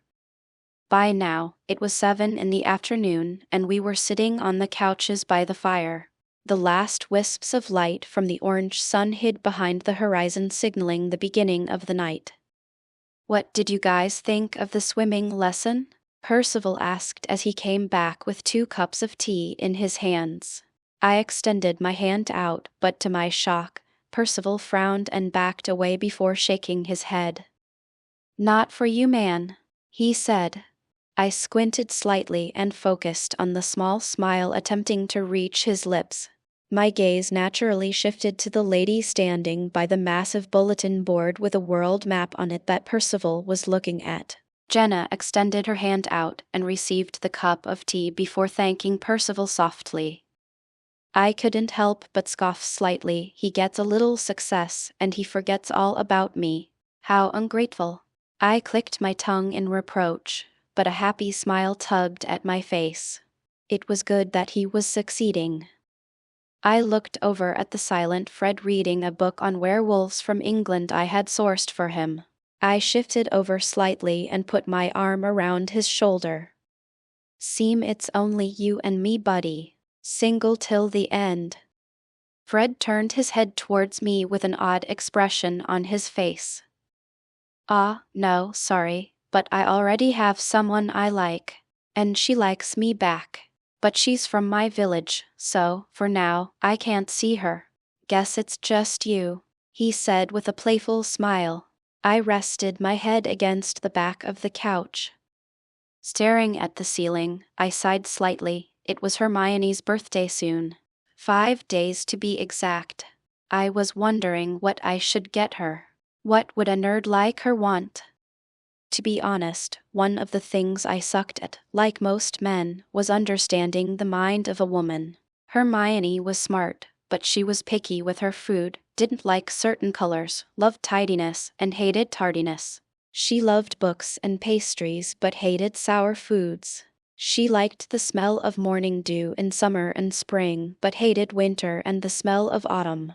She got cold easily but never got hot. She loved cats and hated rats. Not surprising considering canon. I thought about all the little details that I witnessed and vividly remembered about her and started to smile.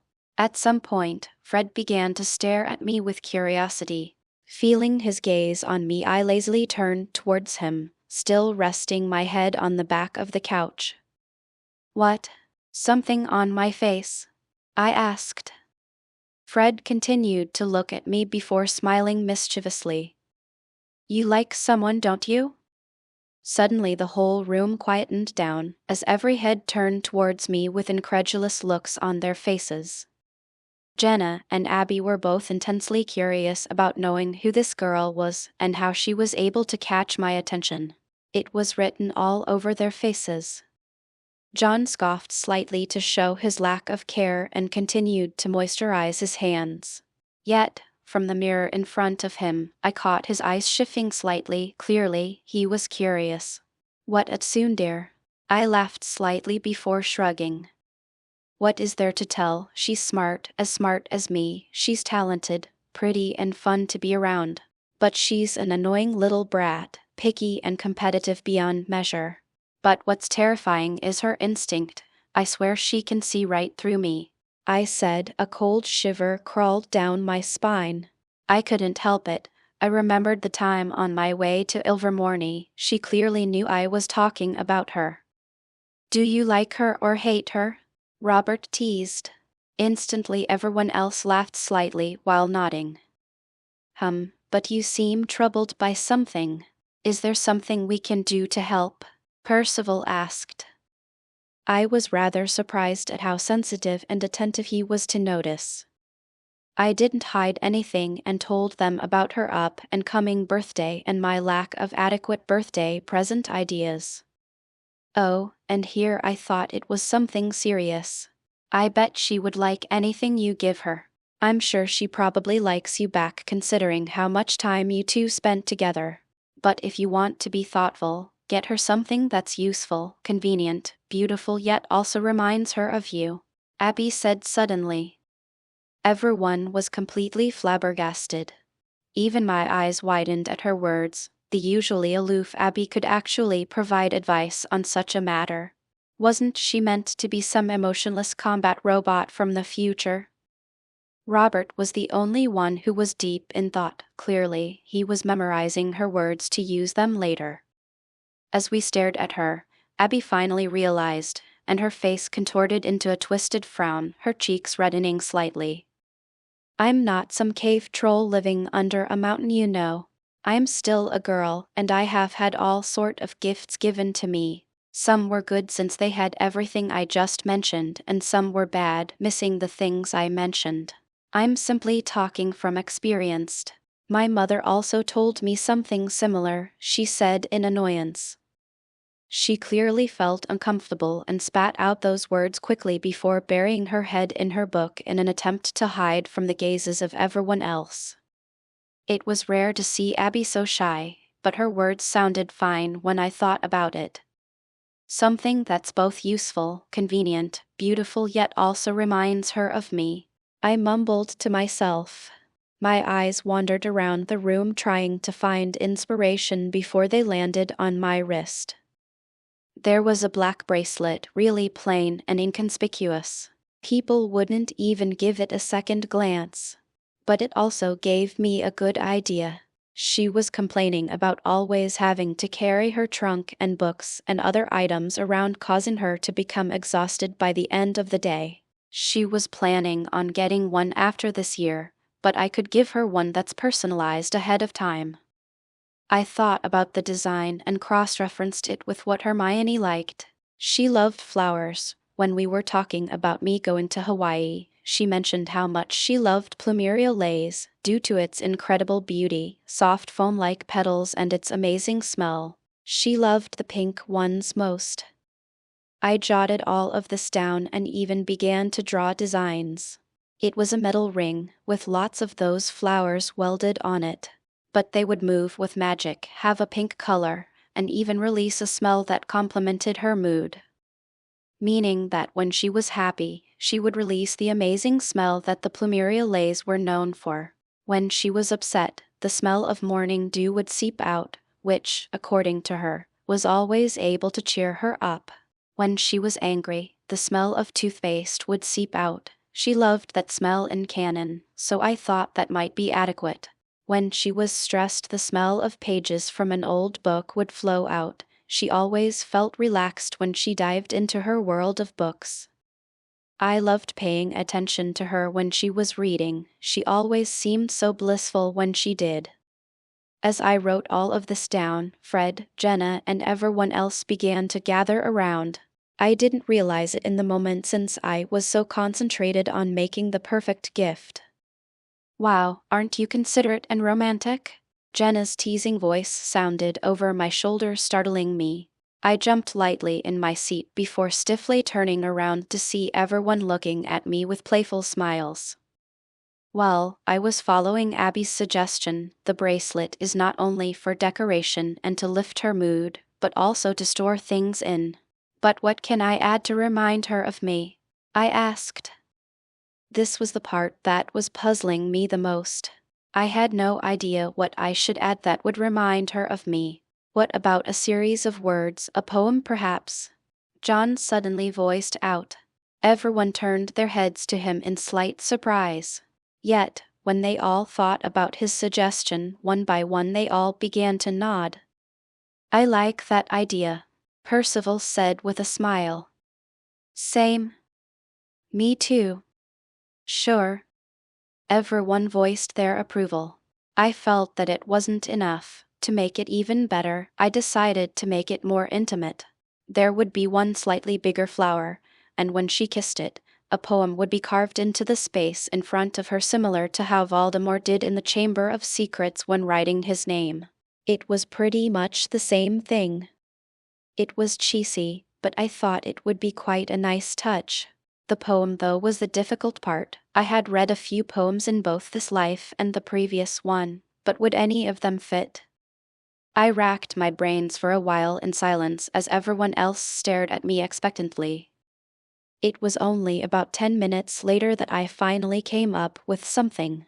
It was something someone had said before, but more an amalgamation of a few short poems. I felt embarrassed as I thought about the words I was about to write. But in a sense they were the truth, from the bottom of my heart, what I truly felt after a year together. But it was by no means an exceptional piece. I was no poet, so I didn't know how it would work out. As I wrote, there was some slight noise coming from the group, especially from Jenna. Even Abby was astounded and hummed gently to signal her agreement. I continued to write, but my eyes were now closed. I needed to visualize the memories that went along with what I was saying in order to convey the right emotion. I didn't know if a girl 13 years of age would truly understand and appreciate the complex emotions embedded within this, but I knew that Hermione was more mature than her peers. That was, after all, what brought us together and what allowed the two of us to be friends with each other. We cherished the deep and meaningful conversation we couldn't share with our still immature peers. About 10 minutes passed as I slowly wrote. Sometimes I stopped to better grasp where I wanted to go before continuing. By the time I finished and awakened from my trance-like state, I realized there was a slight heaviness in the room. I turned to my friends only for them to stare back at me with complicated expressions. There was a mixture of excitement, amazement, and admiration, but there was also traces of sadness and understanding. We were all silent for many moments before Percival spoke. I didn't know she was so important to you. When you told me about her, I was only thinking she was a friend, maybe a crush that you had an affinity with. But to think she had that much of an impact on you. I don't know what you have been through, and I'm sure you will tell us, when you're ready, or at least I hope so. But just know that we have your back, man. We haven't been together for long, but I feel like I've known you for much longer, Percival said with some emotion. Everyone nodded in acknowledgement. What he said seemed to perfectly encapsulate what they thought. Only Fred was different. He understood more than anyone what I had been through. I had told him a bit about my situation back on the beach. So his gaze was more complicated, yet there was no pity in it, only determination and support. Like he was trying to tell me that there was only up from here. I nodded at everyone before placing the piece of paper in my bracelet. I would need to do some fine-tuning on it before having it made. We spent the rest of the day hanging around the common room before going to sleep. The next morning was a Saturday. We didn't have school and therefore slept till late. The blissful sound of rain hitting the window surrounded me from every direction. As I slowly opened my eyes, I saw a rainbow outside, birds dancing as if the rain didn't bother them in the slightest, and the bright sunlight shining through the droplets on the glass pane refracting the warm light into an array of colors so beautiful I was left dazzled for a moment. It was in these brief moments that one must learn to cherish the beauty of this world. I got up and gently opened the window and sucked in a lungful of air. The smell of damp wood from the frame of the window, the smell of morning dew, and the gentle breeze carrying the unique fragrance of flowers made my body light and blissful. I stood there, silently with my eyes closed, listening to the orchestra of natural noises compounding on each other. Most of the time it was messy and unorganized, like a band of school kids who didn't know how an instrument worked. But there were split seconds where everything seemed to fall into place and a heavenly sound fell upon my ears. I closed the window soon after so as to not wake everyone else up. I had a busy day today. I had to apparate back to Diagon Alley in order to get the bracelet that I wanted made in time. I would enchant it personally, but making it and adding the space inside it was something I couldn't do and was better left to professionals. I walked towards my bed again and swiftly got changed into a pair of sky blue jeans and a slightly bigger gray jumper that was somewhat baggy around my torso. I wore a black hat and put on some Vans. Just as I was getting ready, I heard some rustling behind me. Everyone had woken up due to my clamoring and stared at me blankly for a moment. Percival rubbed his eyes tiredly while staring at me. When his hands left his face, a confused expression looked back at me. "What's with the weird get-up?" he asked as he examined me from top to bottom with curiosity from his bed. Everyone else mimicked him as they observed. I smiled slightly. I quite disliked the 80s and 90s fashion, as a person who lived in the 21st century with better clothes and was accustomed to different fashion tastes. Wearing that vintage stuff simply didn't feel right. All I did was transfigure it according to my memory. A bit of original magic to cover the gaps in the spell, and I was left with incredibly comfortable clothes. I also imbued them with bulletproofing. That's what I meant by original magic. I used metal as the material for the clothing, making it as light, flexible, and soft as cotton. It was rather simple, and I was protected from muggle bullets. I win in my books. Naturally, I wasn't about to explain all of that to them. These are original clothes I made using inspiration I gained from the muggle world. I like it, it's comfortable and convenient, I explained while continuing to pack stuff up. I walked to my nightstand and fetched the piece of paper containing my order and placed it in my bracelet. I had stayed up until late fixing everything up. Ah, well, that's fine then, to each their own, I say. But where are you going so early in the morning? Percival asked as he looked out the window. The first rays of sunlight had just peeked over the horizon not long ago. I need to go back to Diagon Alley to have the bracelet made, so I won't be back until later, I responded casually.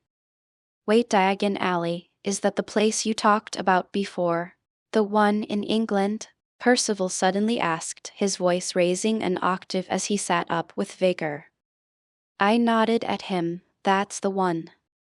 Fred shook his head this time. Tom, even though you can apparate, there is a massive spell created, maintained, and watched over by Mecusa. Anyone attempting to apparate in or out of the country will be stopped, and instead pulled towards an array inside the depths of Mecusa headquarters where dozens of incredibly strong guards are waiting around the clock. You wouldn't even process what happened before you were captured, he said seriously. I was surprised by his words. Who knew there was something like that? But on second thought, it made sense. If there were no restrictions stopping outside forces, then anyone could attack at any one point. This spell must use up an incredible amount of magical energy, manpower, and resources. I wondered if the Ministry had something like that back in England. They do, but they don't. It stopped anyone from apparating directly in, but not out. So, you can leave whenever you want. They simply don't have the resources to use the full spell. The Ministry is weaker than Mecusa by several levels, Drax said suddenly. It sounded bad, and in a way it was, but they could at least track who left before they did so, even if they couldn't outright stop them. Plus, the main threat was from the outside, so when they chose, they naturally prioritized protection against external threats. But there was always one overpowered existence in this magical world. House elves. They had magic that was far superior to wizards. They could not be restricted or tracked by these flimsy spells. It was like walking through a wall of bubbles. A marvelous thing elves were. Too bad they were masochistic and subservient.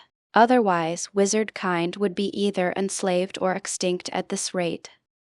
In any case, I understood Fred's words, but there was no need to worry about them. I can get through it without being stopped or tracked. But thank you for the warning. Quite an interesting spell, I responded. Fred was momentarily surprised before recovering. I could already tell he understood I had my methods. But everyone else was astounded by my words. What do you mean, Tom? Can you really do it? Robert asked in astonishment. Yeah, as easy as making Professor Brambleton slip and fall on his ass, I said with a chuckle. Everyone else laughed. Percival was quiet for a moment before looking up at me again. Can we come along? I have never left America. I'm very excited to see what your home is like, Tom, he said excitedly. Instantly everyone else perked up and turned to me with fervent gazes. I couldn't help my lips from twitching. I guess it wasn't a bad idea. As long as Jenna didn't come, she was as curious as a little baby when it came to anything adventurous. Anytime anything she didn't know or she hadn't seen before presents itself to her, she would scurry off after it, not leaving until all its secrets were unraveled. I would have a massive headache if she came. Sure, I don't see why not, I said after considering it for a moment. Percival pumped his fist excitedly into the air. Yes, okay, let's have Jenna. No. No. No. No. Everyone instantly interrupted him the moment the name Jenna was brought up. Everyone was very clear about how she would react. I nodded slightly after observing their reaction. At least you're all sensible. But we can bring Abby. No. No. No. No. Instantly, another round of rejection appeared. Percival, indignant at their reaction, instantly jumped on the bandwagon and kicked Robert while he was down. If he couldn't bring his crush, neither could he. Robert looked at everyone with teary eyes, but all he got were stern, unyielding expressions. It seems only Fred and John are reliable, I nodded to myself. Humph, only a beta male like yourself would bring along one woman. An exemplary man like myself shall bring a harem of girls with us, John said in an arrogant tone, his chin up as if he was looking at a dirty pig rolling in the mud with a happy expression. Bastard. Bastard. Bastard. Bastard. Everyone instantly erupted and jumped on the man, swarming him with punches and kicks. I stood there rubbing my forehead as I looked at this bunch with disappointment. I turned to Fred with hope, yet remembering back to yesterday, I had an inkling that if his crush was here he would be just like them. Noticing the change in the way I looked at him, Fred nodded and gave me a thumbs up. As if saying, "You are wise, brother, you know me so well." Bastards! I cursed angrily. Blurg tilde. The sound of vomiting echoed through the tucked-away alley, dark and devoid of life. Soon, it was accompanied by similar sounds from different individuals.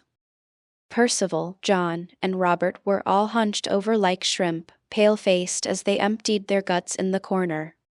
Fred was nauseous as he swayed from side to side before seeking solace with the wall next to him. I peeked my head from the alley to survey our surroundings. I had imagined one of the very desolate areas I had gotten a glimpse of while walking with Professor McGonagall. But the alley was rather deep, and the further you went in the darker and creepier it became. Yet I could see tons of traffic as I looked towards my left and into the far distance. It was bright and full of color, very different from the bleak, cold tones present. The occasional rat scurried between my feet as they hid in the trash. After making sure that nobody was close by, I turned around to see that everyone had more or less composed themselves. John looked at the rats, his face becoming increasingly black as more lines appeared on his face the longer he did so. Percival was the first to reach me and looked out into the alley, curious as to where they were. "Why did you pick this dirty place?" John asked as he patted the dust off his shoulder while carefully making sure not to step on the rotting trash littering the majority of the floor. "Because a group of people operating in the middle of a jam-packed street would be very conspicuous. Not to mention operating here is not allowed for normal wizards. There are designated places for that. Operating in the middle of the street will have us being fined for up to 20 galleons. Repeat offenses will have the fine multiply twofold each time. Furthermore, we don't need to draw unnecessary attention to ourselves today. It would be a headache to deal with any questions about your identities," I responded. "That's understandable, but if we don't want to draw attention, then why did you come dressed like that?" Percival asked as he waved his finger up and down my body. "Oh, that. I directed magic energy towards my left eye and a wave of white light covered my body. I didn't notice a difference, but to everyone who had looked at me in that instant, they would have seen me go from muggle clothes to a dark cloak covering my entire body. Is that Percival was puzzled as he didn't quite understand what was going on. It's an illusion, you ape, John said confidently, casting a mocking and disapproving gaze toward Percival as if his answer was the only natural option. Percival nodded very calmly, humming in approval as he made his way toward John, all the while winding his fist back ready to release it upon John's face only to be stopped by Fred. "Come one man, as if you aren't already accustomed to his mannerisms," Fred said, trying to calm Percival down. John didn't even register what had happened and instead focused on me, sizing me up from head to toe. "I'm most fascinated by this little trick of yours, Tom. Mind teaching me sometime?" he asked as he cupped his chin, still observing me as he spoke. "Well, it's not exactly something I can teach since it's an ability of mine, but there might be magic related to this. This is simply an optical illusion that affects anyone who looks at me. We can sit down sometime and see if we can't try and develop a spell that has a similar effect," I proposed. It was rare for John to have any interest in anything, and given his nature, I think illusions would suit him rather well. A nobleman who uses illusions to confuse his foes until they defeat themselves. I could perfectly envision it.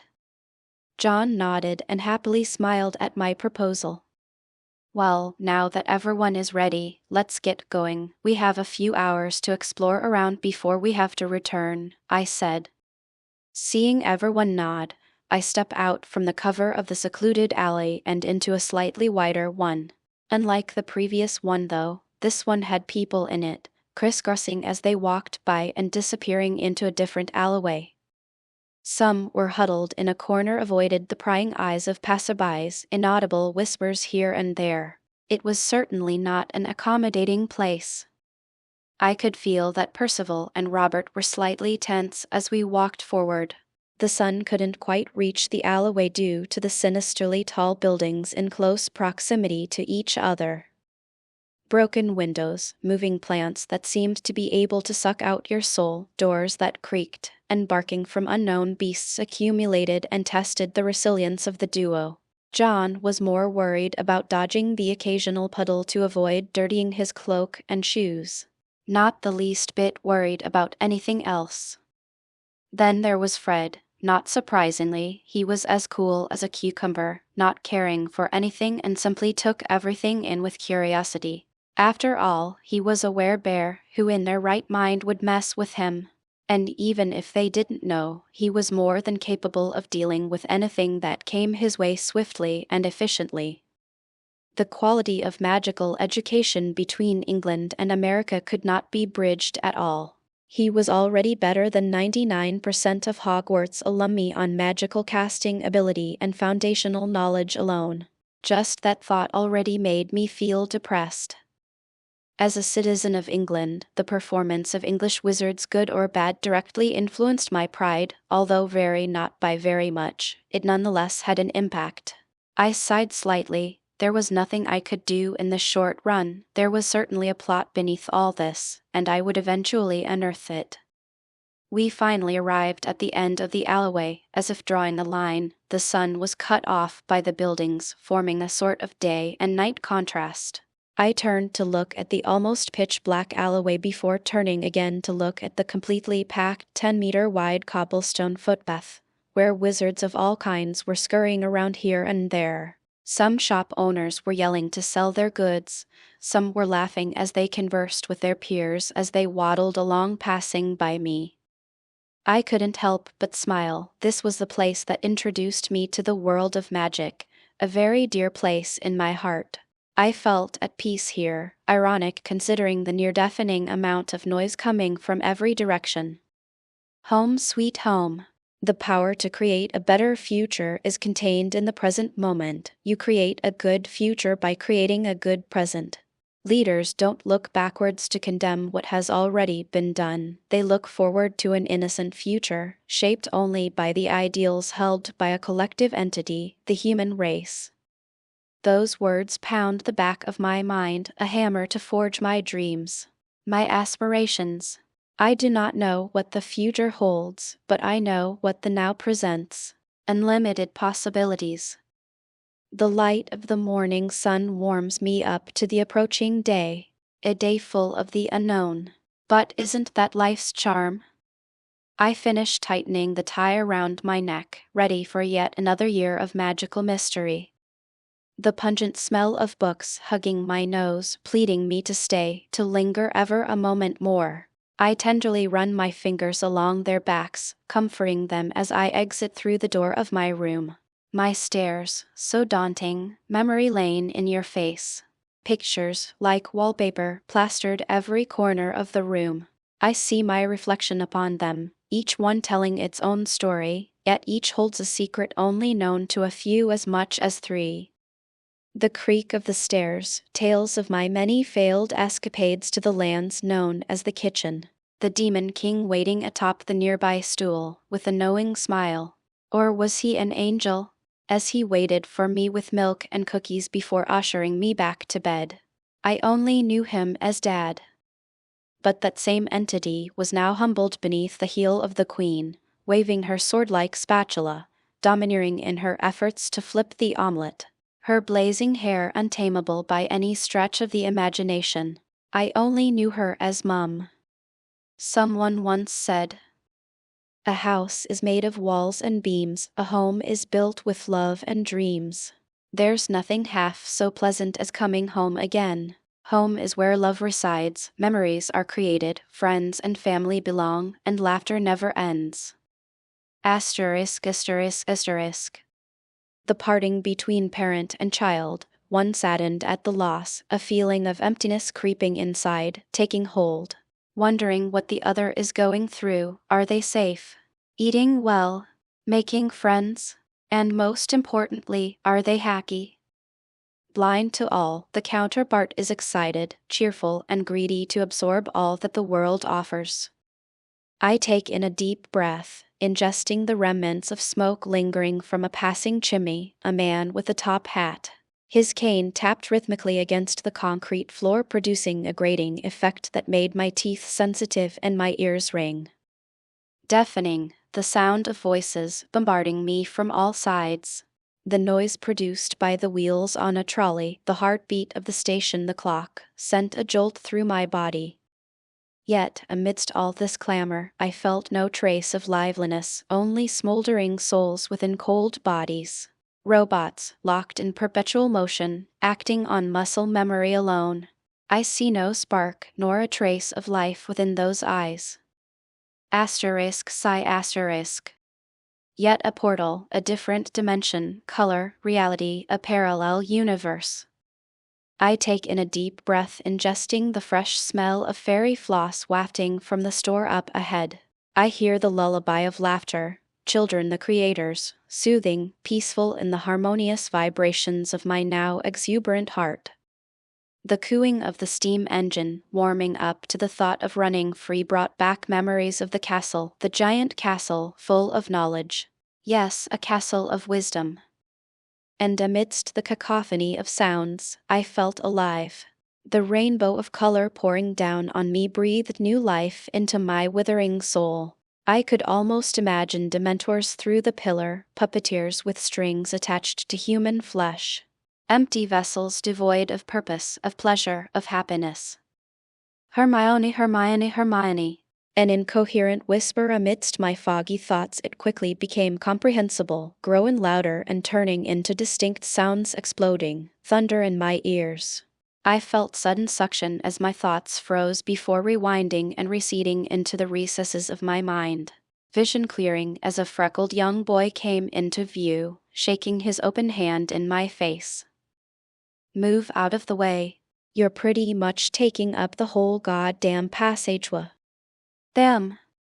A fist came down on the boy's head, causing a grunt to escape his mouth. "Ron Weasley, is that any way to treat a lady? Have I raised you to be such a brute? Apologize immediate. Oh, no, it was me who's at fault. I was spacing out in the middle of the passageway. I responded, quickly tugging at my trolley to make room. Molly quickly turned to me, her angry face morphing into a smile. What a lovely young girl.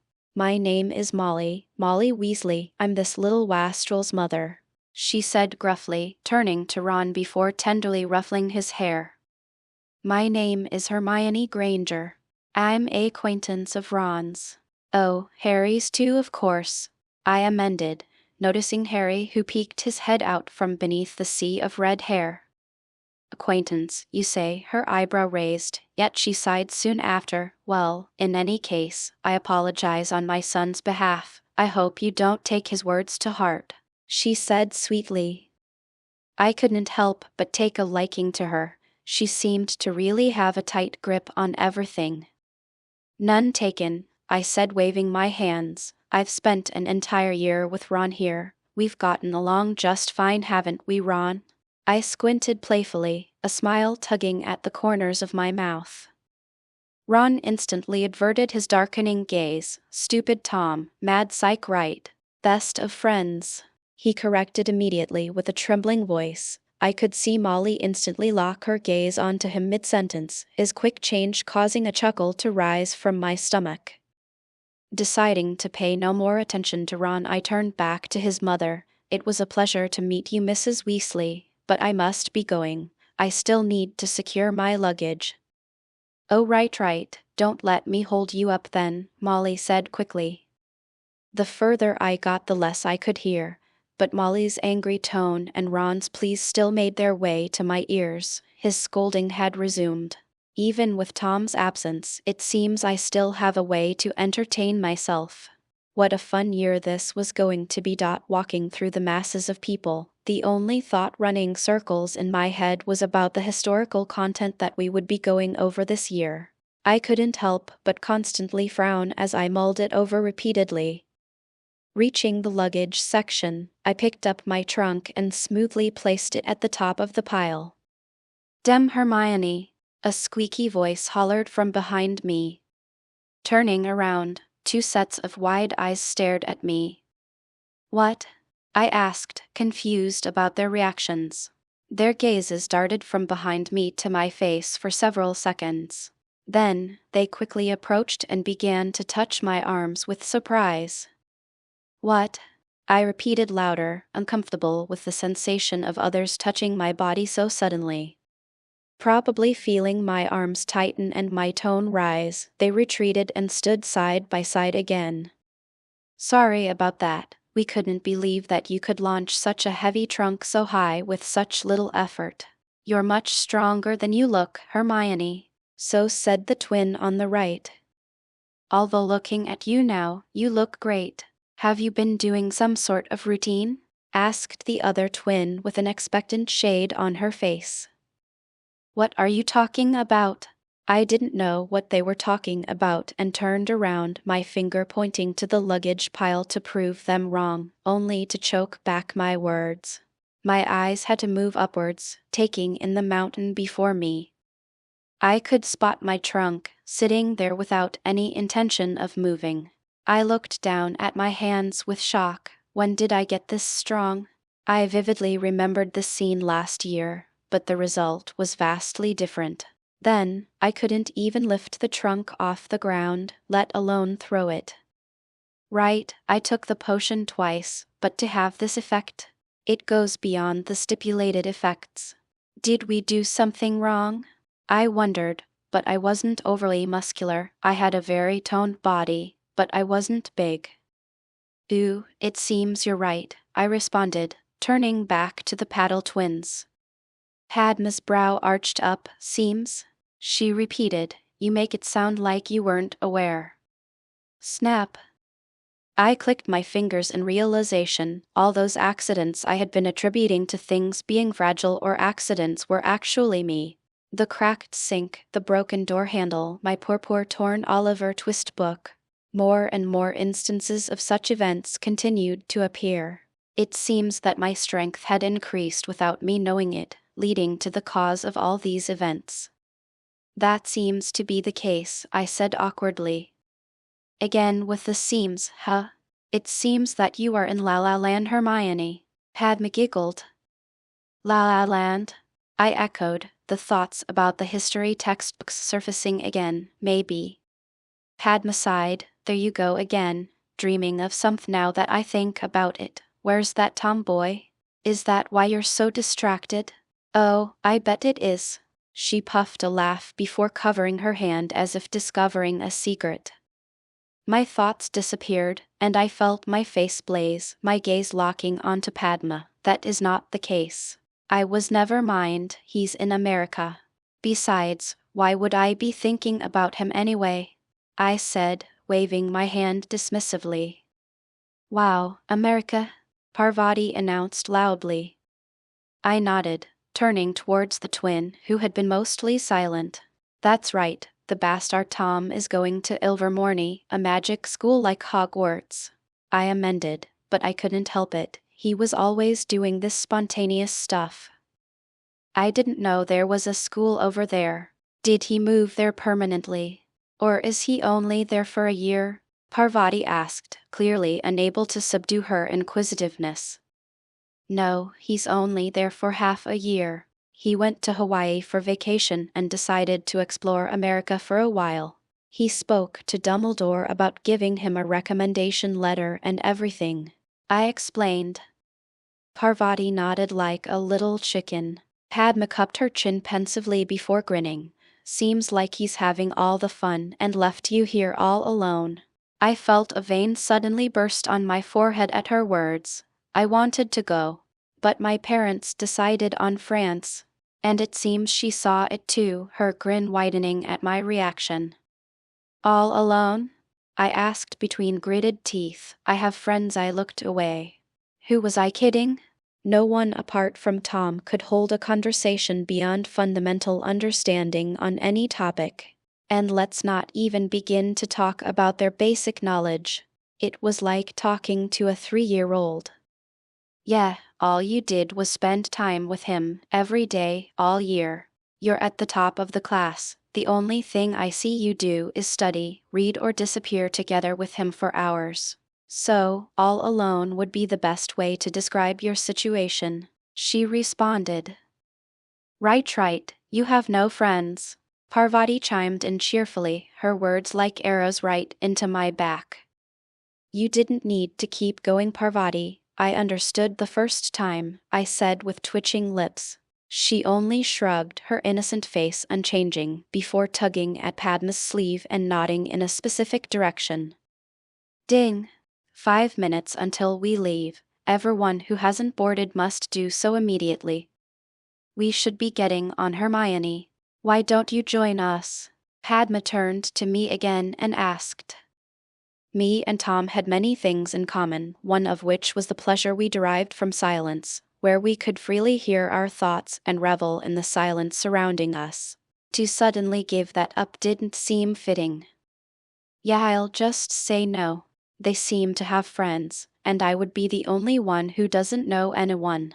Right. They're all noisy, so it goes against my wishes anyway. What are you hesitating for? You have no friends. You aren't planning on spending the first half of the year alone, are you? Studies have found that humans need social interaction as a vital component to flourishing mental health, Parvati said, waving her finger in my face, her chin raised high. The train released puffs of steam that created little clouds that lingered around the sides of the carriages, some blocking the entrances, blinding students momentarily as they walked in. Quaffles would fly out and hit some students from time to time, causing a ruckus. The only trace of the culprit was the quick pitter-pattering of footsteps as they scurried off, hiding in one of the numerous carriages never to be found. Chocolate animals would fly out of open windows, frogs, birds, even miniature cats. Parents were casting some magic to fix their children's attire due to their earlier rushing in order to make it on time. This was most famously seen by the Weasleys, all of them untidy and disorderly. I felt slightly bad for Molly, yet my observations were cut short by Padma, who tugged at my hand, pulling me up a short flight of stairs and right into one of the many corridors. What never ceases to amaze me is the feeling it gave me. The moment I stepped in, the seemingly cramped train expanded several-fold, with wide corridors and big rooms. Yet, somehow, the sheer amount of students still managed to make it look and feel small. The smell of different shampoos wafted involuntarily into my nose as I brushed past numerous people, making me frown instantly. The constant bumping and yelling reminded me of the peacefulness brought by my room, where I could dwell in peaceful solitude, reading silently. Yet, that dream had been crushed under the foot of these overly enthusiastic girls dragging me along. "Harry, hurry up, or we won't make it on in time," a slight nasally voice yelled. I could discern who it was even amongst all this noise, for it belonged to the redhead Tom, and I seemed to always have a feud with. The boy in question was similarly dragging along a small and skinny boy with a thin face and knobbly knees, his Windsor glasses refracting the light as his hair split to reveal his trademark lightning bolt scar. It was the trouble-making duo I would have to deal with on a daily basis, alone this time. Thinking about it gave me a headache, yet once again, that momentary thought was left behind by the incessant pulling of Padma as we squeezed into one of the empty rooms before anyone else. "Whew, that was suffocating," Padma exhaled as she sat down and rested her head on the backrest. "Get comfortable, Hermione, it's a long ride," she said breathily with a giggle. I tilted my head momentarily before realizing I was still standing. I looked around quickly before awkwardly taking a seat opposite Parvati and beside Padma. "You're so far away, come closer," Padma said, tapping the empty space beside her invitingly. I looked at it before wiggling a little closer. "Closer, Tilda," Padma said, stretching her neck and shaking her head. Unwilling to continue anymore, I wiggled a little bit more, forcing a sigh out of her. "Seems that's as much as I'll get out of you." Yet, she continued to smile happily and turned to look out the window. Introverts tend to struggle when it comes to making connections with others. This is because they like to be alone. Put it this way, an introvert starts the day with 5 coins. With each interaction they have, they lose a coin, and by the end, they are exhausted. Now an extrovert, they start off with no coins, but the more they interact with others, the more coins they get, the happier they become. So take it easy, sister. She just needs to warm up to us, isn't that right, Hermione? Paddles said abruptly, surprising both me and Padma. She never once looked up from her book, seemingly entranced by it yet still capable of saying as much as she did. "I forgot how much of a nerd you are for that psychology stuff," Padma said with a chuckle, turning towards me and tapping my shoulder with hers. An involuntary laugh escaped my throat, much to my shock. "Oh, so you can laugh? And here I thought you were as cold as that tomboy," Padma said, feigning astonishment. I tiled my head and gave her a come-on-now look. "I'm glad you derive amusement from verbally insulting me," Parvati said seriously, causing the room to turn cold. "PFFFT. I'm just kidding, look at your faces." She laughed, giggling madly as she turned back to her book. I turned to Padma questioningly, only to have her wave me off. That's just how her sense of humor works. I have lived with her my entire life, and she still finds a way to trick me into believing her words. So don't take her seriously. "Seems it's working miraculously for you," I said jokingly, only for Padma to fold her arms over her chest poutingly, causing all 3 of us to laugh again. "Hey, where do you think Tom is? I haven't seen him. How long will we wait here?" "We're going to miss the train at this rate," said a boy with unkempt hair just outside our window. His uniform was scruffy and untidy, making him look like a slob. I was surprised to hear them talking about Tom, yet looking back, I did see him hanging out with them often near the end of the year. "Seamus," I called. The 2 boys turned around with looks of surprise and excitement. They didn't exactly respond. Instead, They pulled themselves up enough to take a good look into the carriage before plopping down in disappointment. "Hey, Granger, where's your boyfriend? Why isn't he here yet?" Seamus said indignantly. My brows tightened the moment boyfriend came out of his mouth. It's always that word. I shook my head and quickly explained why Tom was absent. After repeating it so often, I got rather good at summarizing events. So he went off to America without so much as a notice. I knew I should have told him to write to me over the holidays. How unfortunate, Dean said. Unlike Seamus, Dean wasn't sloppy with his attire, a sharp tie and unblemished clothes without the slightest crease. They are polar opposites if you ask me. "Why don't you join us?" Padma said as she leaned her head out the window, a happy smile on her face as always. Like me, they couldn't find a way to refuse and quickly found themselves beside the ever-oblivious Parvati, who would probably, or, better yet, was already psychoanalyzing them. Wow, so he went to Hawaii and decided to stay at Ilvermorny. I wonder what type of school that's like, Seamus said as he curled his arms around the backrest. Well, Dean spoke up, pulling a book from a small bag by his waist, catching my attention. "You have one too," I mumbled. "Oh, this thing?" Dean asked, noticing my reaction before looking down at his bag. "It's not that big, but it's better than bringing around a trunk and books, don't you think?" "Oh, quit your bragging," Seamus scoffed. "It's not bragging," Dean responded with a puzzled expression. But he quickly focused back on the topic at hand as he peered at the book in his hands. As I was saying, Ilvermorny was founded by a couple, Iseult Sayre and her muggle husband, James Stewart. Iseult was originally from Europe before migrating to the Americas for some reason. The reason is not mentioned, sadly, but it is said that the school is one of the best in the world, renowned for producing astonishing wizards like Seraphina Piquery, who had a hand in Grindelwald's short-lived capture before his spontaneous escape. Other cases include the hero of the monster incursion, Percival the First. He single-handedly killed the brood mother of the silver-backed spider queen. That is but a drop in the ocean. They are also known for the magnificent tournament held between Ilvermorny and Maharakoro, Japan's own school of witchcraft and wizardry. Oh, so when is this tournament?" Padma asked excitedly. "Well, interestingly enough, one's being held this year, with the location being Japan this time round. Set to be held on the 1st of November and run for a full week. But before that, selections begin within the school, running for the last 2 weeks of October. It's a global event, and hundreds of wizards from across many different countries travel to watch.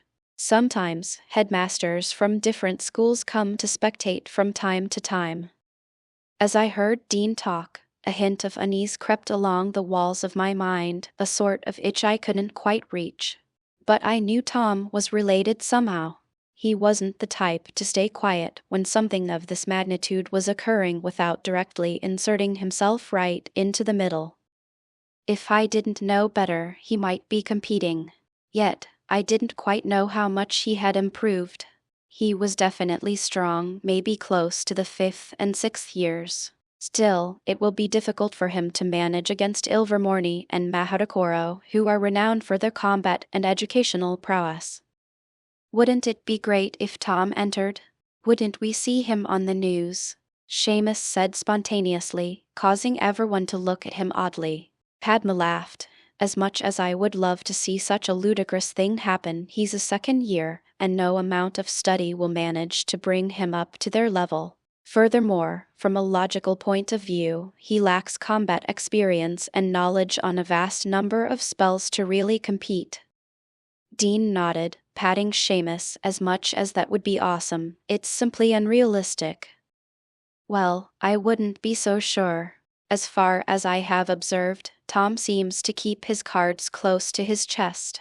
He, on many occasions, has exhibited traits of an arrogant person. This can stem from many things, but we cannot rule out that it could involve magical prowess far superior to what we give him credit for. Take Hermione's super strength without using the spell, for example. Finally, Parvati spoke, causing the room to fall silent. Dean and Seamus turned to me questioningly. Super Seamus started, strength. Dean finished. Padma explained the incident, causing the two boys to gasp. The way they looked at me changed slightly. Their gaze seemed to contain more respect, with trace amounts of shame and envy swirling within. But sister, given all that you have said, it's still not reasonable to suggest that he is strong enough to take 5th, 6th, even 7th years on, is it? Padma asked. Well, Parvati raised her head from her book and peered at me. Considering how much they could have progressed without our knowledge last year, what if that same person was now given access to state-of-the-art facilities and knowledge with better teaching staff? I wouldn't rule it out. As far as Europe has progressed in it, magic can be boiled down to a science.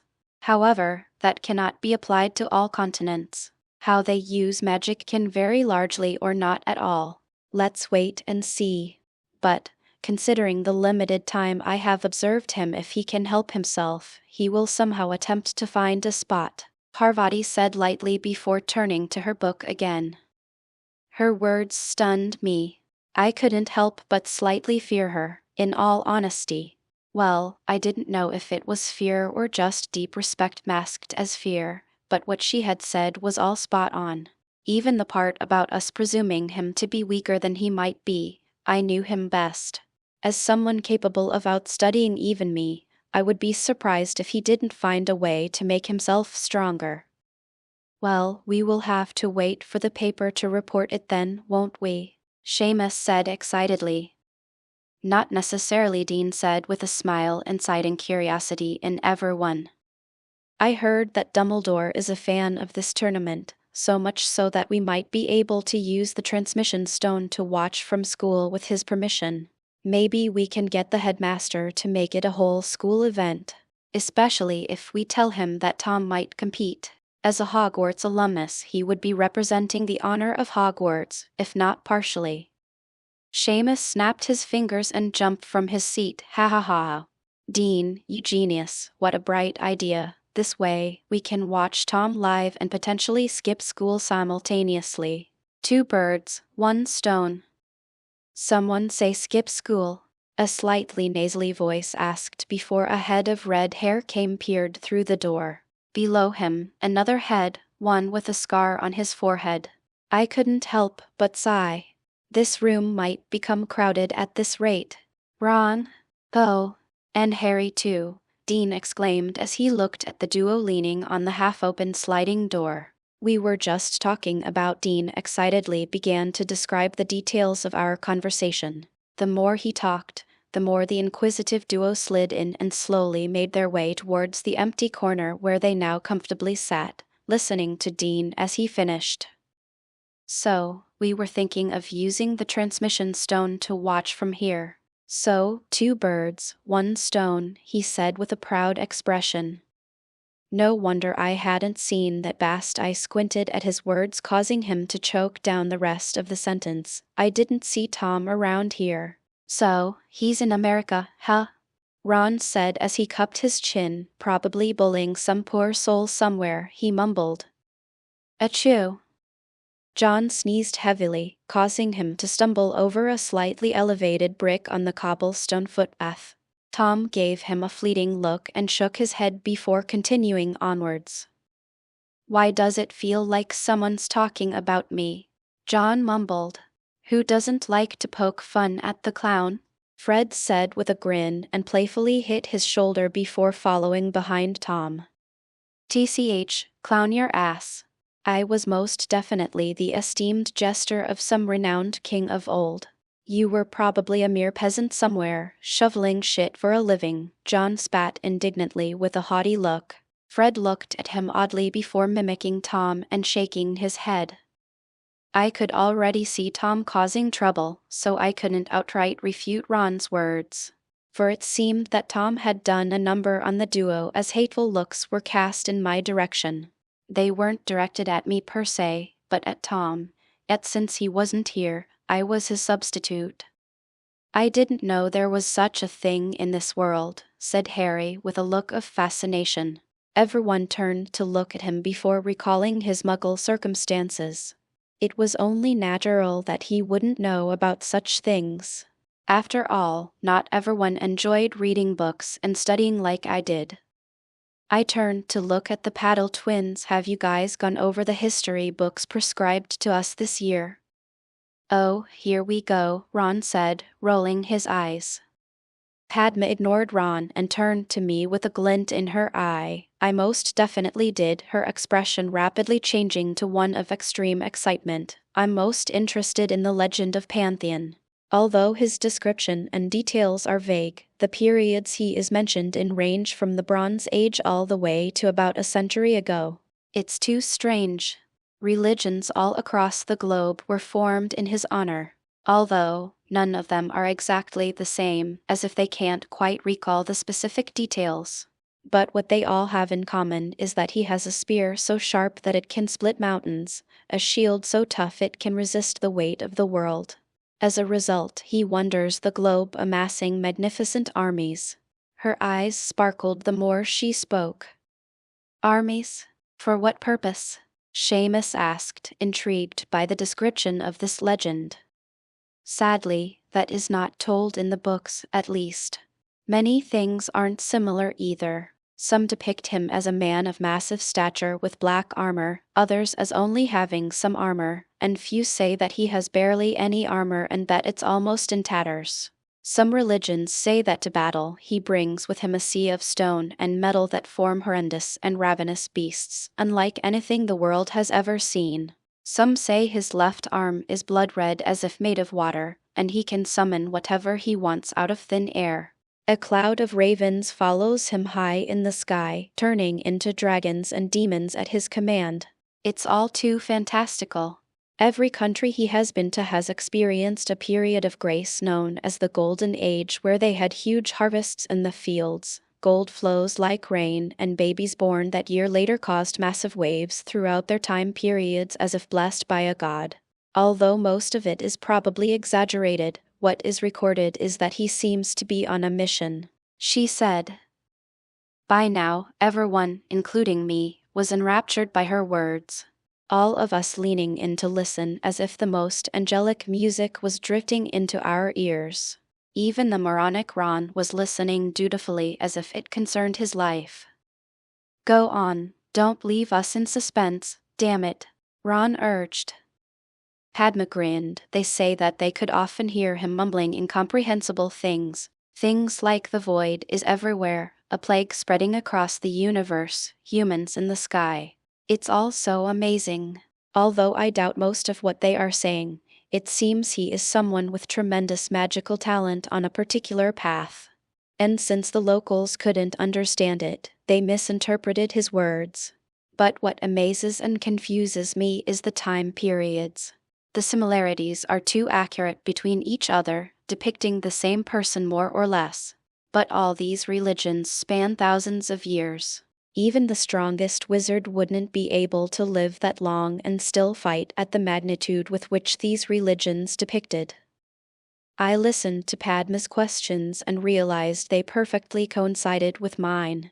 I also doubted many of the feats performed by this being, and I also heavily doubted that he was the same person depicted in each religion. Potentially a group, succession maybe. But one thing was for certain, whoever this person or people were, they were immensely powerful. After all, no other wizard had ever been given the honor of a shrine, less so multiple across the globe. They say there is still a shrine of this person in Japan, deep within the Temple of Raijin, the god of thunder in their magical society. Maybe Tom might chance upon it and give us some details on it. But, unfortunately, there is little recorded about these shrines or the words inscribed on them inside the books I bought. I said regretfully. My God, such a powerful magician existed. Wouldn't he be able to crush any wizard in history? Imagine meeting him. What do you think he looks like? Seamus said with a look of awe and worship. Dean cupped his chin momentarily. I also read a bit about it. Although his appearance is often different between religions, they say that his helmet emits a stream of light in the shape of feathers, his eyes so piercing that none dare look directly. He is said to have black hair and beard. That's all there is in the books prescribed to us. Seamus frowned. Damn, such lousy recordings, he grumbled. I shook my head. The books we were given are rudimentary. If we want more information, there might be some in the library. Seamus and Ron instantly lit up with bright smiles. Right. Let's go take a look as soon as we have free time, lads, Seamus said excitedly. I looked on in horror. Ron, Seamus, and Harry arranging a time to read books. In the library? In their free time? Were pigs going to start flying? There was a brief period of silence where everyone moved off to do their own thing. Seamus and Ron were discussing Quidditch. Dean was reading a book on potions, one of the many prescribed shamelessly by Professor Snape. I mean, there were more than 5 of them. Harry was eating sweets with the massive amounts of wealth he brought with him while the Paddle twins played chess on a transfigured table I made for them. Hermione, a subdued voice called out, drawing my attention. It was Harry, who had a hesitant expression as he nibbled on his candy. What is it? I asked curiously. A myriad of emotions surfaced on his face, from thoughtful, meekness, shyness, and finally, determination. It was odd. What could make him go through so many? He looked up at me seriously, his action not going unnoticed by the rest of the group. Last year, up against you-know-who, Tom was fearless. He faced Quirrell with ease, his movements smooth and sharp, his choice of spells being perfect for the occasion. What I'm getting at is I want to ask if you can teach me. I'm sure you know just as much as he does considering the amount of time you two spend together. I was silent for a moment as I continued to stare at him. Tom had recounted the events of that night to me for training purposes. With his perfect memory, he impersonated Quirrell for my benefit. I had to admit, I lost a couple of times while simultaneously wondering how he was able to stay so calm. After all, there was still one big difference. That being that Tom wasn't trying to kill me during our duel. Why?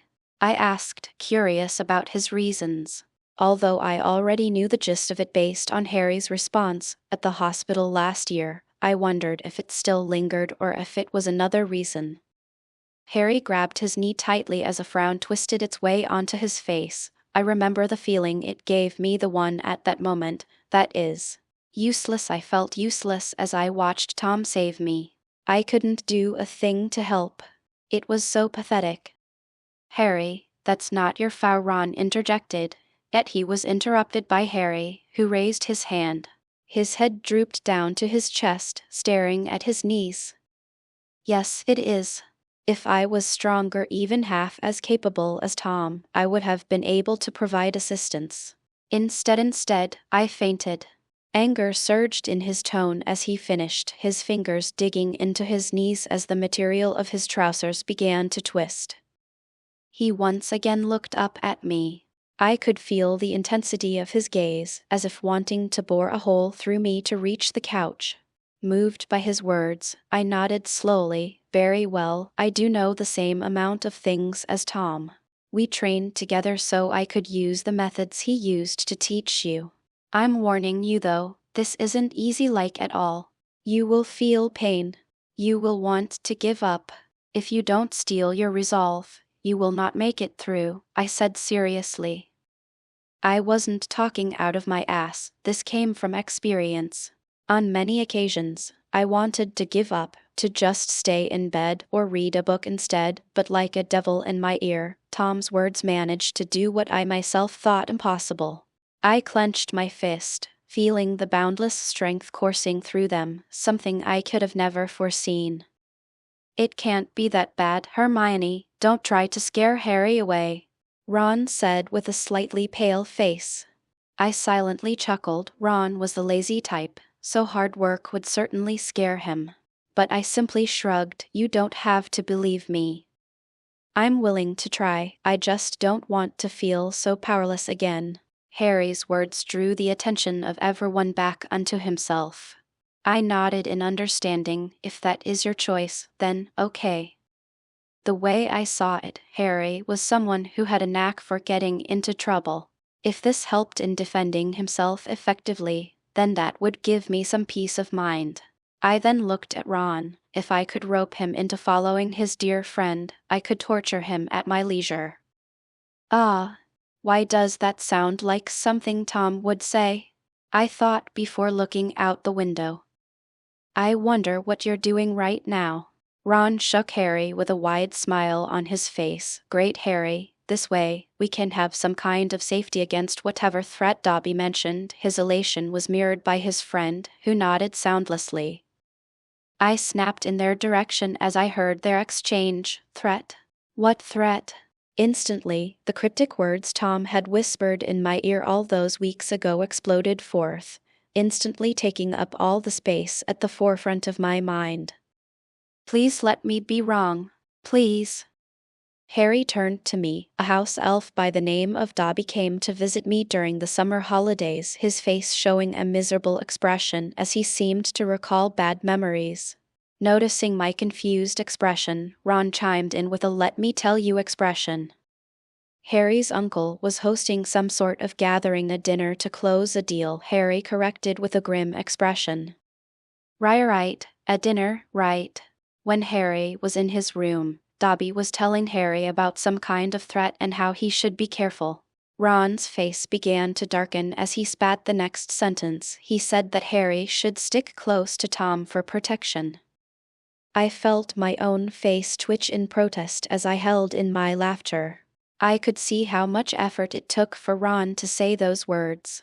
I also observed Harry, who was once again squeezing his knees with even more force than before, as if the mere mention of seeking help from Tom was some sort of cardinal sin.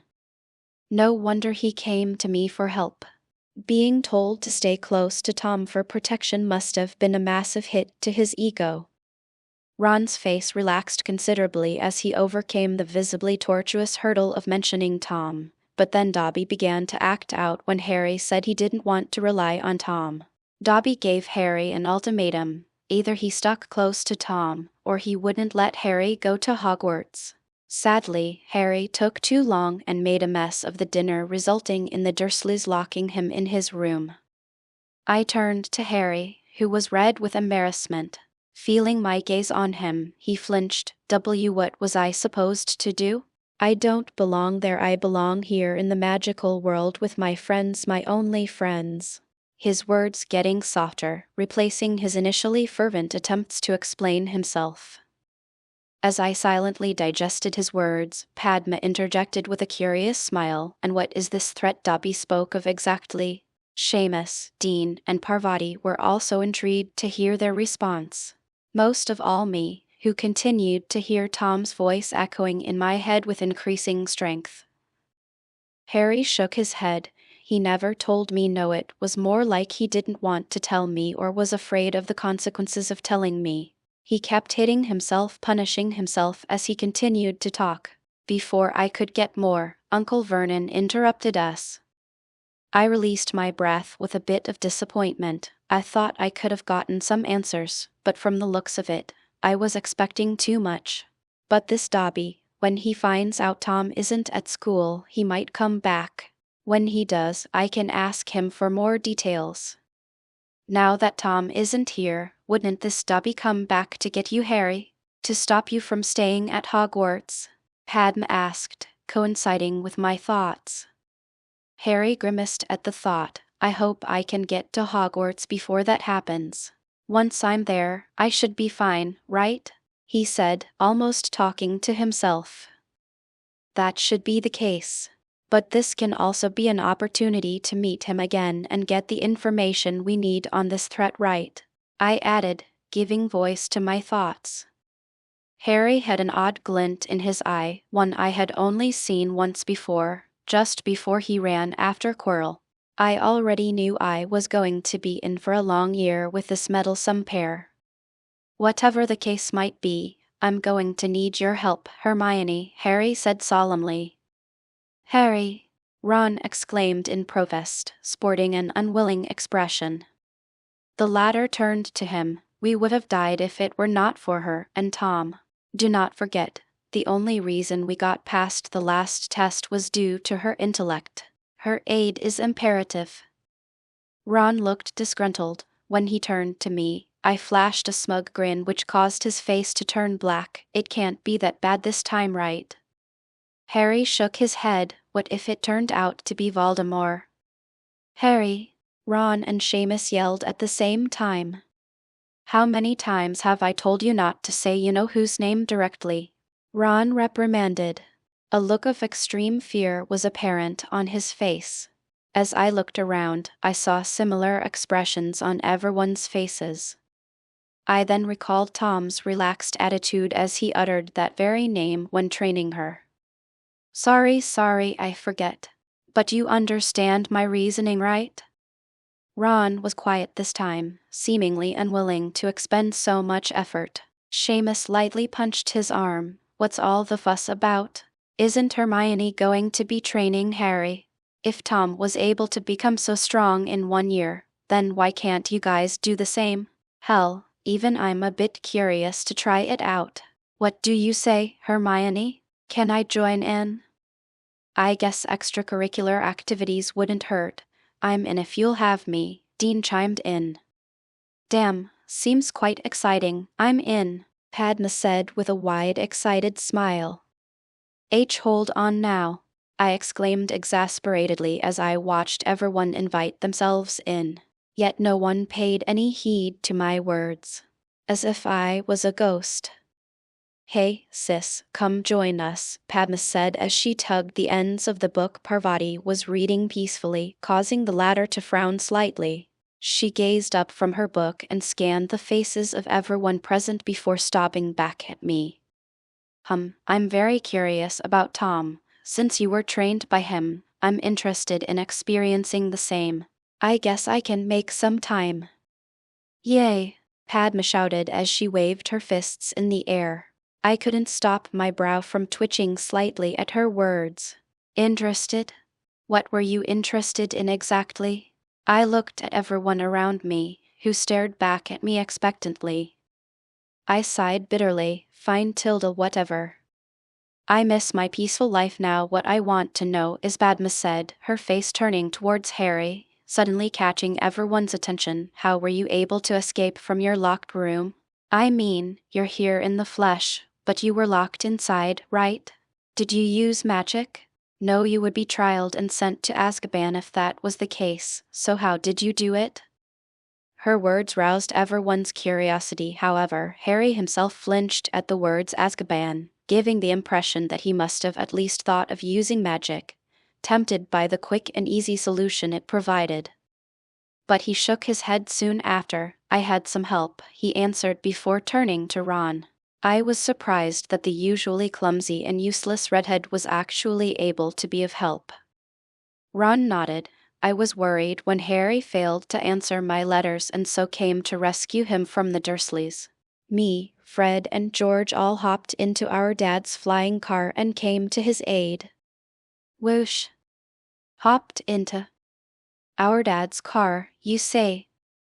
A pair of voices rang out as the sliding door flew open. 2 heads of red hair floated from the side of the door frame, peering into our room sideways. They had wide and cheeky smiles, their shiny white teeth like diamonds hanging from chandeliers. Their long fingers curled around the door like hooks. Ron instantly paled at the sight of them as if faced with his mortal enemy, or in this case, 2 of them. You shouldn't lie, dear little brother, the 2 said, finishing each other's sentences. It seems to be their Dick. I had an impression of them, Fred and George Weasley, the candy smugglers I called them.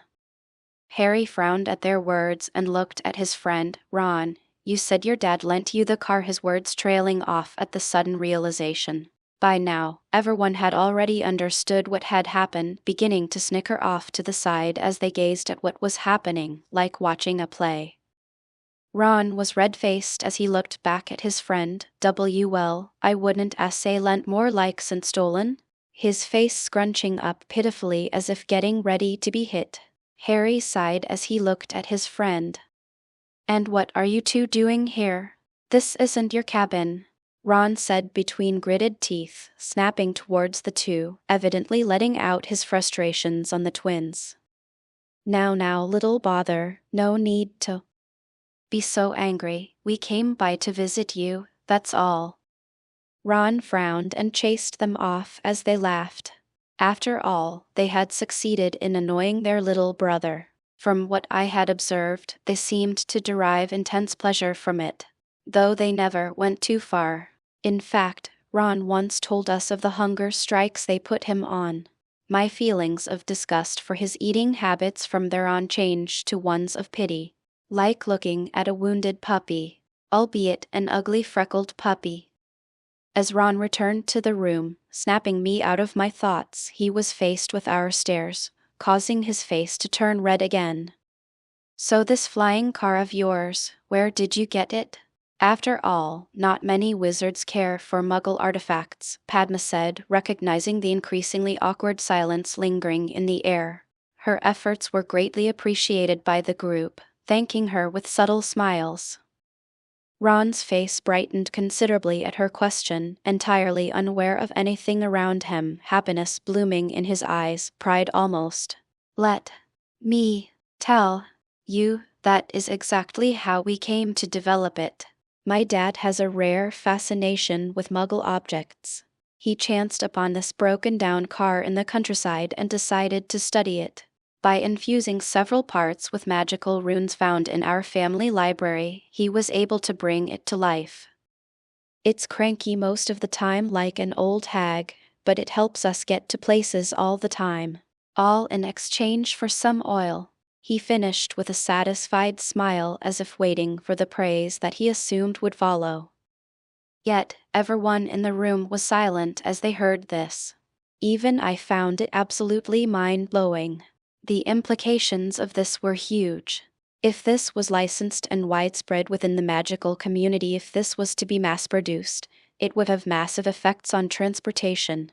Even military application, if the same method was applied to vehicles of war like tanks. I could see the same understanding in Padma, Dean, and Parvati as our eyes met. We all turned to Ron. Do you know what this means? Parvati asked solemnly. Ron didn't understand, but didn't seem totally oblivious. Not really, but my dad did say to keep it a secret. Oh shit.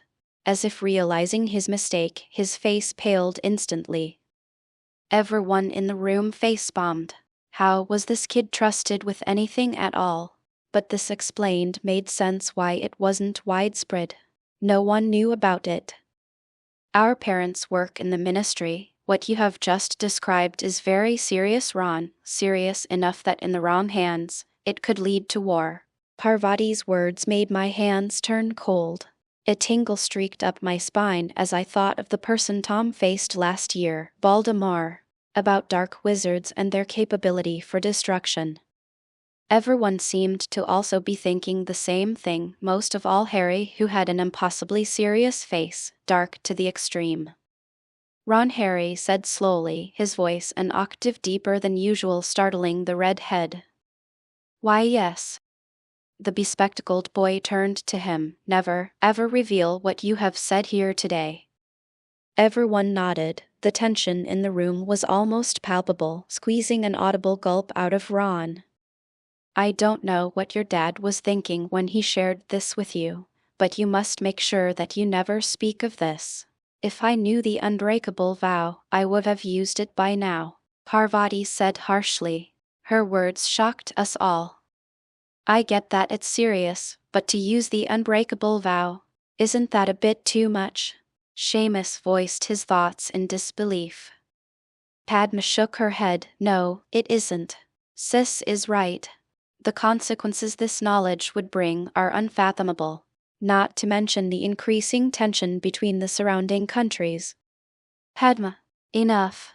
Parvati interjected with a deep frown etched on her face like a chisel to stone. I assumed the reason they had not taken much interest in the car to begin with was that it had no use apart from being able to transport people and objects from one place to another. From a backward wizard's point of view, one that is hell-bent on going against innovation, blue powder could simply achieve the same effect in less time. They were also influenced by their innate feelings of superiority, at least on a subconscious level for some people, toward muggles. After all, magic trumped any and all technology currently available. Therefore, due to their lack of interaction caused them to develop an ignorance of muggle weapons. Tanks, planes, bombs, guns, etc. If any of these items were to be tampered with and changed by magic, the repercussions would be limitless. The mere thought of it sent shivers down my spine. I really didn't know if I should be thankful for the way wizards are or. But Parvati's outburst snapped me out of my thoughts. A conflict between nations. If what Padma is saying is true, then this information could be even more dangerous. If I have learnt anything during my Muggle life, it is that war leads to technological advancement. Muggle countries thirst for any edge they can grasp over their opponents. The same thing can therefore be reasonably applied to magical society. If either side were to catch a whiff of what Ron's dad created and knew to apply it to other Muggle technology, the outcome would be disastrous. The room was silent, all eyes on the Paddle twins as they quarreled. Padma looked apologetic, which only served to further convince the group of what she had said. Seeing that, Parvati sighed, beginning to rub the bridge of her nose. A word of this to no one, is that understood? She demanded in a hushed voice. This is not public information. All the people know is that there have been some disappearances by the border, that's all. Obviously, everyone in this room now understands it is anything but. Therefore, my words stand, not a word. Her strict and sharp tone sent the boys to the edge of their seats, back straight and pale-faced. I nodded fiercely when she looked in my direction, causing another sigh to escape her lips. I will have to make do with your promises alone for now. It is in everyone's best interests if it stays that way. Seamus frowned at her words. What are you insinuating exactly? His eyes becoming turbid with mixed emotions. Parvati stared right at him before sneering. Exactly what you think. A word of this comes out, and the ministry will come looking, first. They'll take you and then your family and then your cousins, grandparents, friends, acquaintances, everyone. She yelled, causing the people seated to jump. She proceeded to run her thumb across her neck insinuatingly, causing Ron to shake. She continued to stare down Seamus, who was beside himself with fear, quaking like a leaf in a hurricane. Seeing that she had made herself clear, she coughed slightly. Don't ask stupid questions you don't want the answer to. Don't be a hero either, you'll only end up a martyr at best, she said, mumbling the last part under her breath, yet I just barely managed to catch it. A surge of complicated emotions pooled in my chest, knowing full well that she was right. Heroes don't receive a good end in a world of benefits and self-preservation such as this. They would only be looked back on as some who died incapable of reading the situation, picking the wrong moment to fight for what was right. Let alone considering that if the opposition was to win, they would simply use him as a scapegoat to quell the public anger, as someone who tried to instigate, agitate, and accelerate the war. The room was submerged in an air of solemnness as everyone looked at each other. Each had their own thoughts and viewpoints on the matter, but from their pale faces devoid of blood, it seemed that Parvati's harsh warning hand had the entirely correct effect. I couldn't help but sigh in praise. She truly was an intelligent and decisive person. In contrast, Padma was impulsive and overly energetic, which was nothing to jeer at, having its own positive aspects to it. Combining both of them would create a wonderful and rather effective outcome. The rest of the train ride was riddled with awkward stares and hushed conversations as they all avoided Parvati's gaze. Padma sat with her head bowed, evidently down about her sister's rebuke and at her own mishap. I could only pat her on the back and offer her some pastries as a way to silently soothe her. Parvati would occasionally raise her head from her book and gaze at her sister, a pensive expression and a remorseful yet steely glint in her eye. I could only stifle my own awkwardness by indulging in the books I had brought with me, special spell books that were heavily inclined towards offense. Tom's warning before he left never stopped scratching at the walls of my mind, and although I was mostly dismissing it, he had a tendency to be correct about things of this nature. And considering the solemnity in his tone back then and his firm grip on my arm that only tightened further with every passing word, I knew that there must be some truth to the matter. Beware its gaze use mirrors. What does he mean? I mumbled as I continued to ponder over these words. Could be an animal, a cold and bored voice said, causing my thoughts to freeze as I looked up. Parvati was staring at me from above her overlicized book. A deep curiosity swam in her eyes. Was it Tom who gave you those words? Boom! Her words caused my blood to run cold. I shivered in fright as I looked at her in shock. Was it intelligence? Intuition? Perhaps something else? I had no idea, but it made me feel naked before her eyes. The wind howled like a beast in agony as a figure traversed the surface of the bridge leading straight to Hogwarts. Rain lashed against his cloak, soaking it through. Lightning illuminated the way ahead for brief moments before plunging him back into darkness, allowing him to melt into the shadows once more. The storm had become his ally, providing cover for his clandestine visit. As the wide figure of the cloaked man approached the gates, he felt a sense of trepidation. This was not the first time he had appeared at Hogwarts, but the awe and majesty of the castle before him never ceased to strike at him, reducing the man to a simple mumbling child. But the danger of his visit this time was high, for there was no invitation. Especially now, when the storm was so intense that even the castle's protective charms might falter. Suddenly, the gates opened, creaking loudly as they briefly drowned out the sound of thunder. Several teachers were observing the lonesome bridge, showered by unceasing rain, washing away any dirt that may have sullied its appearance. But they failed to notice the figure who ambled past them, so close that he felt their steamy breath against his exposed nose. Neither did they hear his feet as they slapped against the cold rock. The only sound was the rain beating against the cobblestones. The storm had silenced the castle. A storm nobody had realized was man-made. There was no trace of hurry in the figure's movements as they expertly traversed the open land. The rain had turned the grounds into a quagmire, but wherever the figure traveled, the earth would freeze solid. An act that would have stunned anyone present. He was almost at the door when a bolt of lightning struck a nearby tree, illuminating the area with an eerie blue light. The cloaked man watched as someone moved in the shadows, shuffling across the glossy wet floor with rushed steps. A long cloak lagged behind like a blackened wedding dress. Flowing locks of hair were dragged along like a flag caught in the wind. It was a man the intruder had seen many times. Snape. As the potions professor glided across the courtyard, seemingly floating across the floor, he too failed to notice the figure strut past him, leaving a fleeting gaze full of derision to accompany the professor on his journey. A statue, two statues, a row of statues, all twisted into a grotesque shape by the lightning's brilliance, decorated the foyer leading to his destination. They all held giant swords, guarding the castle with pharaonic patience. But they too failed to notice him.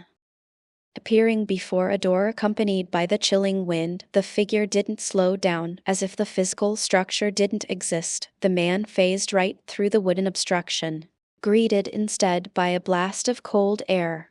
The castle was just as gloomy and foreboding as he remembered, with its dark corridors and shadowy corners that danced with the dim flicker of flames atop time-worn pedestals. The storm had added an extra layer of menace, making everything seem more ominous. Silence clung to its walls, ears pressed to its cold surface, waiting patiently for what no one knew. Yet he could sense the magic that permeated everything, the energy that flowed through the stones and walls. Smiling to himself, the feeling of having breached the enemy's defenses delighted the intruder. But that sentiment was fleeting, for his purpose was left unfinished.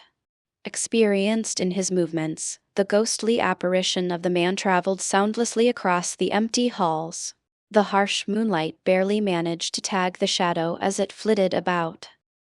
Its final trajectory revealed itself the Gryffindor homeroom. Before him sat the fat lady, the obnoxious woman he had no patience to deal with, not today at least. Rapidly, he surreptitiously sunk into the painting, reappearing on the other side as the warm air carrying the subtle scent of smoke from the fire assaulted his nose. The man remained motionless, taking in the remnant chatter from the students who had lingered hours prior. Their immature voices echoed in his ears so vividly that he felt like he was really there. Fingers traced the seams of the couch as the cloaked figure continued to listen patiently, waiting for the voice he was looking for. And finally, he reached that corner closest to the fire, a place you could sink into and evaporate from the memory of your fellow peers. A mystical effect he had only now come to understand. His knowledgeable eyes took in the sequence of magical energy inlaid into the leathered seat, fascinated by the simplicity of the charm. Evidently, a successful experiment conducted by a student. He dated the charm to be at least a century old, based on the mistakes made and the magical residue his impossibly sensitive senses picked up on. But his attention was once more fleeting, currently listening with rapt attention to the voice he had not heard in weeks. But it had changed, even if by a minuscule amount to him. It was as evident as thunder on a clear summer's day, for nobody had spent as much time with this person as he had. A voice he had grown very fond of. His eyes drifted towards the arched window, the moon's beautiful countenance illuminating the young face beneath the hood. "She's still awake," he mumbled, knowing her too well to believe otherwise. Nevertheless, unhurried he still was, taking the time to appreciate the curvatures of the staircase, the wobble of the fifth step that had caused him to stumble frightfully once before, now expertly handled, the slightly elevated stone slab that had bothered him to no end, which he thought ruined the aesthetic. That stone slab slid back into place with such ease that it appeared illusory. A satisfied grunt escaped from beneath the hood in response. I could feel the chill of the night air as I crept through the dark corridors, my heart pounding in my chest with a mixture of excitement and fear. The worn stone beneath my feet, cool to the touch, seemed to carry the memories of 1,000 footsteps from long ago, all whispering in my ears as I moved silently onwards. I had known these halls for so long, and yet they seemed different tonight, as if the shadows themselves were watching me with bated breath. The door to Hermione's room loomed before me, a heavy wooden barrier standing between me and the object of my clandestine visit. I hesitated for just a moment before I reached out, my fingers brushing against the smooth surface of the door, feeling the tiny cracks and imperfections that marred its surface. Taking a deep breath, I pushed the door open, the hinges letting out a barely audible creak.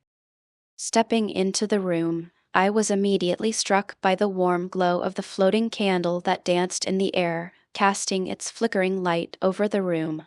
It bathed everything in a warm, golden hue, casting shadows in the corners and making the books that lined the walls seem as though they were alive, their spines dancing with light. My eyes were drawn to the figure sitting at a small table, her back to me as she pored over an open book. Hermione's hair, wild and untamed, framed her face as she read, the candlelight playing off her features in a way that seemed almost magical. I found myself entranced by the way her eyes danced across the page, devouring every word with a voracious hunger that spoke to the depth of her intellect. As I watched her, a feeling of warmth and affection welled up within me, filling me with a sense of belonging that I had not felt in a very long time. It was as though, in this moment, I was finally able to see the girl I had known for so long in a new light, one that shone with the brilliance of 1,000 stars. Slowly, I approached her, my steps careful and deliberate, as though I were afraid of shattering the spell that had been cast over the room. She seemed to sense my presence, lifting her head and turning to face me. The look in her eyes, a mixture of surprise and something I could not quite place, made my heart skip a beat. "Tom," she whispered, her voice barely audible above the gentle rustling of the pages in her book. "What are you doing here?" I hesitated for a moment, searching for the right words to say. But in the end, I realized that there were no words that could truly capture the feelings that swirled within me like a whirlwind.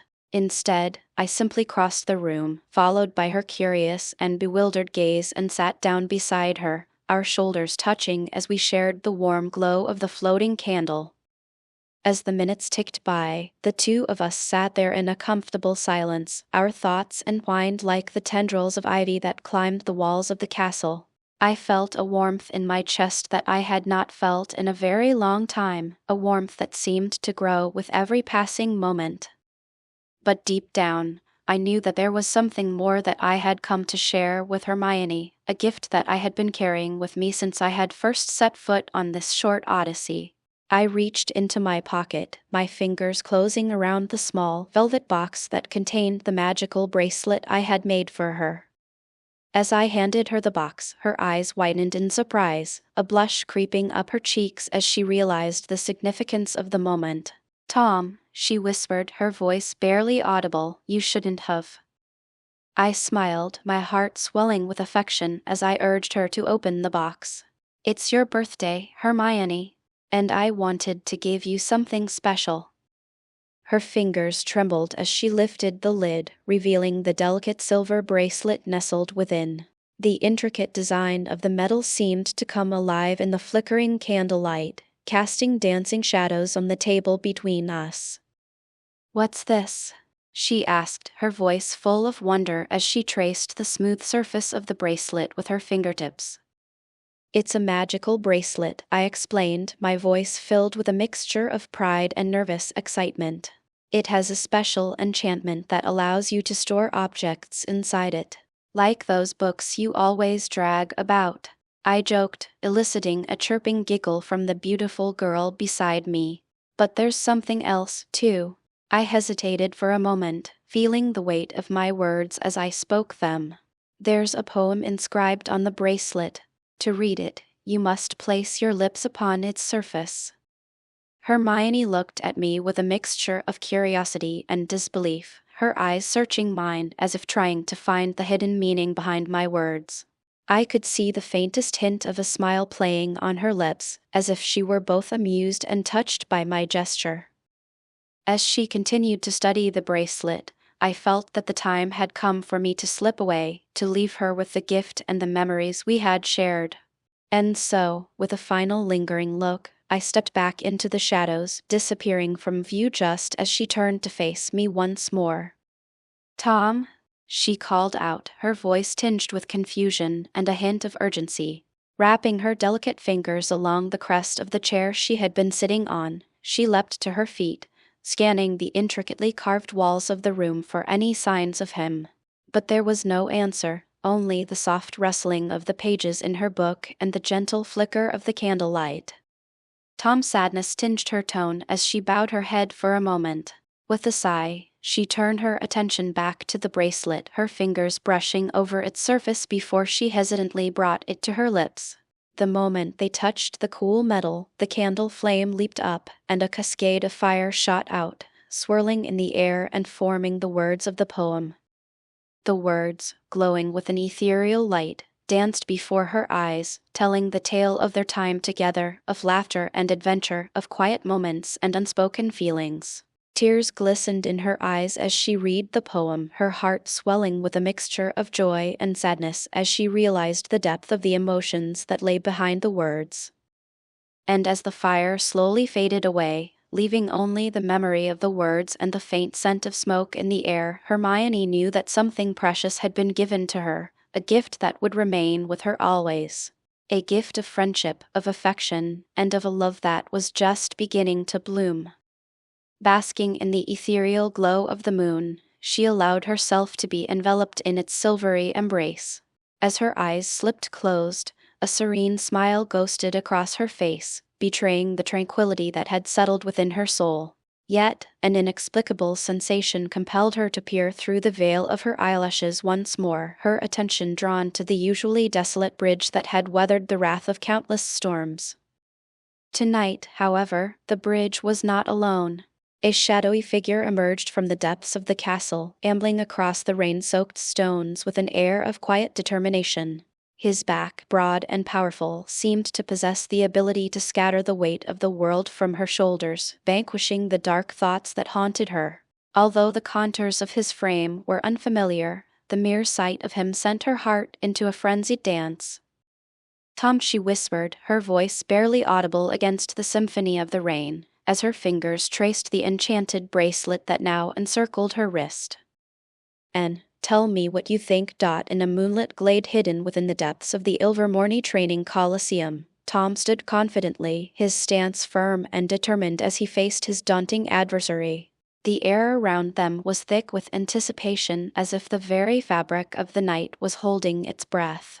Before him towered Fred, the fearsome werebear with rippling muscles, his claws gripping the haft of a gargantuan hammer.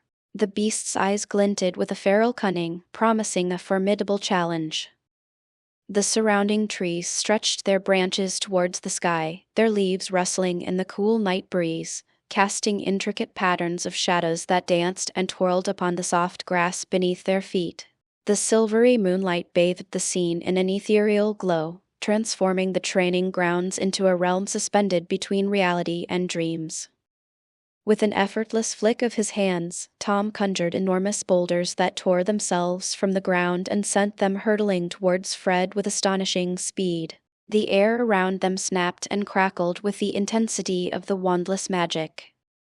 Fred, however, remained entirely unfazed by the impending onslaught. He planted his feet firmly, sinking his claws into the earth, and gripped his colossal hammer with a primal determination.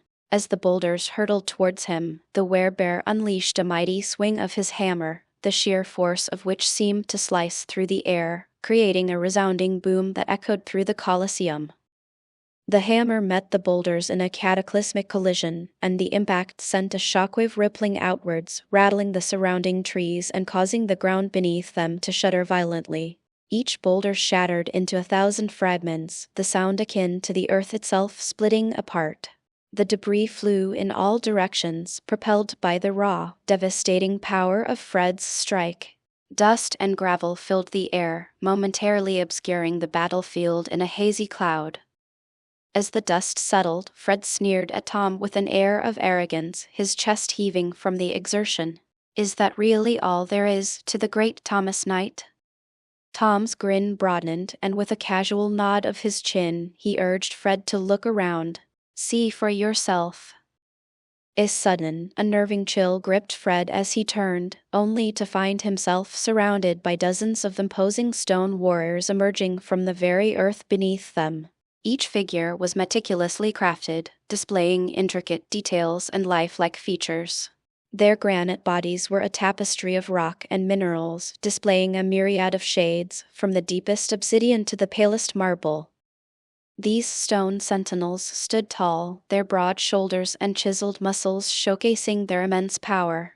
Their eyes, hollow and unyielding, seemed to bore into Fred's very soul, instilling a sense of dread that he had never known. Their mouths were set in grim lines, devoid of mercy or compassion. In their unyielding grip, each warrior brandished gleaming metal weapons, forged from a variety of materials conjured using Tom's metal-bending ability. Some wielded razor-sharp swords, the edges glinting menacingly in the moonlight. Others gripped formidable axes, the cold steel of their blades promising a swift and merciless end. Still, others held massive hammers or menacing spears, each weapon a testament to the sheer might of Tom's conjured army. The sight of this silent, formidable legion surrounding him sent shivers down Fred's spine, and for the first time, doubt began to creep into his mind. The warriors stood like statues, awaiting Tom's command, their unwavering gazes never leaving the werebear. Tom's grin never faltered. He could sense Fred's growing unease, and it only served to fuel his determination. That night on the training ground, Fred's grueling and horrifyingly tortuous training began, monitored and adjusted to Tom's sadistic whims in an attempt to truly bring out his friend's full potential. Asterisk, asterisk, asterisk. But far away in Hogwarts, a young girl awoke from her blissful sleep, the pattering of water against the glass pane beside her a harmonious symphony to accompany her incurable giddiness. She stared at the bracelet that adorned her wrist with rapt fascination, unable to tear her gaze from it in the slightest. The sunshine, refracted by the water droplets staining the window, created a marvelous sight as the metal glistened beneath its radiance. "Wow, Hermione!" Padma exclaimed, her dark eyes shining with interest as she gazed at the glinting bracelet adorning Hermione's wrist. Her twin, Parvati, leaned closer against her bed frame, her expression mirroring her sister's. "It's beautiful," Parvati chimed in. "Where did you get it?" Hermione glanced back down at the bracelet after a brief shock at their appearance and couldn't help the blush that crept onto her cheeks. "It was a gift," she began hesitantly, feeling the warmth of the sun spilling in from the large window and the rush of excitement mixed with nervousness as she prepared to divulge the events of her night. "From who?" Padma pressed, her interest piqued. Hermione hesitated a moment longer before replying, "Thomas." "Thomas Knight?" Parvati exclaimed, her eyes widening in surprise, a frown quickly developing as the next question filled her mind. "Puth, isn't he in Ilvermorny right now? How can he be here?" "No clue." Hermione shook her head, equally puzzled, yet a fond smile played on her lips as she thought of him nevertheless. "Tell us everything," Padma demanded, casting the puzzling question to the back of her mind, her voice full of girlish excitement. The twins shared an eager look, their earlier activities momentarily forgotten as they sat cross-legged on their beds, wiping their eyes to dispel their drowsy spirits before listening intently. Hermione gave a soft sigh, her mind swirling with the memories of that night. "I was just reading a book on spells, offensive spells, when I suddenly had this feeling. A feeling I only got when Thomas was around." She started, the words flowing naturally as she painted a vivid picture of her night and eventual encounter with Tom. The girls listened with rapt attention, their faces glowing in the budding light as Hermione detailed the unexpected visit. She spoke of the hushed tones and whispered words, the warm glow of the floating candle, and the comfort in shared silence. When she reached the part about the bracelet, both the twins gasped, their eyes sparkling with delight. "That's so romantic," Parvati squealed, clasping her hands together in glee. Padma nodded in agreement, her gaze fixated on the bracelet that was now more than just a piece of jewelry. Hermione continued with the story, explaining the magical qualities of the bracelet and the heartfelt poem Tom had inscribed on it. The room filled with a collective sigh when she described how the poem appeared, a beautiful cascade of fire spinning the words in the air. "That's something out of a fairy tale," Padma sighed, her eyes gleaming with disbelief as she took in the depth of the emotions hidden behind Tom's gift. As Hermione wrapped up her story, revealing how she had watched Tom walk away under the moonlight, the room was filled with intense silence. The kind of silence that spoke volumes, the kind that contained a mix of happiness, longing, and a dash of envy. Parvati was the first to break the silence. "Well, Hermione," she said, a mischievous twinkle in her eye, "I think someone's smitten." Hermione blushed, but didn't deny it. After all, how could she? The evening had been nothing short of magical, and as she thought of Tom, a warm feeling spread throughout her, a feeling that hinted at the start of something wonderfully new and exhilarating. "We're happy for you, Hermione," Padma said, her voice sincere. "You deserve to be treated like a princess." With the words of the twins echoing in her heart, Hermione felt a lightness she hadn't felt in a long time. She closed her eyes, holding the magical bracelet close to her heart, a tangible reminder of the enchanting night she would always remember. In the warm glow of sisterly chatter and girlish giggles, Hermione knew that this moment, like the bracelet, was something she would *hold close to her heart. Asterisk, asterisk, asterisk. As the day began to yield to the approaching night, Hermione found herself sequestered within the confines of the castle's observatory. Solitary, but for the company of the telescopes and ancient celestial charts, she was an isolated figure against the vast expanse of the forest that unfurled below the tower's windows. The forbidden forest, a sprawling quilt of lush greenery that concealed within its depths a menagerie of magical beasts. Some were as innocent as the Nifflers, and others as dark and dangerous as Acromantula. Now, however, under the waning light of the day, the forest's innate eeriness had been momentarily forgotten.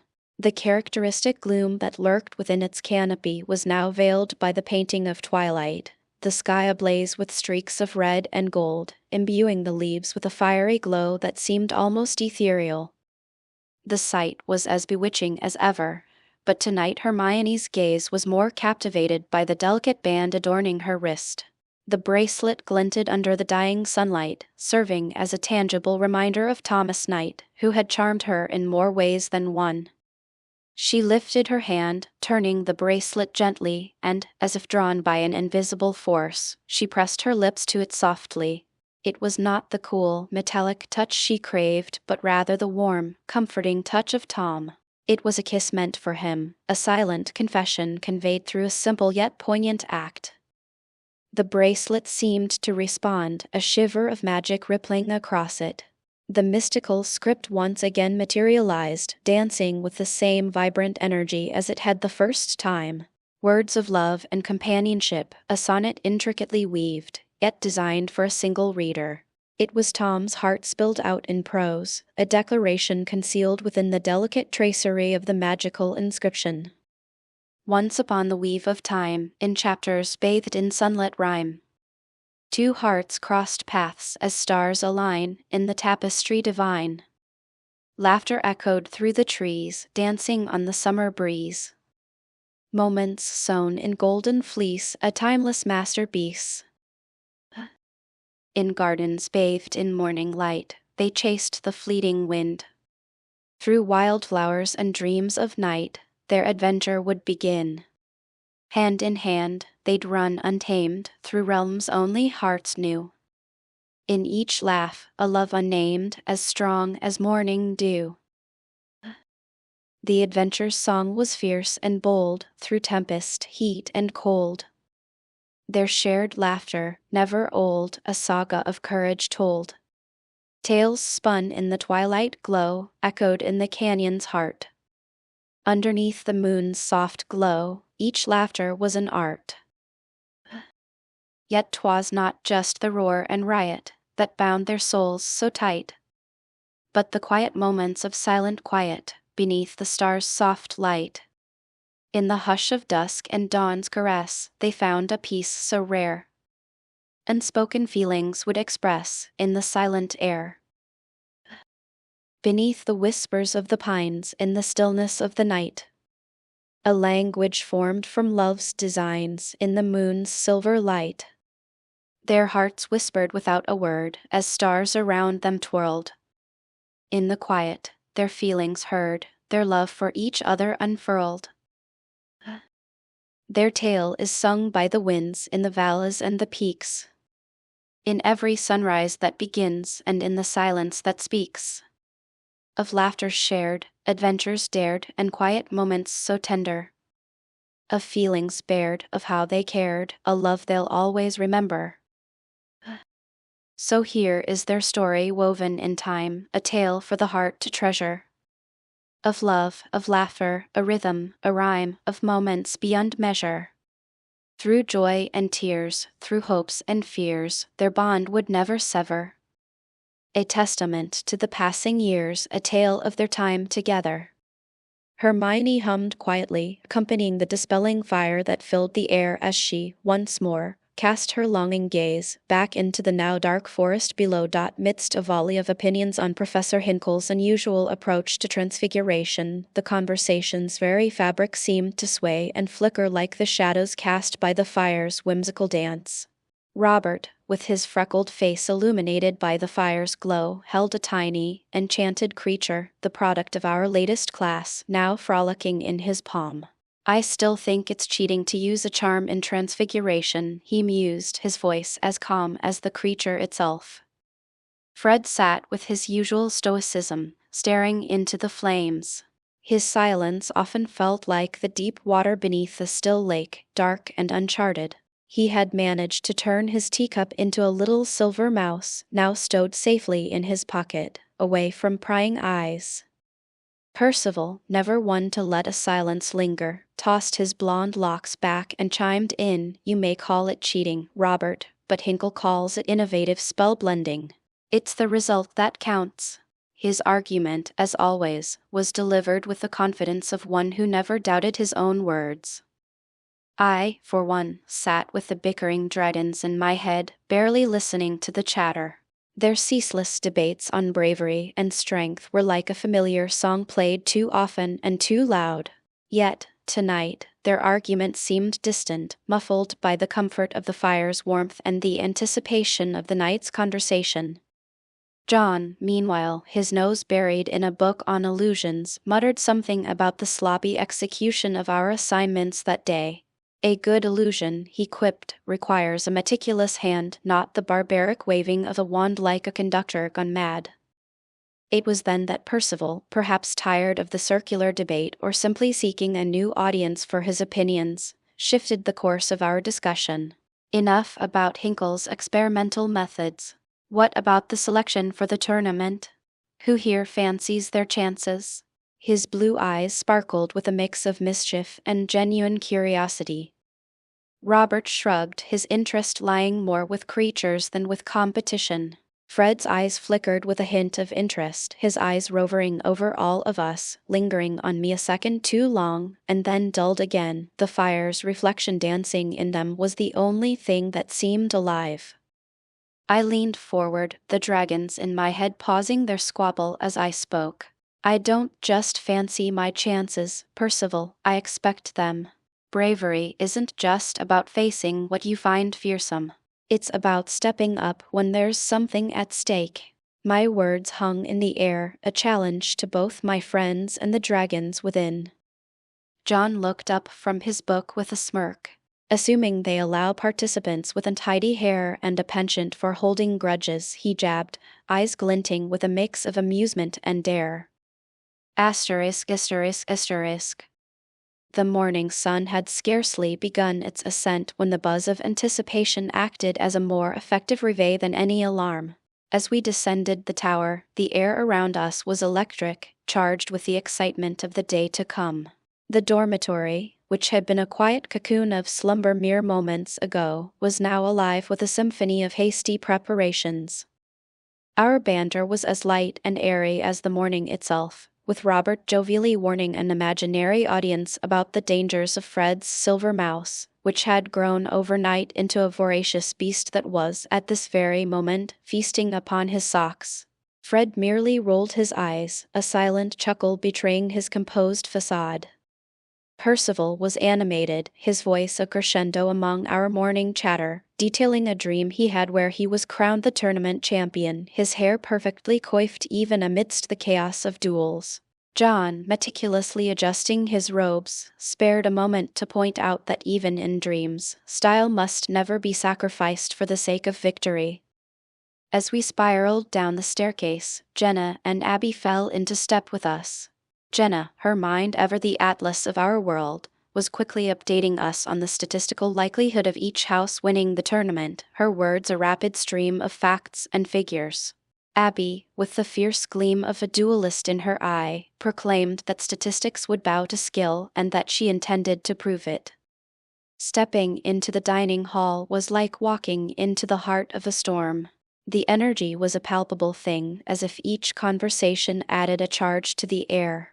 There was an almost rhythmic clinking of cutlery and crockery that played the soundtrack to 100 hushed speculations and bold declarations. Our group found a table, the usual spot where the wood bore the subtle scars of spell marks and potion spills, and the conversation naturally turned to the upcoming duels. Hundreds of duels, I mused, and each one a story waiting to unfold. A chance to prove oneself. Jenna pondered the matchups, her eyes reflecting a mind already drawing maps of possible outcomes. Strategies will be as important as spells, she noted. Abby, cracking her knuckles with a grin that was all thrill and no fear, added, and let's not forget the element of surprise. I've been working on a few unconventional moves.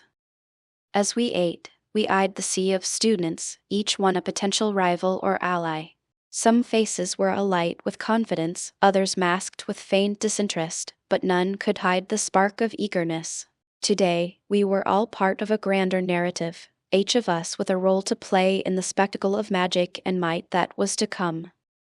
In that moment, we understood that the selection was more than just a tournament, it was a tapestry of ambitions, fears, and aspirations. And somewhere among the threads, our own stories would be woven into the history of Ilvermorny. As the morning's haze gave way to the crisp clarity of midday, the tournament grounds, bordered by the lush forests of Ilvermorny, brimmed with an air of expectancy.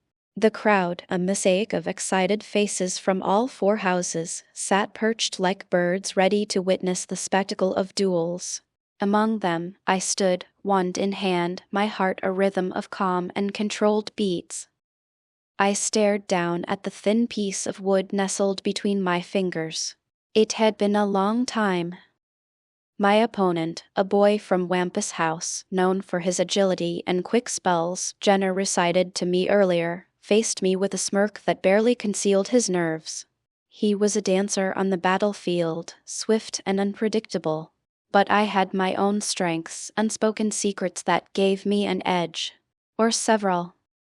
As the starting signal echoed through the air, his wand flickered to life, casting a barrage of spells. I dodged with ease, my wand responding in kind, sending streams of light across the dueling platform. It was then, in the heat of the moment, that I reached for it, calling upon a skill seldom seen in duels, wandless magic. With a subtle motion of my free hand, I whispered an incantation, my voice barely audible. From the ground, a stone fist emerged, its form rough and unyielding. As my opponent nimbly moved to sidestep my spell, the stone hand shot up, gripping his ankle with a startling swiftness. His eyes widened in surprise, a gasp escaping his lips as he toppled over, his wand skittering away. In an instant, more stone hands emerged, wrapping and coiling around his body, rendering him immobile. The crowd gasped, a murmur of awe and disbelief rippling through the stands. I stood there, relaxed and confident, my wand still raised but now unnecessary. The duel was over as quickly as it had begun. The referee, a stern-faced professor with an eye for detail, declared me the victor.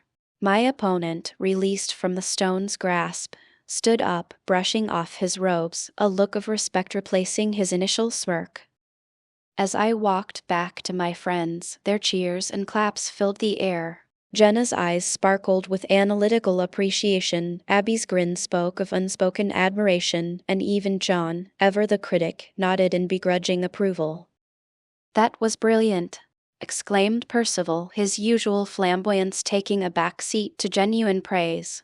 "A blend of traditional and wandless magic. Who would have thought? Or was it sarcasm? I thought." Fred, quiet as always, offered a thumbs up, though his eyes told a story of terror. Deep, shivering terror. Our days of training had taken, it seemed. "Good. I always knew there was more to you than just big fancy spells and bravado," Jenna said, her voice laced with excitement. Abby, ever the duelist, leaned in close. "Teach me that wandless trick sometime, will you?" As the tournament continued, whispers of my unconventional technique spread like wildfire. Some were curious, others skeptical, but all were undeniably intrigued. In the world of magic, where the expected was often celebrated, I had introduced a ripple of the unexpected. The sun dipped lower in the sky, casting elongated shadows across the tournament grounds. The excitement had not waned. If anything, it had grown, feeding off the day's earlier duels. Now, it was Percival's turn to step into the arena, his moment to shine. With his blonde hair gleaming like spun gold in the sunlight, he strode forward, the embodiment of confidence. Percival's opponent was a girl from Thunderbird House, known for her precision and strategic thinking. She stood across from him, her stance measured and her eyes sharp. The air was thick with anticipation, the crowd's chatter subsiding into a hush as the duel began. From the outset, it was clear that Percival's style was unlike any other. He wielded his wand with a flair that bordered on theatrical, his movements exaggerated yet fluid. His spells were not just casts, they were performances, each accompanied by a flourish or a bow, as if he were on stage rather than a dueling platform. The girl countered with a disciplined approach, her spells sharp and focused. But Percival, ever the showman, turned each encounter into a spectacle. He dodged a jet of water with a pirouette, deflected a stun spell with a twirl of his wand, and even managed to wink at the audience while narrowly escaping a binding curse. His spells were as flamboyant as his movements. A burst of colorful sparks to distract, a stream of ribbons to entangle, and even a spell that transformed the ground beneath her into a slippery, ice-like surface. The crowd was enthralled, their cheers and laughter fueling Percival's performance. But beneath the showmanship lay a keen mind and a strategic thinker. Each of Percival's flamboyant spells served a purpose, gradually wearing down his opponent's defenses. His theatricality was not just for show, it was a carefully crafted tactic to unsettle and distract. The turning point came when Percival, with a dramatic gesture, conjured a blinding flash of light. In that moment of disorientation, he launched a series of rapid spells, a whirlwind of light and motion that left his opponent struggling to keep up. And then, with a final, elaborate bow, he cast a spell that gently lifted her off her feet and set her down outside the boundaries of the dueling platform. The duel was over. Percival stood victorious, his chest heaving slightly from the exertion, but his grin wide and triumphant. The applause was thunderous, a testament to not just his skill but the sheer entertainment he had provided.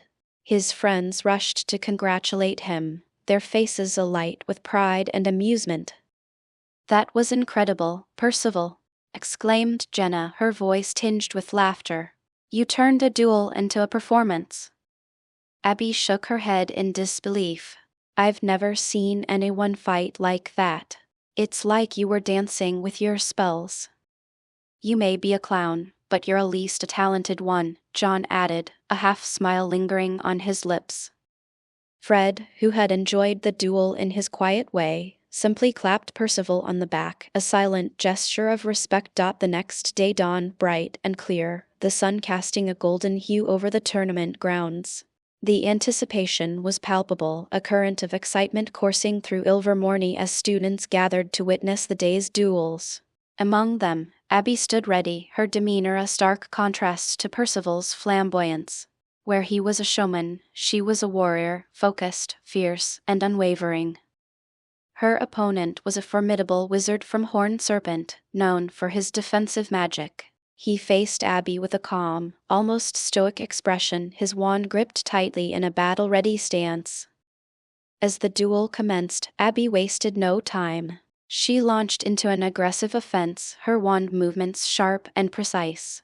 Her first spell was a blasting curse, a powerful force aimed directly at her opponent's feet, not to hit him but to disrupt his footing and break his concentration. He countered with a shield charm, the shimmering barrier absorbing the impact of her curse. Unfazed, Abby transitioned seamlessly into her next move, a series of rapid-fire stunning spells.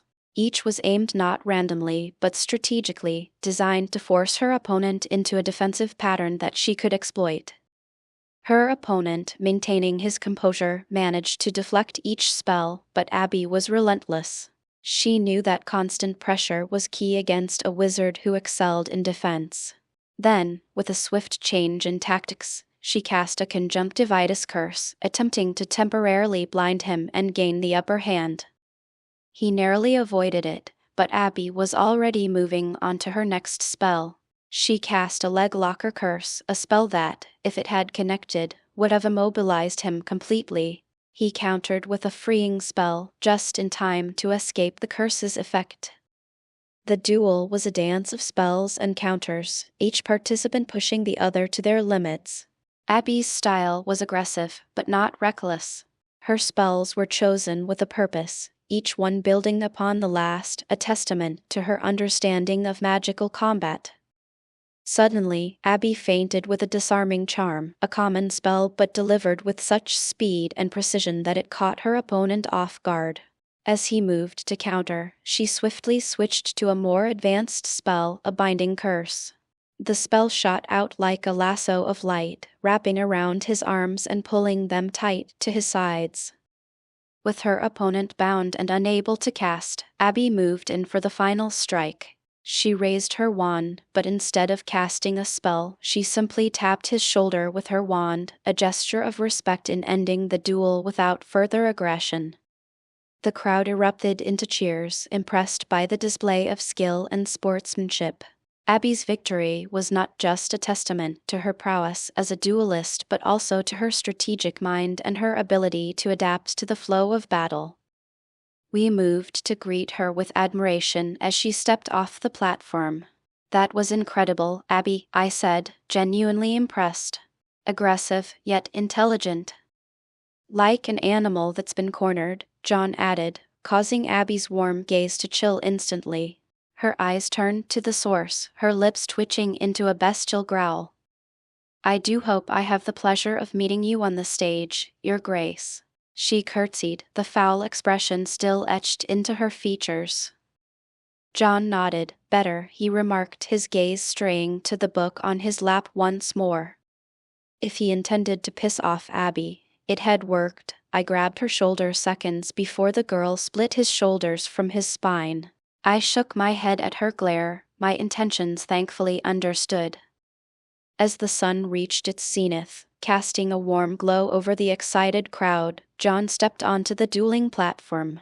Unlike Abby's ferocity or Percival's flamboyance, John's presence exuded a clash of calm and arrogance. His opponent, a skilled duelist from Pukwudgie House, stood across from him, his eyes keen and alert. The duel began with a respectful bow, a testament to the sportsmanship fostered at Ilvermorny. John initiated the duel with a calculated subtlety. His first spell was not an offensive one, but a disillusionment charm. It was a clever choice, designed to blur his form and make it harder for his opponent to target him accurately. His opponent, undeterred, cast a revealing spell, attempting to counteract his disillusionment. But John was already 2 steps ahead. He had anticipated this and quickly transitioned into a series of illusion charms, creating multiple images of himself, each one a perfect replica. It was a tactic straight out of a book on advanced defensive magic, designed to confuse and disorient.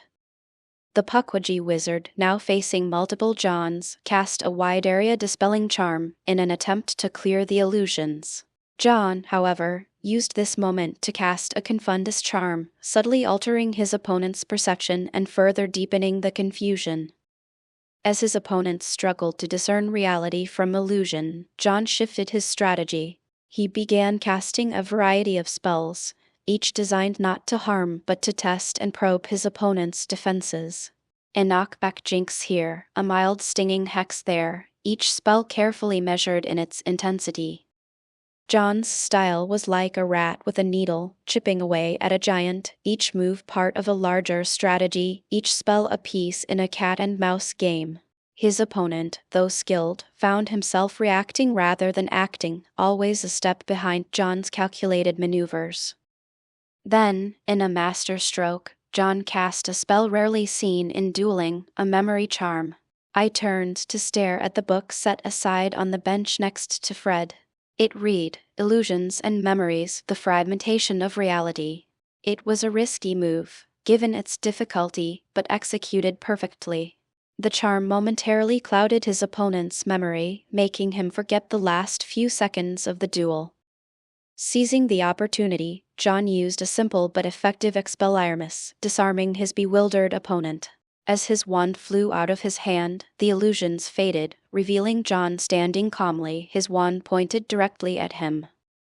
The referee called the match in John's favor, and the crowd burst into applause, impressed by the intellectual prowess displayed in his dueling style. The next morning, the air around Ilvermorny was tinged with a sense of eager anticipation as Jenna prepared for her duel. Unlike the rest of us, her strength lay not in brute force or flamboyant spellcasting, but in her profound understanding of magic and its subtleties. Jenna was a strategist, a thinker, her mind a labyrinth of knowledge and tactics. Her opponent was a boy from Pukwudgie House, known for his adaptability and quick reflexes. He stood across from her, an air of confidence about him, but Jenna remained unfazed, her expression calm and collected. As the duel began, Jenna's approach was immediately evident. She opened with a series of complex, lesser-known spells, each carefully chosen to test her opponent's defenses. Her first spell was a serpent sorcia, conjuring a snake not as an attack but as a distraction, a way to gauge his reaction and adaptability. Her opponent countered with a vanishing spell, dispelling the snake instantly. Jenna, however, was already moving on to her next spell, a confundus charm aimed not directly at him but at the ground near his feet, creating a disorienting illusion of unsteady terrain. He stumbled momentarily, thrown off balance, but quickly regained his footing. Jenna took this opportunity to cast a series of quick, jabbing spells, each a feint designed to draw out his defensive strategy. She used a variety of spells, from stinging hexes to disarming charms, each delivered with precision, forcing him to constantly shift his defensive approach. Jenna's style was like a game of magical chess, each move calculated, each spell serving a purpose in the larger strategy. She was always thinking several steps ahead, anticipating her opponent's moves and countering them before they could fully materialize. Her opponent, growing increasingly flustered, attempted a more aggressive approach, casting a series of bludgeoning curses. Jenna, however, was prepared.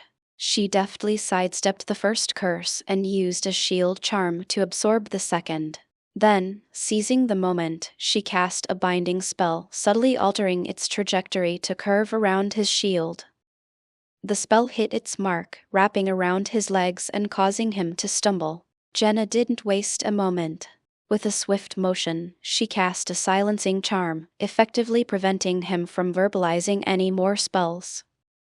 With her opponent now silenced and immobilized, Jenna calmly approached him and gently tapped his shoulder with her wand, signaling the end of the duel. The crowd, which had been following the duel with rapt attention, erupted into applause. Jenna's victory was a masterclass in magical strategy and execution. Her friends were the first to congratulate her. "Jenna, that was brilliant," I exclaimed. "Your use of strategy and unconventional spells was incredible." Percival, always appreciative of a good show, added, "You turned a duel into a battle of wits. It was like watching a grandmaster at work." Abby nodded in agreement.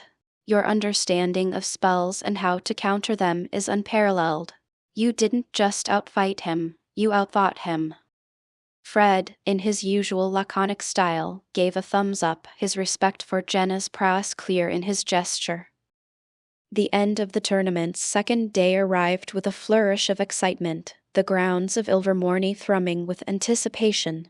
I stood at the center of the dueling platform, facing my opponent, a skilled wizard from Horned Serpent House. He was known for his powerful offensive spells, but I had a plan that would tip the scales in my favor. As the duel commenced, the air crackled with tension. My opponent wasted no time, unleashing a barrage of spells, each one a testament to his prowess. Fiery jets, stunning spells, and even a few dark curses flew towards me. But I stood my ground, calmly deflecting each attack with my wand. Then, with a deep breath, I focused my mind and whispered the incantation, Pirdatum Locomotor. A surge of magical energy coursed through me, and the ground around the dueling platform began to tremble. From the earth, stone figures emerged, creatures both human and not. A lion with a mane of jagged rock, a towering figure of a knight, and a swift, stone eagle took form, their movements fluid and lifelike. The crowd gasped in awe, their murmurs turning into cheers. My opponent, taken aback by this display, tried to retaliate, but the stone creatures were quick to respond. The lion pounced, blocking his spells, while the eagle soared overhead, casting a protective shadow over me. The knight advanced, its stone sword raised, not to strike, but to intimidate. The teachers and students watched in fascination. Professor Hinkle, known for his innovative approach to transfiguration, leaned forward, his eyes alight with interest. Remarkable use of Pendragon locomotor, he murmured, impressed by the sophistication of the spell. The duel had turned into a spectacle, my control over the stone creatures absolute. Each move from my opponent was countered effortlessly by my conjured guardians. It wasn't just a display of power, it was a masterful exhibition of control and magical finesse. Fred and Percival were on their feet, cheering loudly, while Jenna and Abby watched with wide eyes, their expressions a mix of astonishment and pride. As the duel continued, it became clear that I had the upper hand. My opponent, overwhelmed by the relentless defense of the stone creatures, began to falter. With a final, elegant wave of my wand, I directed the knight to gently disarm him, its stone hand closing around his wand and whisking it away. The crowd erupted into thunderous applause as the referee declared me the winner. My stone creations crumbled back into the earth, leaving no trace of their brief but formidable existence. As I stepped down from the platform, my friends rushed over. "That was incredible," exclaimed Abby. "The way you controlled those creatures. It was like they were an extension of you." Percival clapped me on the back, grinning. "You turned a duel into a show of art. Those creatures. It was like they came straight out of a legend." Even the professors, usually reserved in their praise, nodded in approval.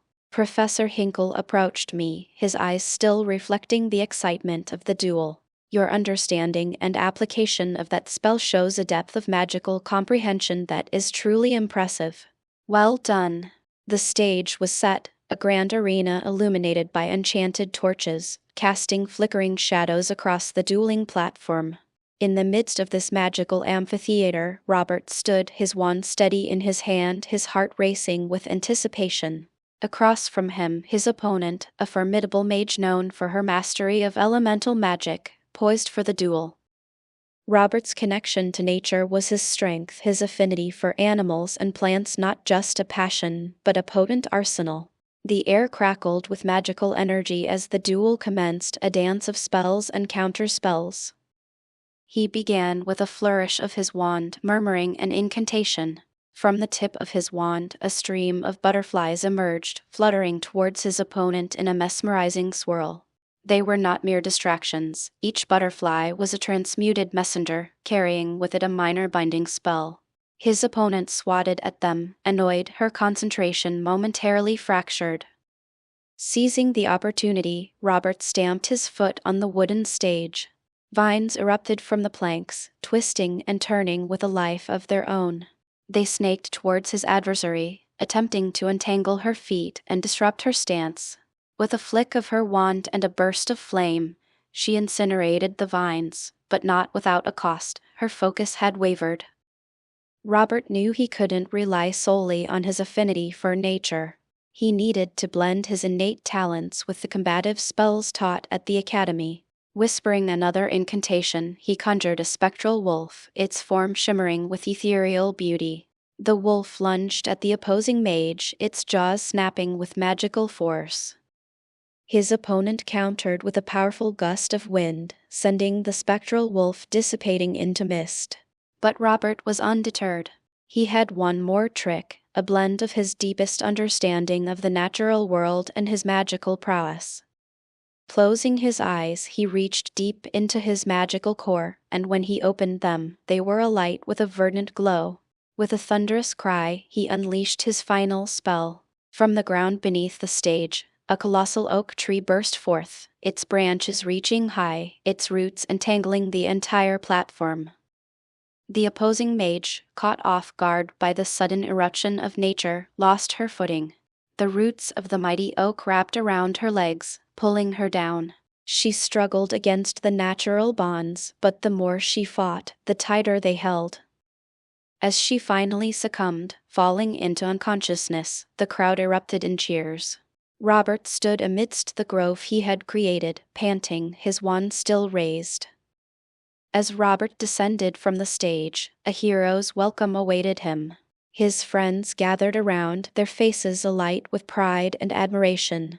The echoes of congratulations filled the air, mingling with a residual magic that still lingered. Robert, his heart still racing from the duel, could barely believe his own victory.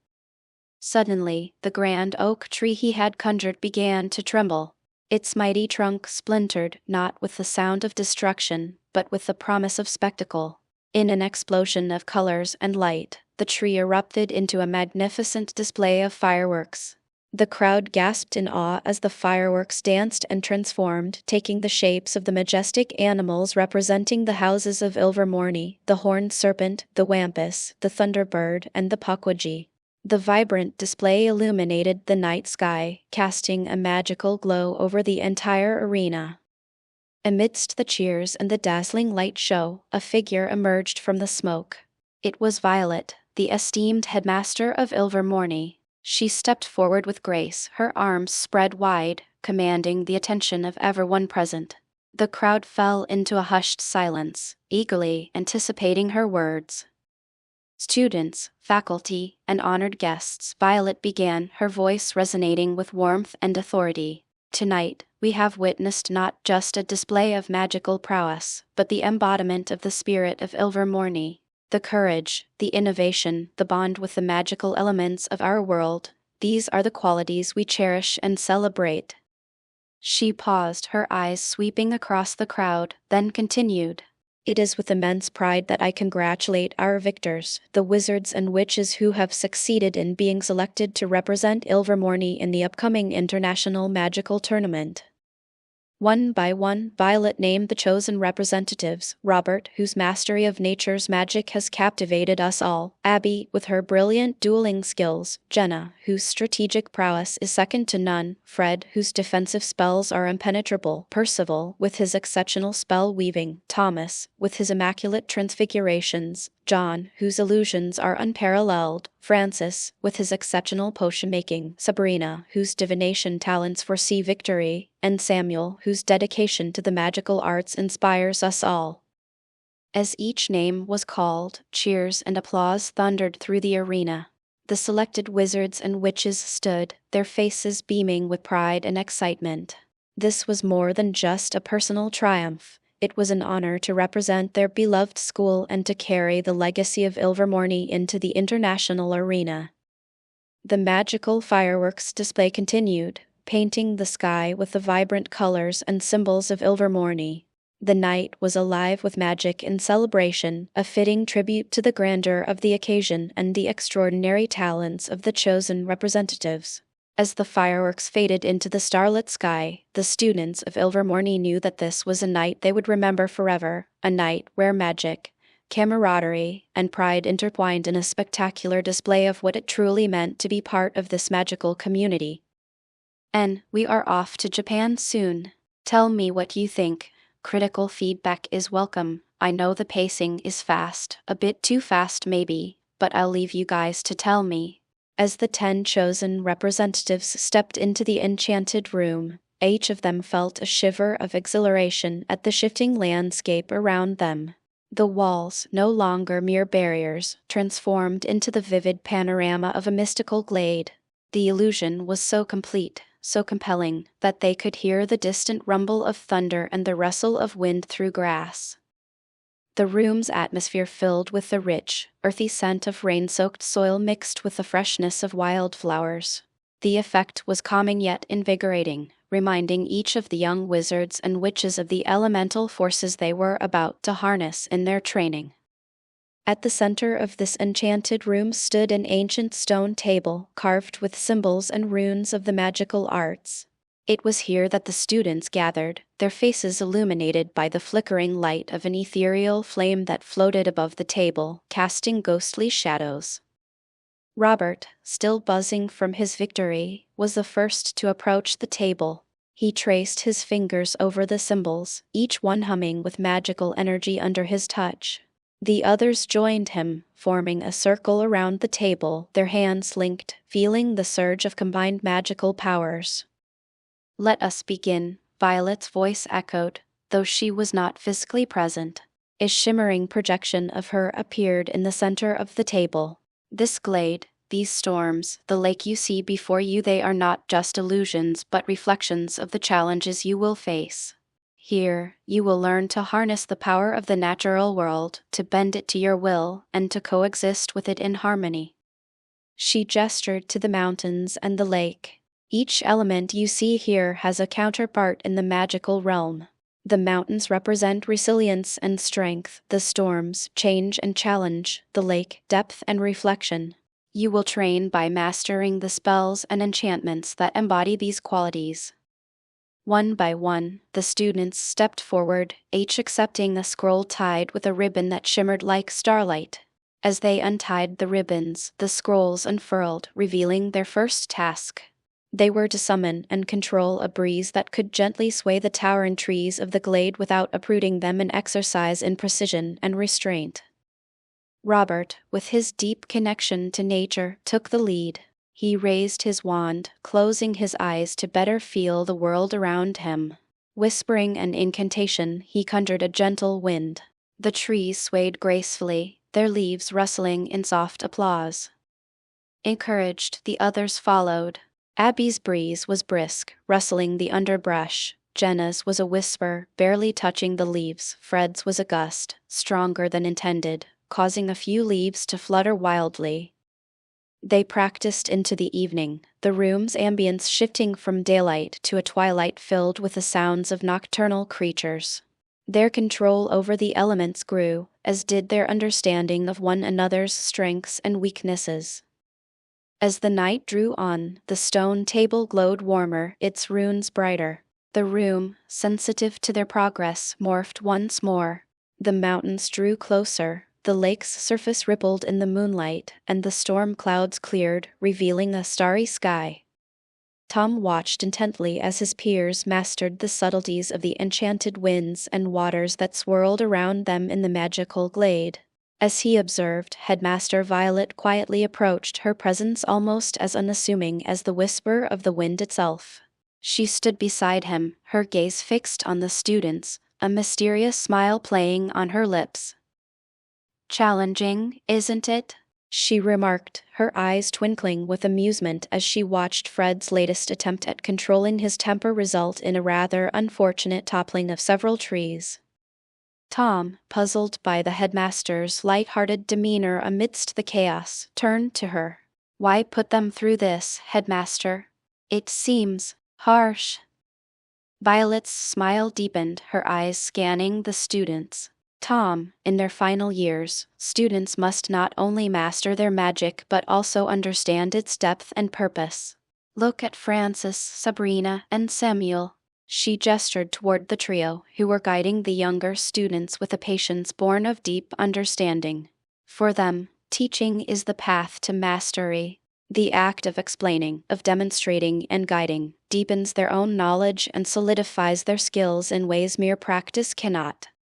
Tom followed her gaze. Francis was calmly explaining the intricacies of a wind spell to Jenna, who seemed captivated by the older students' command over the elements. Sabrina was demonstrating a particularly tricky maneuver to control the water's flow, her hands moving with graceful precision. "And the younger ones?" Tom asked, his gaze drifting toward Fred, who was now trying to right the trees he had knocked over, his frustration palpable. "For them, it's about control and discipline," Violet continued, nodding toward Fred. "Magic, like nature, can be wild and unpredictable. These exercises teach them to channel their emotions, to harness their power thoughtfully. Without control, their magic is no more useful than a tempest that topples everything in its path rather than nourishing the ground. And Jenna? Tom inquired, noticing her continued distraction by the trees. Violet chuckled softly. Jenna demonstrates another vital lesson: focus. Magic demands presence, Tom. It's not enough to merely perform a spell, one must be fully present, attuned to the energies at play. Jenna will learn to shift her gaze from the trees to the magic she can summon to affect them. Tom nodded, beginning to understand the layered teaching methods Violet employed. Headmaster, how do you decide who learns what lesson? He asked curiously. Violet's eyes scanned the horizon thoughtfully before she answered.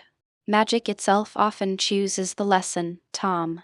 I merely help guide the wand. She paused, ensuring Tom's full attention. Each student's interaction with their magic is unique. Some, like you, observe and question. Others dive headfirst into action. My role is to help each of you find your path, not by leading you down it, but by illuminating where it lies.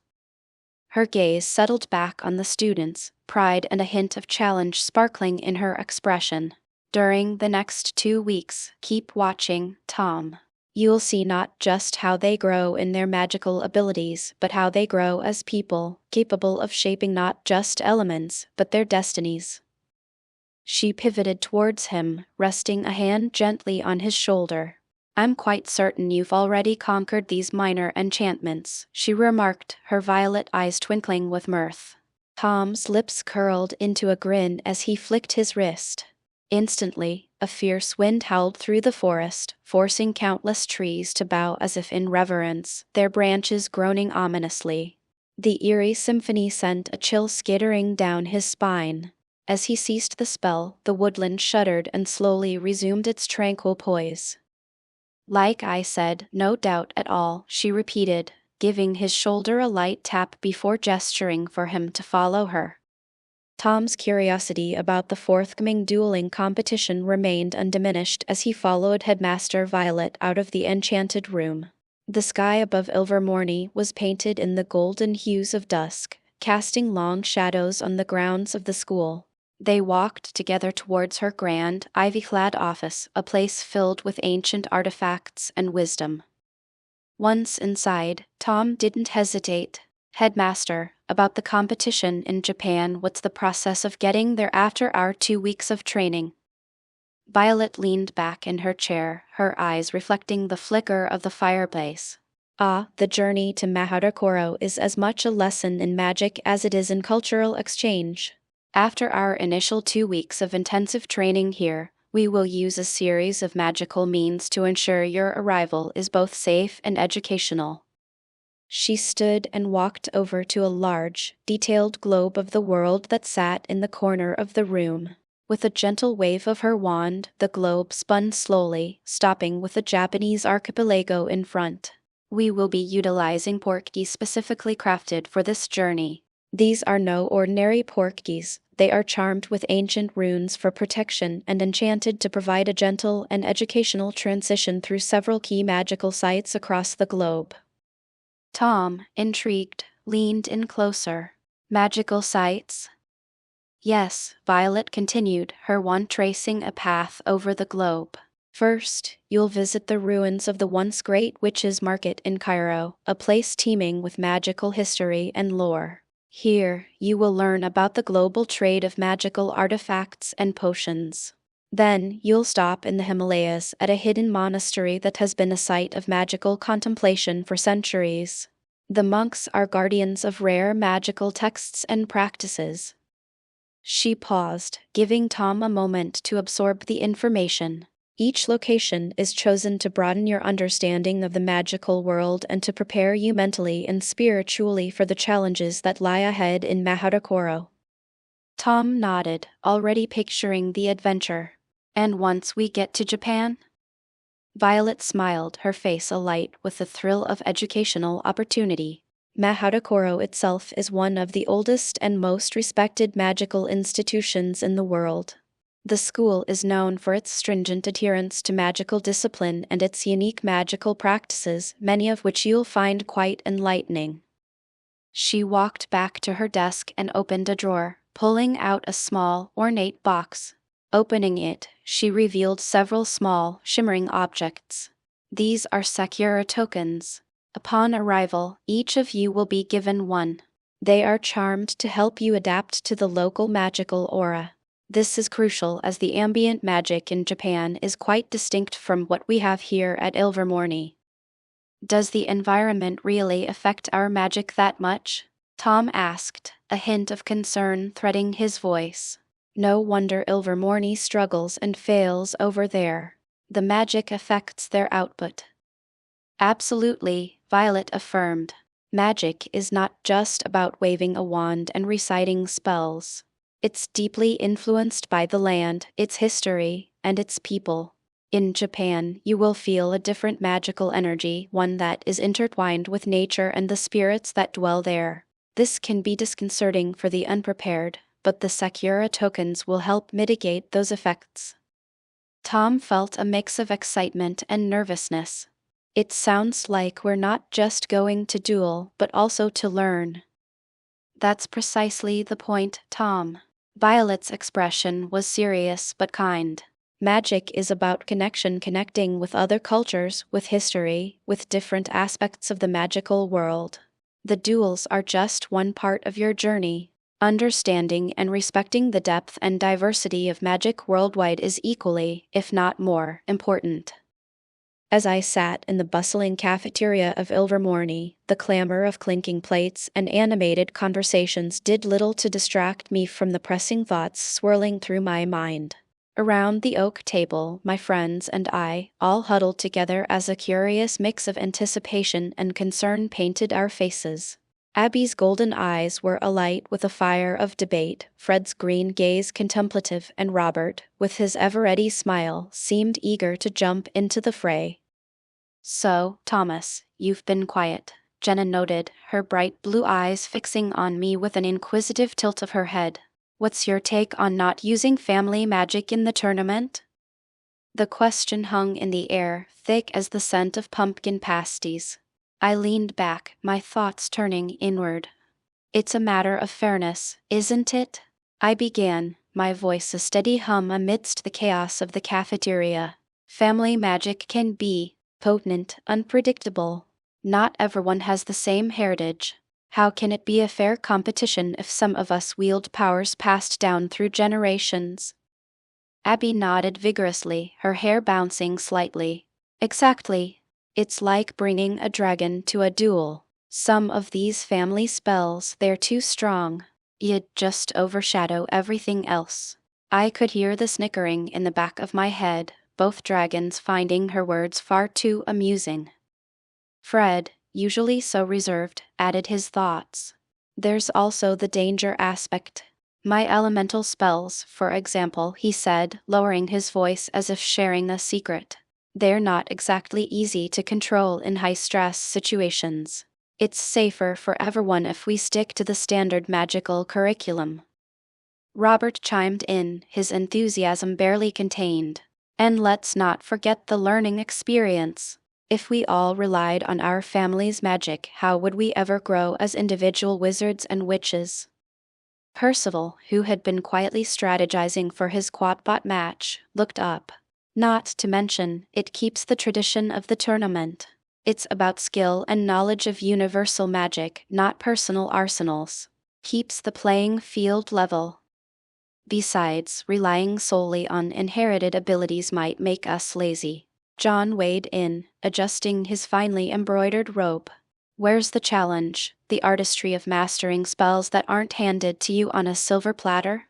He blew on his nails while mumbling, I just hope their fashion sense is acceptable.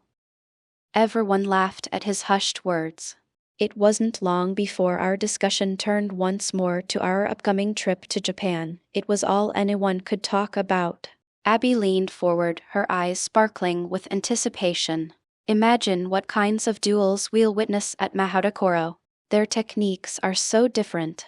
It's going to be an incredible challenge. Fred yawned, peering through his locks of hair at Abby. I'm interested in how they integrate nature into their magic. It's said that their spells have a sort of harmony with the elements that's quite unlike what we learn here. Robert, with his keen interest in magical creatures, chimed in eagerly.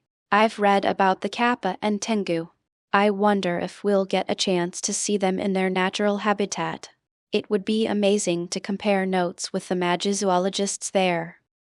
Jenna pushed her glasses up. Considering one of them is a mischievous spirit, the odds are very high. She shuddered as she spoke, clearly not liking the picture formulating in her head. She shook her head. No, I'm looking forward to seeing how they map the magical ley lines. She tapped on the weathered yellowing pages. There's supposed to be a significant confluence of them at Mahadakoro, which might explain the intensity of their magical environment. Percival scrunched his brow as he analyzed the chessboard. Knight to f6, he voiced, his forehead smoothing out as he watched his knight crush my pawn. It was only then that he deigned to look up. Do you think we'll have a chance to learn some of their defensive techniques? Their style is so unique. Oh, come on, he cried out exasperatedly, watching helplessly as my queen unhorsed his knight. John, mirror in hand while plucking his eyebrows, gave everyone a side glance. I've heard that their spell casting is almost like a dance, very precise and incredibly graceful. It must be a sight to behold. Turning to Jenna, I asked, what about the cultural aspects? I mean, it's not all magic and dueling, right? There's history there, the traditions. Jenna nodded, her face alight with enthusiasm. Absolutely. Japan isn't just known for its prestigious school, it's also the only producer of the famous dragon's breath tea. That got everyone's attention. From what I've read, there is a small village at the summit of empty Fuji, an enormous sakura tree at its heart. Jenna's eyes shined. Its petals are what they carved our tokens out of. But dragon's breath is made from the dew that falls from its crown once a year. There is a very small quantity, but it can cure even the gravest of ailments, or so it's said. She shrugged, her brows furrowed, clearly unhappy with her lack of solid information. Jenna tapped her pen against her notebook. I'm planning to chart our journey there, you know, from the ruins in Cairo to the monasteries in the Himalayas. We could learn so much about how different cultures shape their magical practices. And let's not forget about the food, Percival joked, lightening the mood. I hear Japanese wizarding cuisine is something else. Maybe they have magical sushi.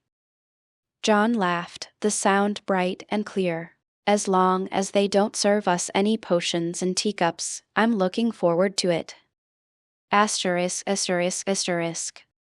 A week and a half slipped by like sand through our fingers, each day filled with intense training and preparations for our impending journey. The air at Ilvermorny was thick with excitement and the scent of spellcast magic.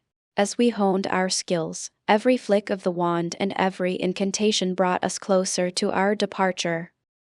It was during a particularly vigorous session in the training room, where spells crisscrossed the air like vibrant threads weaving an invisible tapestry, that Headmaster Violet entered. She was a formidable figure, her robes billowing silently around her as she walked, and her presence immediately commanded silence. Students, she began, her voice resonant and clear, cutting through the residual echoes of magic. I trust your preparations have been thorough, for everything is now ready for our journey. Gather your belongings and steel your minds.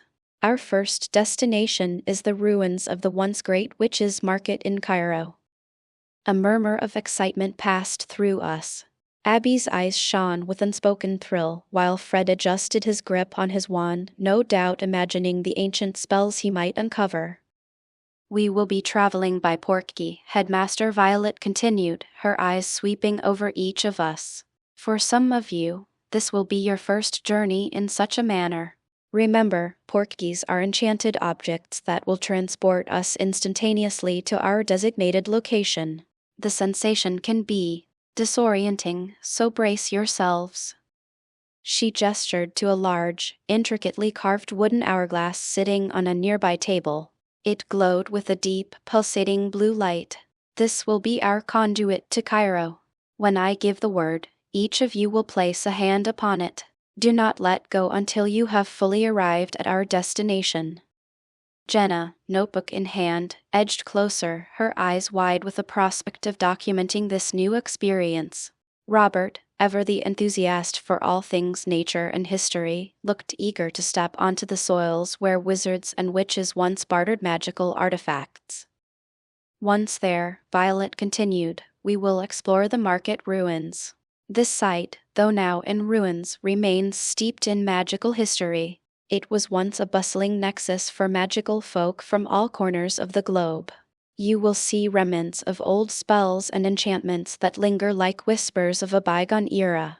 It is an invaluable lesson in the interconnectedness of our magical world. Percival, looking up from a tactical game board, asked, "Will we be practicing any local spells there, Headmaster?" "Yes," she replied with a nod. "It is crucial to our learning to not only observe but also engage with the magic of the places we visit. The spells we will explore in Cairo are ancient and quite complex, reflecting the depth of magical trade that once flourished there." John, who had been meticulously checking his reflection one last time, pocketed his mirror and focused intently on the headmaster's words. "And remember," Violet finished, her gaze sweeping across us all, her voice imbued with a mix of stern command and warm encouragement, "this trip is as much about learning from the past as it is about representing Ilvermorny with pride and respect for the cultures we will encounter. After all, accommodations will still be set at Cairo's new witch market." With that, we lined up beside the glowing hourglass, each of us placing a hand upon its cool, smooth surface.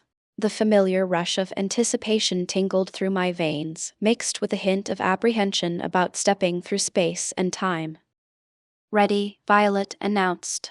"On 3. 1, 2, 3. In unison, we tightened our grips. The world twisted, the colors and sounds of the training room blurring into a swirling vortex.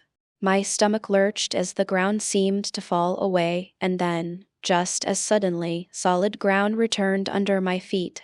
We had arrived, standing amidst the sand-swept ruins of the ancient witches' market in Cairo, ready to unravel its secrets. The night was alive with the soft, twinkling lights of Cairo and the distant hum of muggles shuffling about, their chatter blending into a muted chorus. The stars above us glistened like fireflies against the Inkai sky, while the ruins of the great witches' market loomed before us like a colossal, decaying beast. Headmaster Violet stood at the forefront of our group, her wand raised high as she cast a brilliant orb of light over the sprawling ruins. The market was more massive than I had imagined. It stretched endlessly, its decaying arches and crumbling towers casting long shadows across the sand. Half-broken doors clung stubbornly to their frames, swaying gently in the warm breeze, while faded rags of once luxurious tents flapped defiantly in the wind. Sand had piled up against the walls, its coarse grains hinting at centuries of abandonment. Violet turned to us, her sharp gaze piercing through the gloom. "Welcome to the great witches' market of Cairo," she declared, her voice clear and unwavering. Once a bustling hub of magical commerce, now a haunting reminder of ambition's downfall. Jenna, with her notebook and quill poised, was already scribbling away. Beside her, Robert listened intently, his eyes scanning the ruins for signs of magical creatures. Abby, Fred, and John remained close to Violet, their expressions a mix of awe and unease. The beginning of its end, however, came in the 13th century, during the rise of the Mamluk Sultanate. The witches' market thrived under the Mamluks, who valued magical artifacts and potions, and who ensured the market's protection. However, in 1347, the Black Death swept across Egypt, causing widespread devastation. Violet continued, her wand casting eerie shadows on the ancient walls. Many magical healers within the market sought to cure the disease, but the strain that struck Cairo was a magical mutation, unlike any plague they had seen before. A sinister dark wizard known as Jahidi al-Masri had conjured it, believing he could control it to become the Sultan of Death. His ambition turned against him, and he died from the very plague he unleashed. However, the magical nature of the disease cursed the market, causing the magic within its walls to twist and warp. As if on cue, an ear-splitting roar whipped up the sand and blinded us. A rippling shield quickly blocked the majority, and through the gaps, I discerned a giant golden hand rising from the sand, shimmering in the moonlight. I watched in astonishment as it came down upon a building in the distance. Chunks of stone and earth exploded outwards, smashing into their neighbors before the hand shook and dispersed, receding like the tide into the depths of the dunes that undulated through the ruins like a living organism. In its wake, a low gust of wind swept through and tousled our robes, rattling the broken doors and sending a shiver down my spine. I glanced at Fred, who nodded grimly, his green eyes scanning the darkness for any lingering curses. It continued to happen as Violet led us through the winding alleyways of the market, her orb of light illuminating forgotten stalls and shattered archways.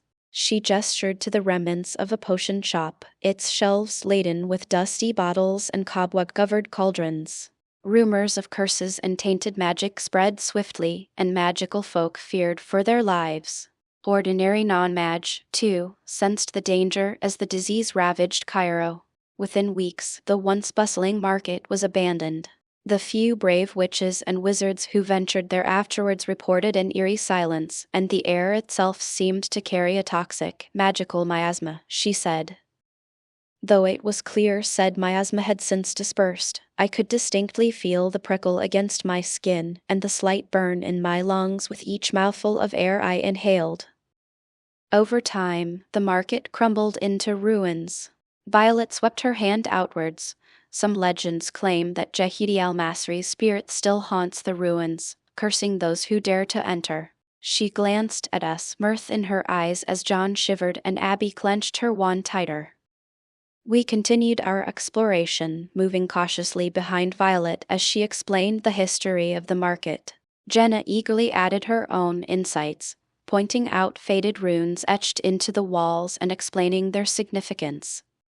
Healers were blamed for failing to stop the plague, resulting in mistrust between different magical professions and a decline in collaborative magical research, Jenna said, her voice tinged with both sadness and wonder. Percival winced as a door slammed shut, watching warily as it shuddered in place. Weren't they the first to truly delve into arithmancy? You know, the subject we learn in school, he said, still staring at the door as we walked past. Jenna smiled and nodded. That's correct. Why did they never rebuild? I asked. This seems to be prime real estate, cursed or otherwise. I'm sure I caught something moving from the corner of my eye. Something could be done to disperse it. I finished absent-mindedly, my eyes never leaving the spot on the ground where the shape dissolved into the shadows. It was Violet who broke my line of sight and drew my attention as she passed by me. Sadly, fear of magic grew among the non-mag due to rumors that the plague was an act of witchcraft, leading to increased suspicion and sporadic witch hunts by radical parties. She shook her head and sighed. With the mounting distrust and collapse of the witches' market, the unity of Egypt's magical society shattered. Many witches and wizards fled to Europe or sought refuge in smaller secluded magical communities within the Middle East. We passed by a grand archway, its stone weathered and cracked. Violet paused, her gaze lingering on the intricate carvings that adorned the arch.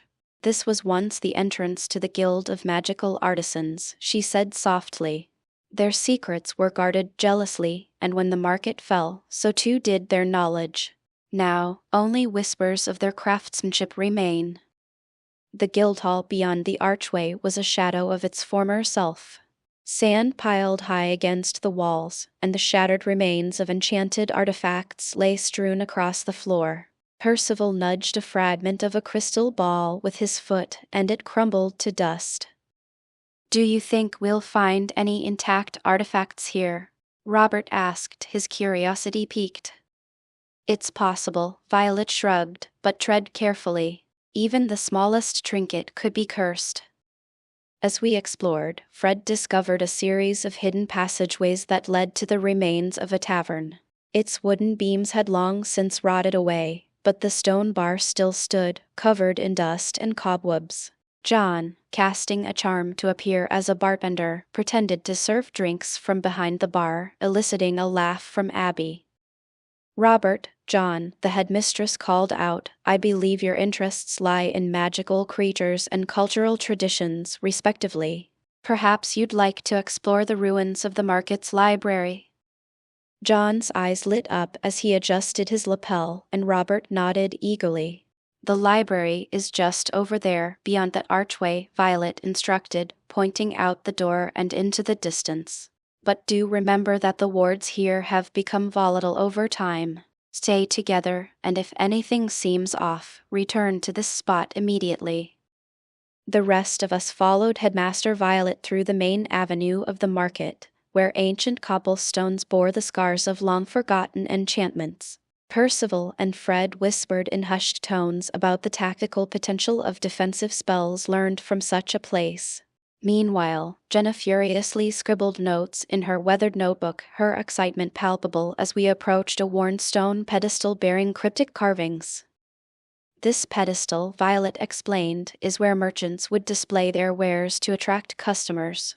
Each symbol represents a different type of magic or artifact sold at this particular stall. Notice the hieroglyphs at the base, they indicate that this was once a hub for wand makers." Fred traced the intricate patterns with his fingertips. "These carvings must be thousands of years old. How did they manage to preserve the enchantments?" "Some of these symbols contain preservation charms, while the wand makers themselves etched others as signatures of their craftsmanship," Violet said, her tone tinged with reverence.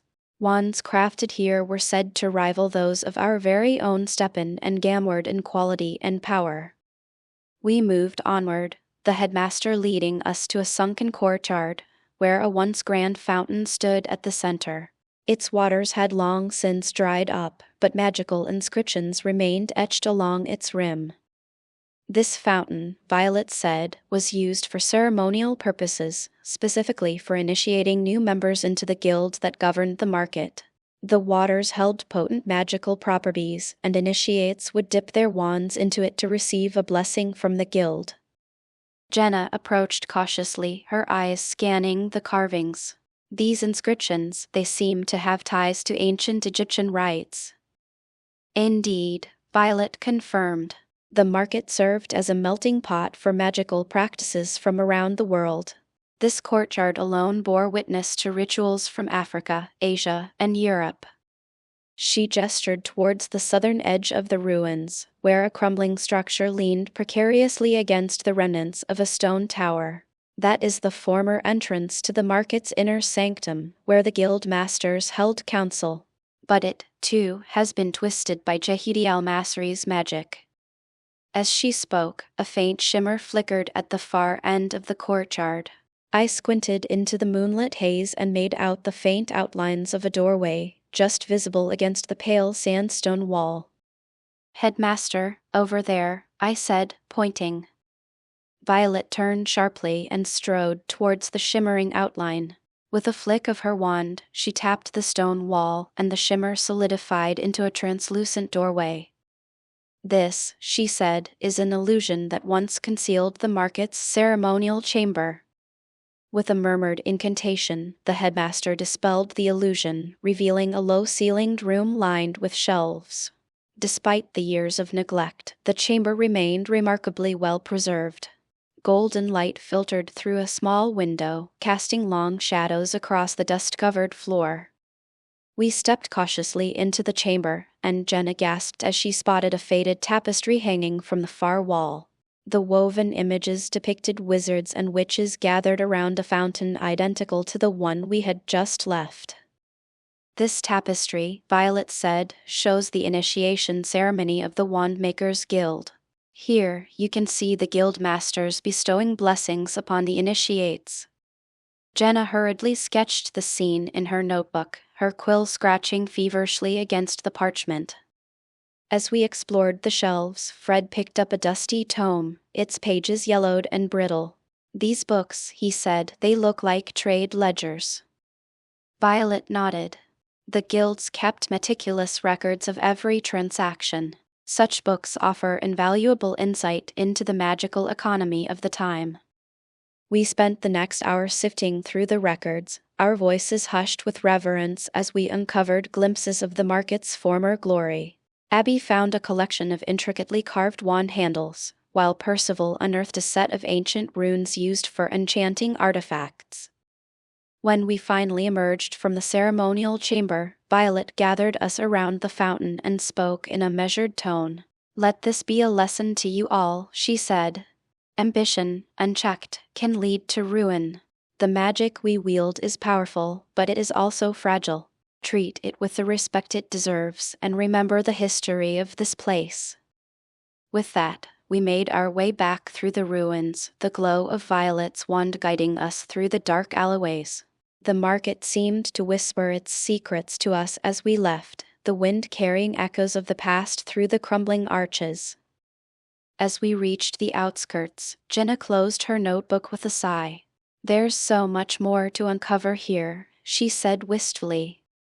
"And we will," Violet assured her. "But for now, we must rest. Tomorrow, you will have more time to explore."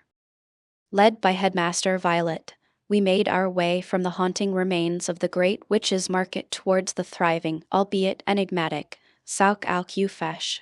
With a flick of her wand, Violet conjured a shimmering veil over us, an advanced disillusionment charm to ensure our safe passage through the bustling streets of Cairo. The air was filled with the scent of spices and the hum of muggle life, but our presence remained unnoticed as we navigated through the labyrinthine alleys and narrow passages. The journey was quiet, each of us lost in thoughts stirred by the ruins we had explored. As we approached the necropolis, the silhouette of the city of the dead cast a somber shadow under the crescent moon. This sprawling cemetery was not just a resting place for the muggles of Cairo, but also the unlikely backdrop for the newer market which had sprung up in its shadows. The superstitions surrounding the graves kept the curious and the uninvited well away, creating a secluded enclave perfect for those who dealt in the arcane and the occult. "We are here," Violet announced as the imposing gates of the necropolis came into view, ornately decorated but bearing the marks of time and neglect. Beyond these gates lies Sauk Alcufesh, a market that, while not as grand as its predecessor, has become a vital hub for the magical community in this region. The gates creaked open at her touch, revealing narrow, winding pathways that snaked between ancient tombs and mausoleums. Lanterns hung from the arches, casting a soft glow that flickered with magical energy, guiding us towards the heart of the market. As we entered Sauk Alcufesh, the atmosphere changed palpably. The air was charged with a buzz of activity, the murmur of voices and the occasional clink of glass vials filled the air. Stalls lined the pathways, each one shrouded in fabrics of deep, rich colors and lit by glowing orbs that floated lazily above their canopies. The vendors, a mix of potion brewers with their cauldrons simmering with mysterious brews, curse breakers draped in cloaks adorned with talismans, and tomb raiders exchanging maps and tools, eyed us with a mix of curiosity and caution. Abby, ever the adventurous one, was drawn to a stall displaying an array of ancient amulets. The vendor, a wiry old wizard with a keen eye, boasted of protections and powers each piece purportedly held. Fred, intrigued by a potion brewer's setup, discussed the properties of various elixirs, his interest piqued by a phial that promised to enhance elemental control. Jenna and John, meanwhile, were engaged in conversation with a tomb raider who shared tales of recent expeditions into the depths of the pyramids. He spoke of curses so potent that even the bravest of his crew had hesitated to proceed, his stories underscored by the faint howl of the desert wind beyond the necropolis walls. Violet led us to a quieter corner of the market, where a small cafe nestled between the larger stalls offered a respite from the bustling energy. Here, magical folk gathered around small tables, sipping on steaming cups of coffee and discussing the nuances of magical law and the impacts of international wizarding politics on local trade. As you can see, Violet explained as we took our seats at an ornate table, Sauk al-Kufesh may lack the size and the grandeur of its predecessor, but it thrives by catering to those who seek the more esoteric aspects of magic. The collapse of the Great Witches' Market and the cursed legacy of Shahidi el-Masri have taught Cairo's magical community to be more cautious, more secretive. Percival, interested in the dynamics of the market, asked, "Has this caution affected the types of magic that are traded or practiced here?" Violet nodded thoughtfully. "Indeed, it has. The traders here are selective about whom they deal with, and many items require a deeper understanding or a specific magical ability to use safely. The market is not just a place of commerce but also a sanctuary for those who are serious about their craft." As the night deepened, we continued our exploration, each stall and vendor adding layers to our understanding of the magical world and its complexities. The cautious whispers and the guarded exchanges we witnessed spoke volumes of the legacy left by past events of a community forever marked by a history of ambition and misfortune, yet resilient in its pursuit to keep the magic alive. Eventually, we all found ourselves in front of a shabby building, its rickety stairs leading up to our rooms causing the hair on the back of my neck to stand. But even as I lay in bed, the ruins of the Great Witches' Market lingered in my mind. The twisted magic that hung in the air, the eerie silence that filled the alleyways, it was as if the market itself was calling out to us, urging us to uncover the secrets buried in its sands. I knew then that our journey had only just begun, and that the true magic of Cairo was still waiting to be discovered. Hello, everyone! As we wrap up this video, I want to share a quick note. I have a Patreon account. If you'd like to support me and enjoy on-demand audiobooks, you can become a Patreon member. Alternatively, you can check out my Google Drive link, which has 500+ novel audiobooks available through my Ko-fi or Patreon shop. I appreciate your support.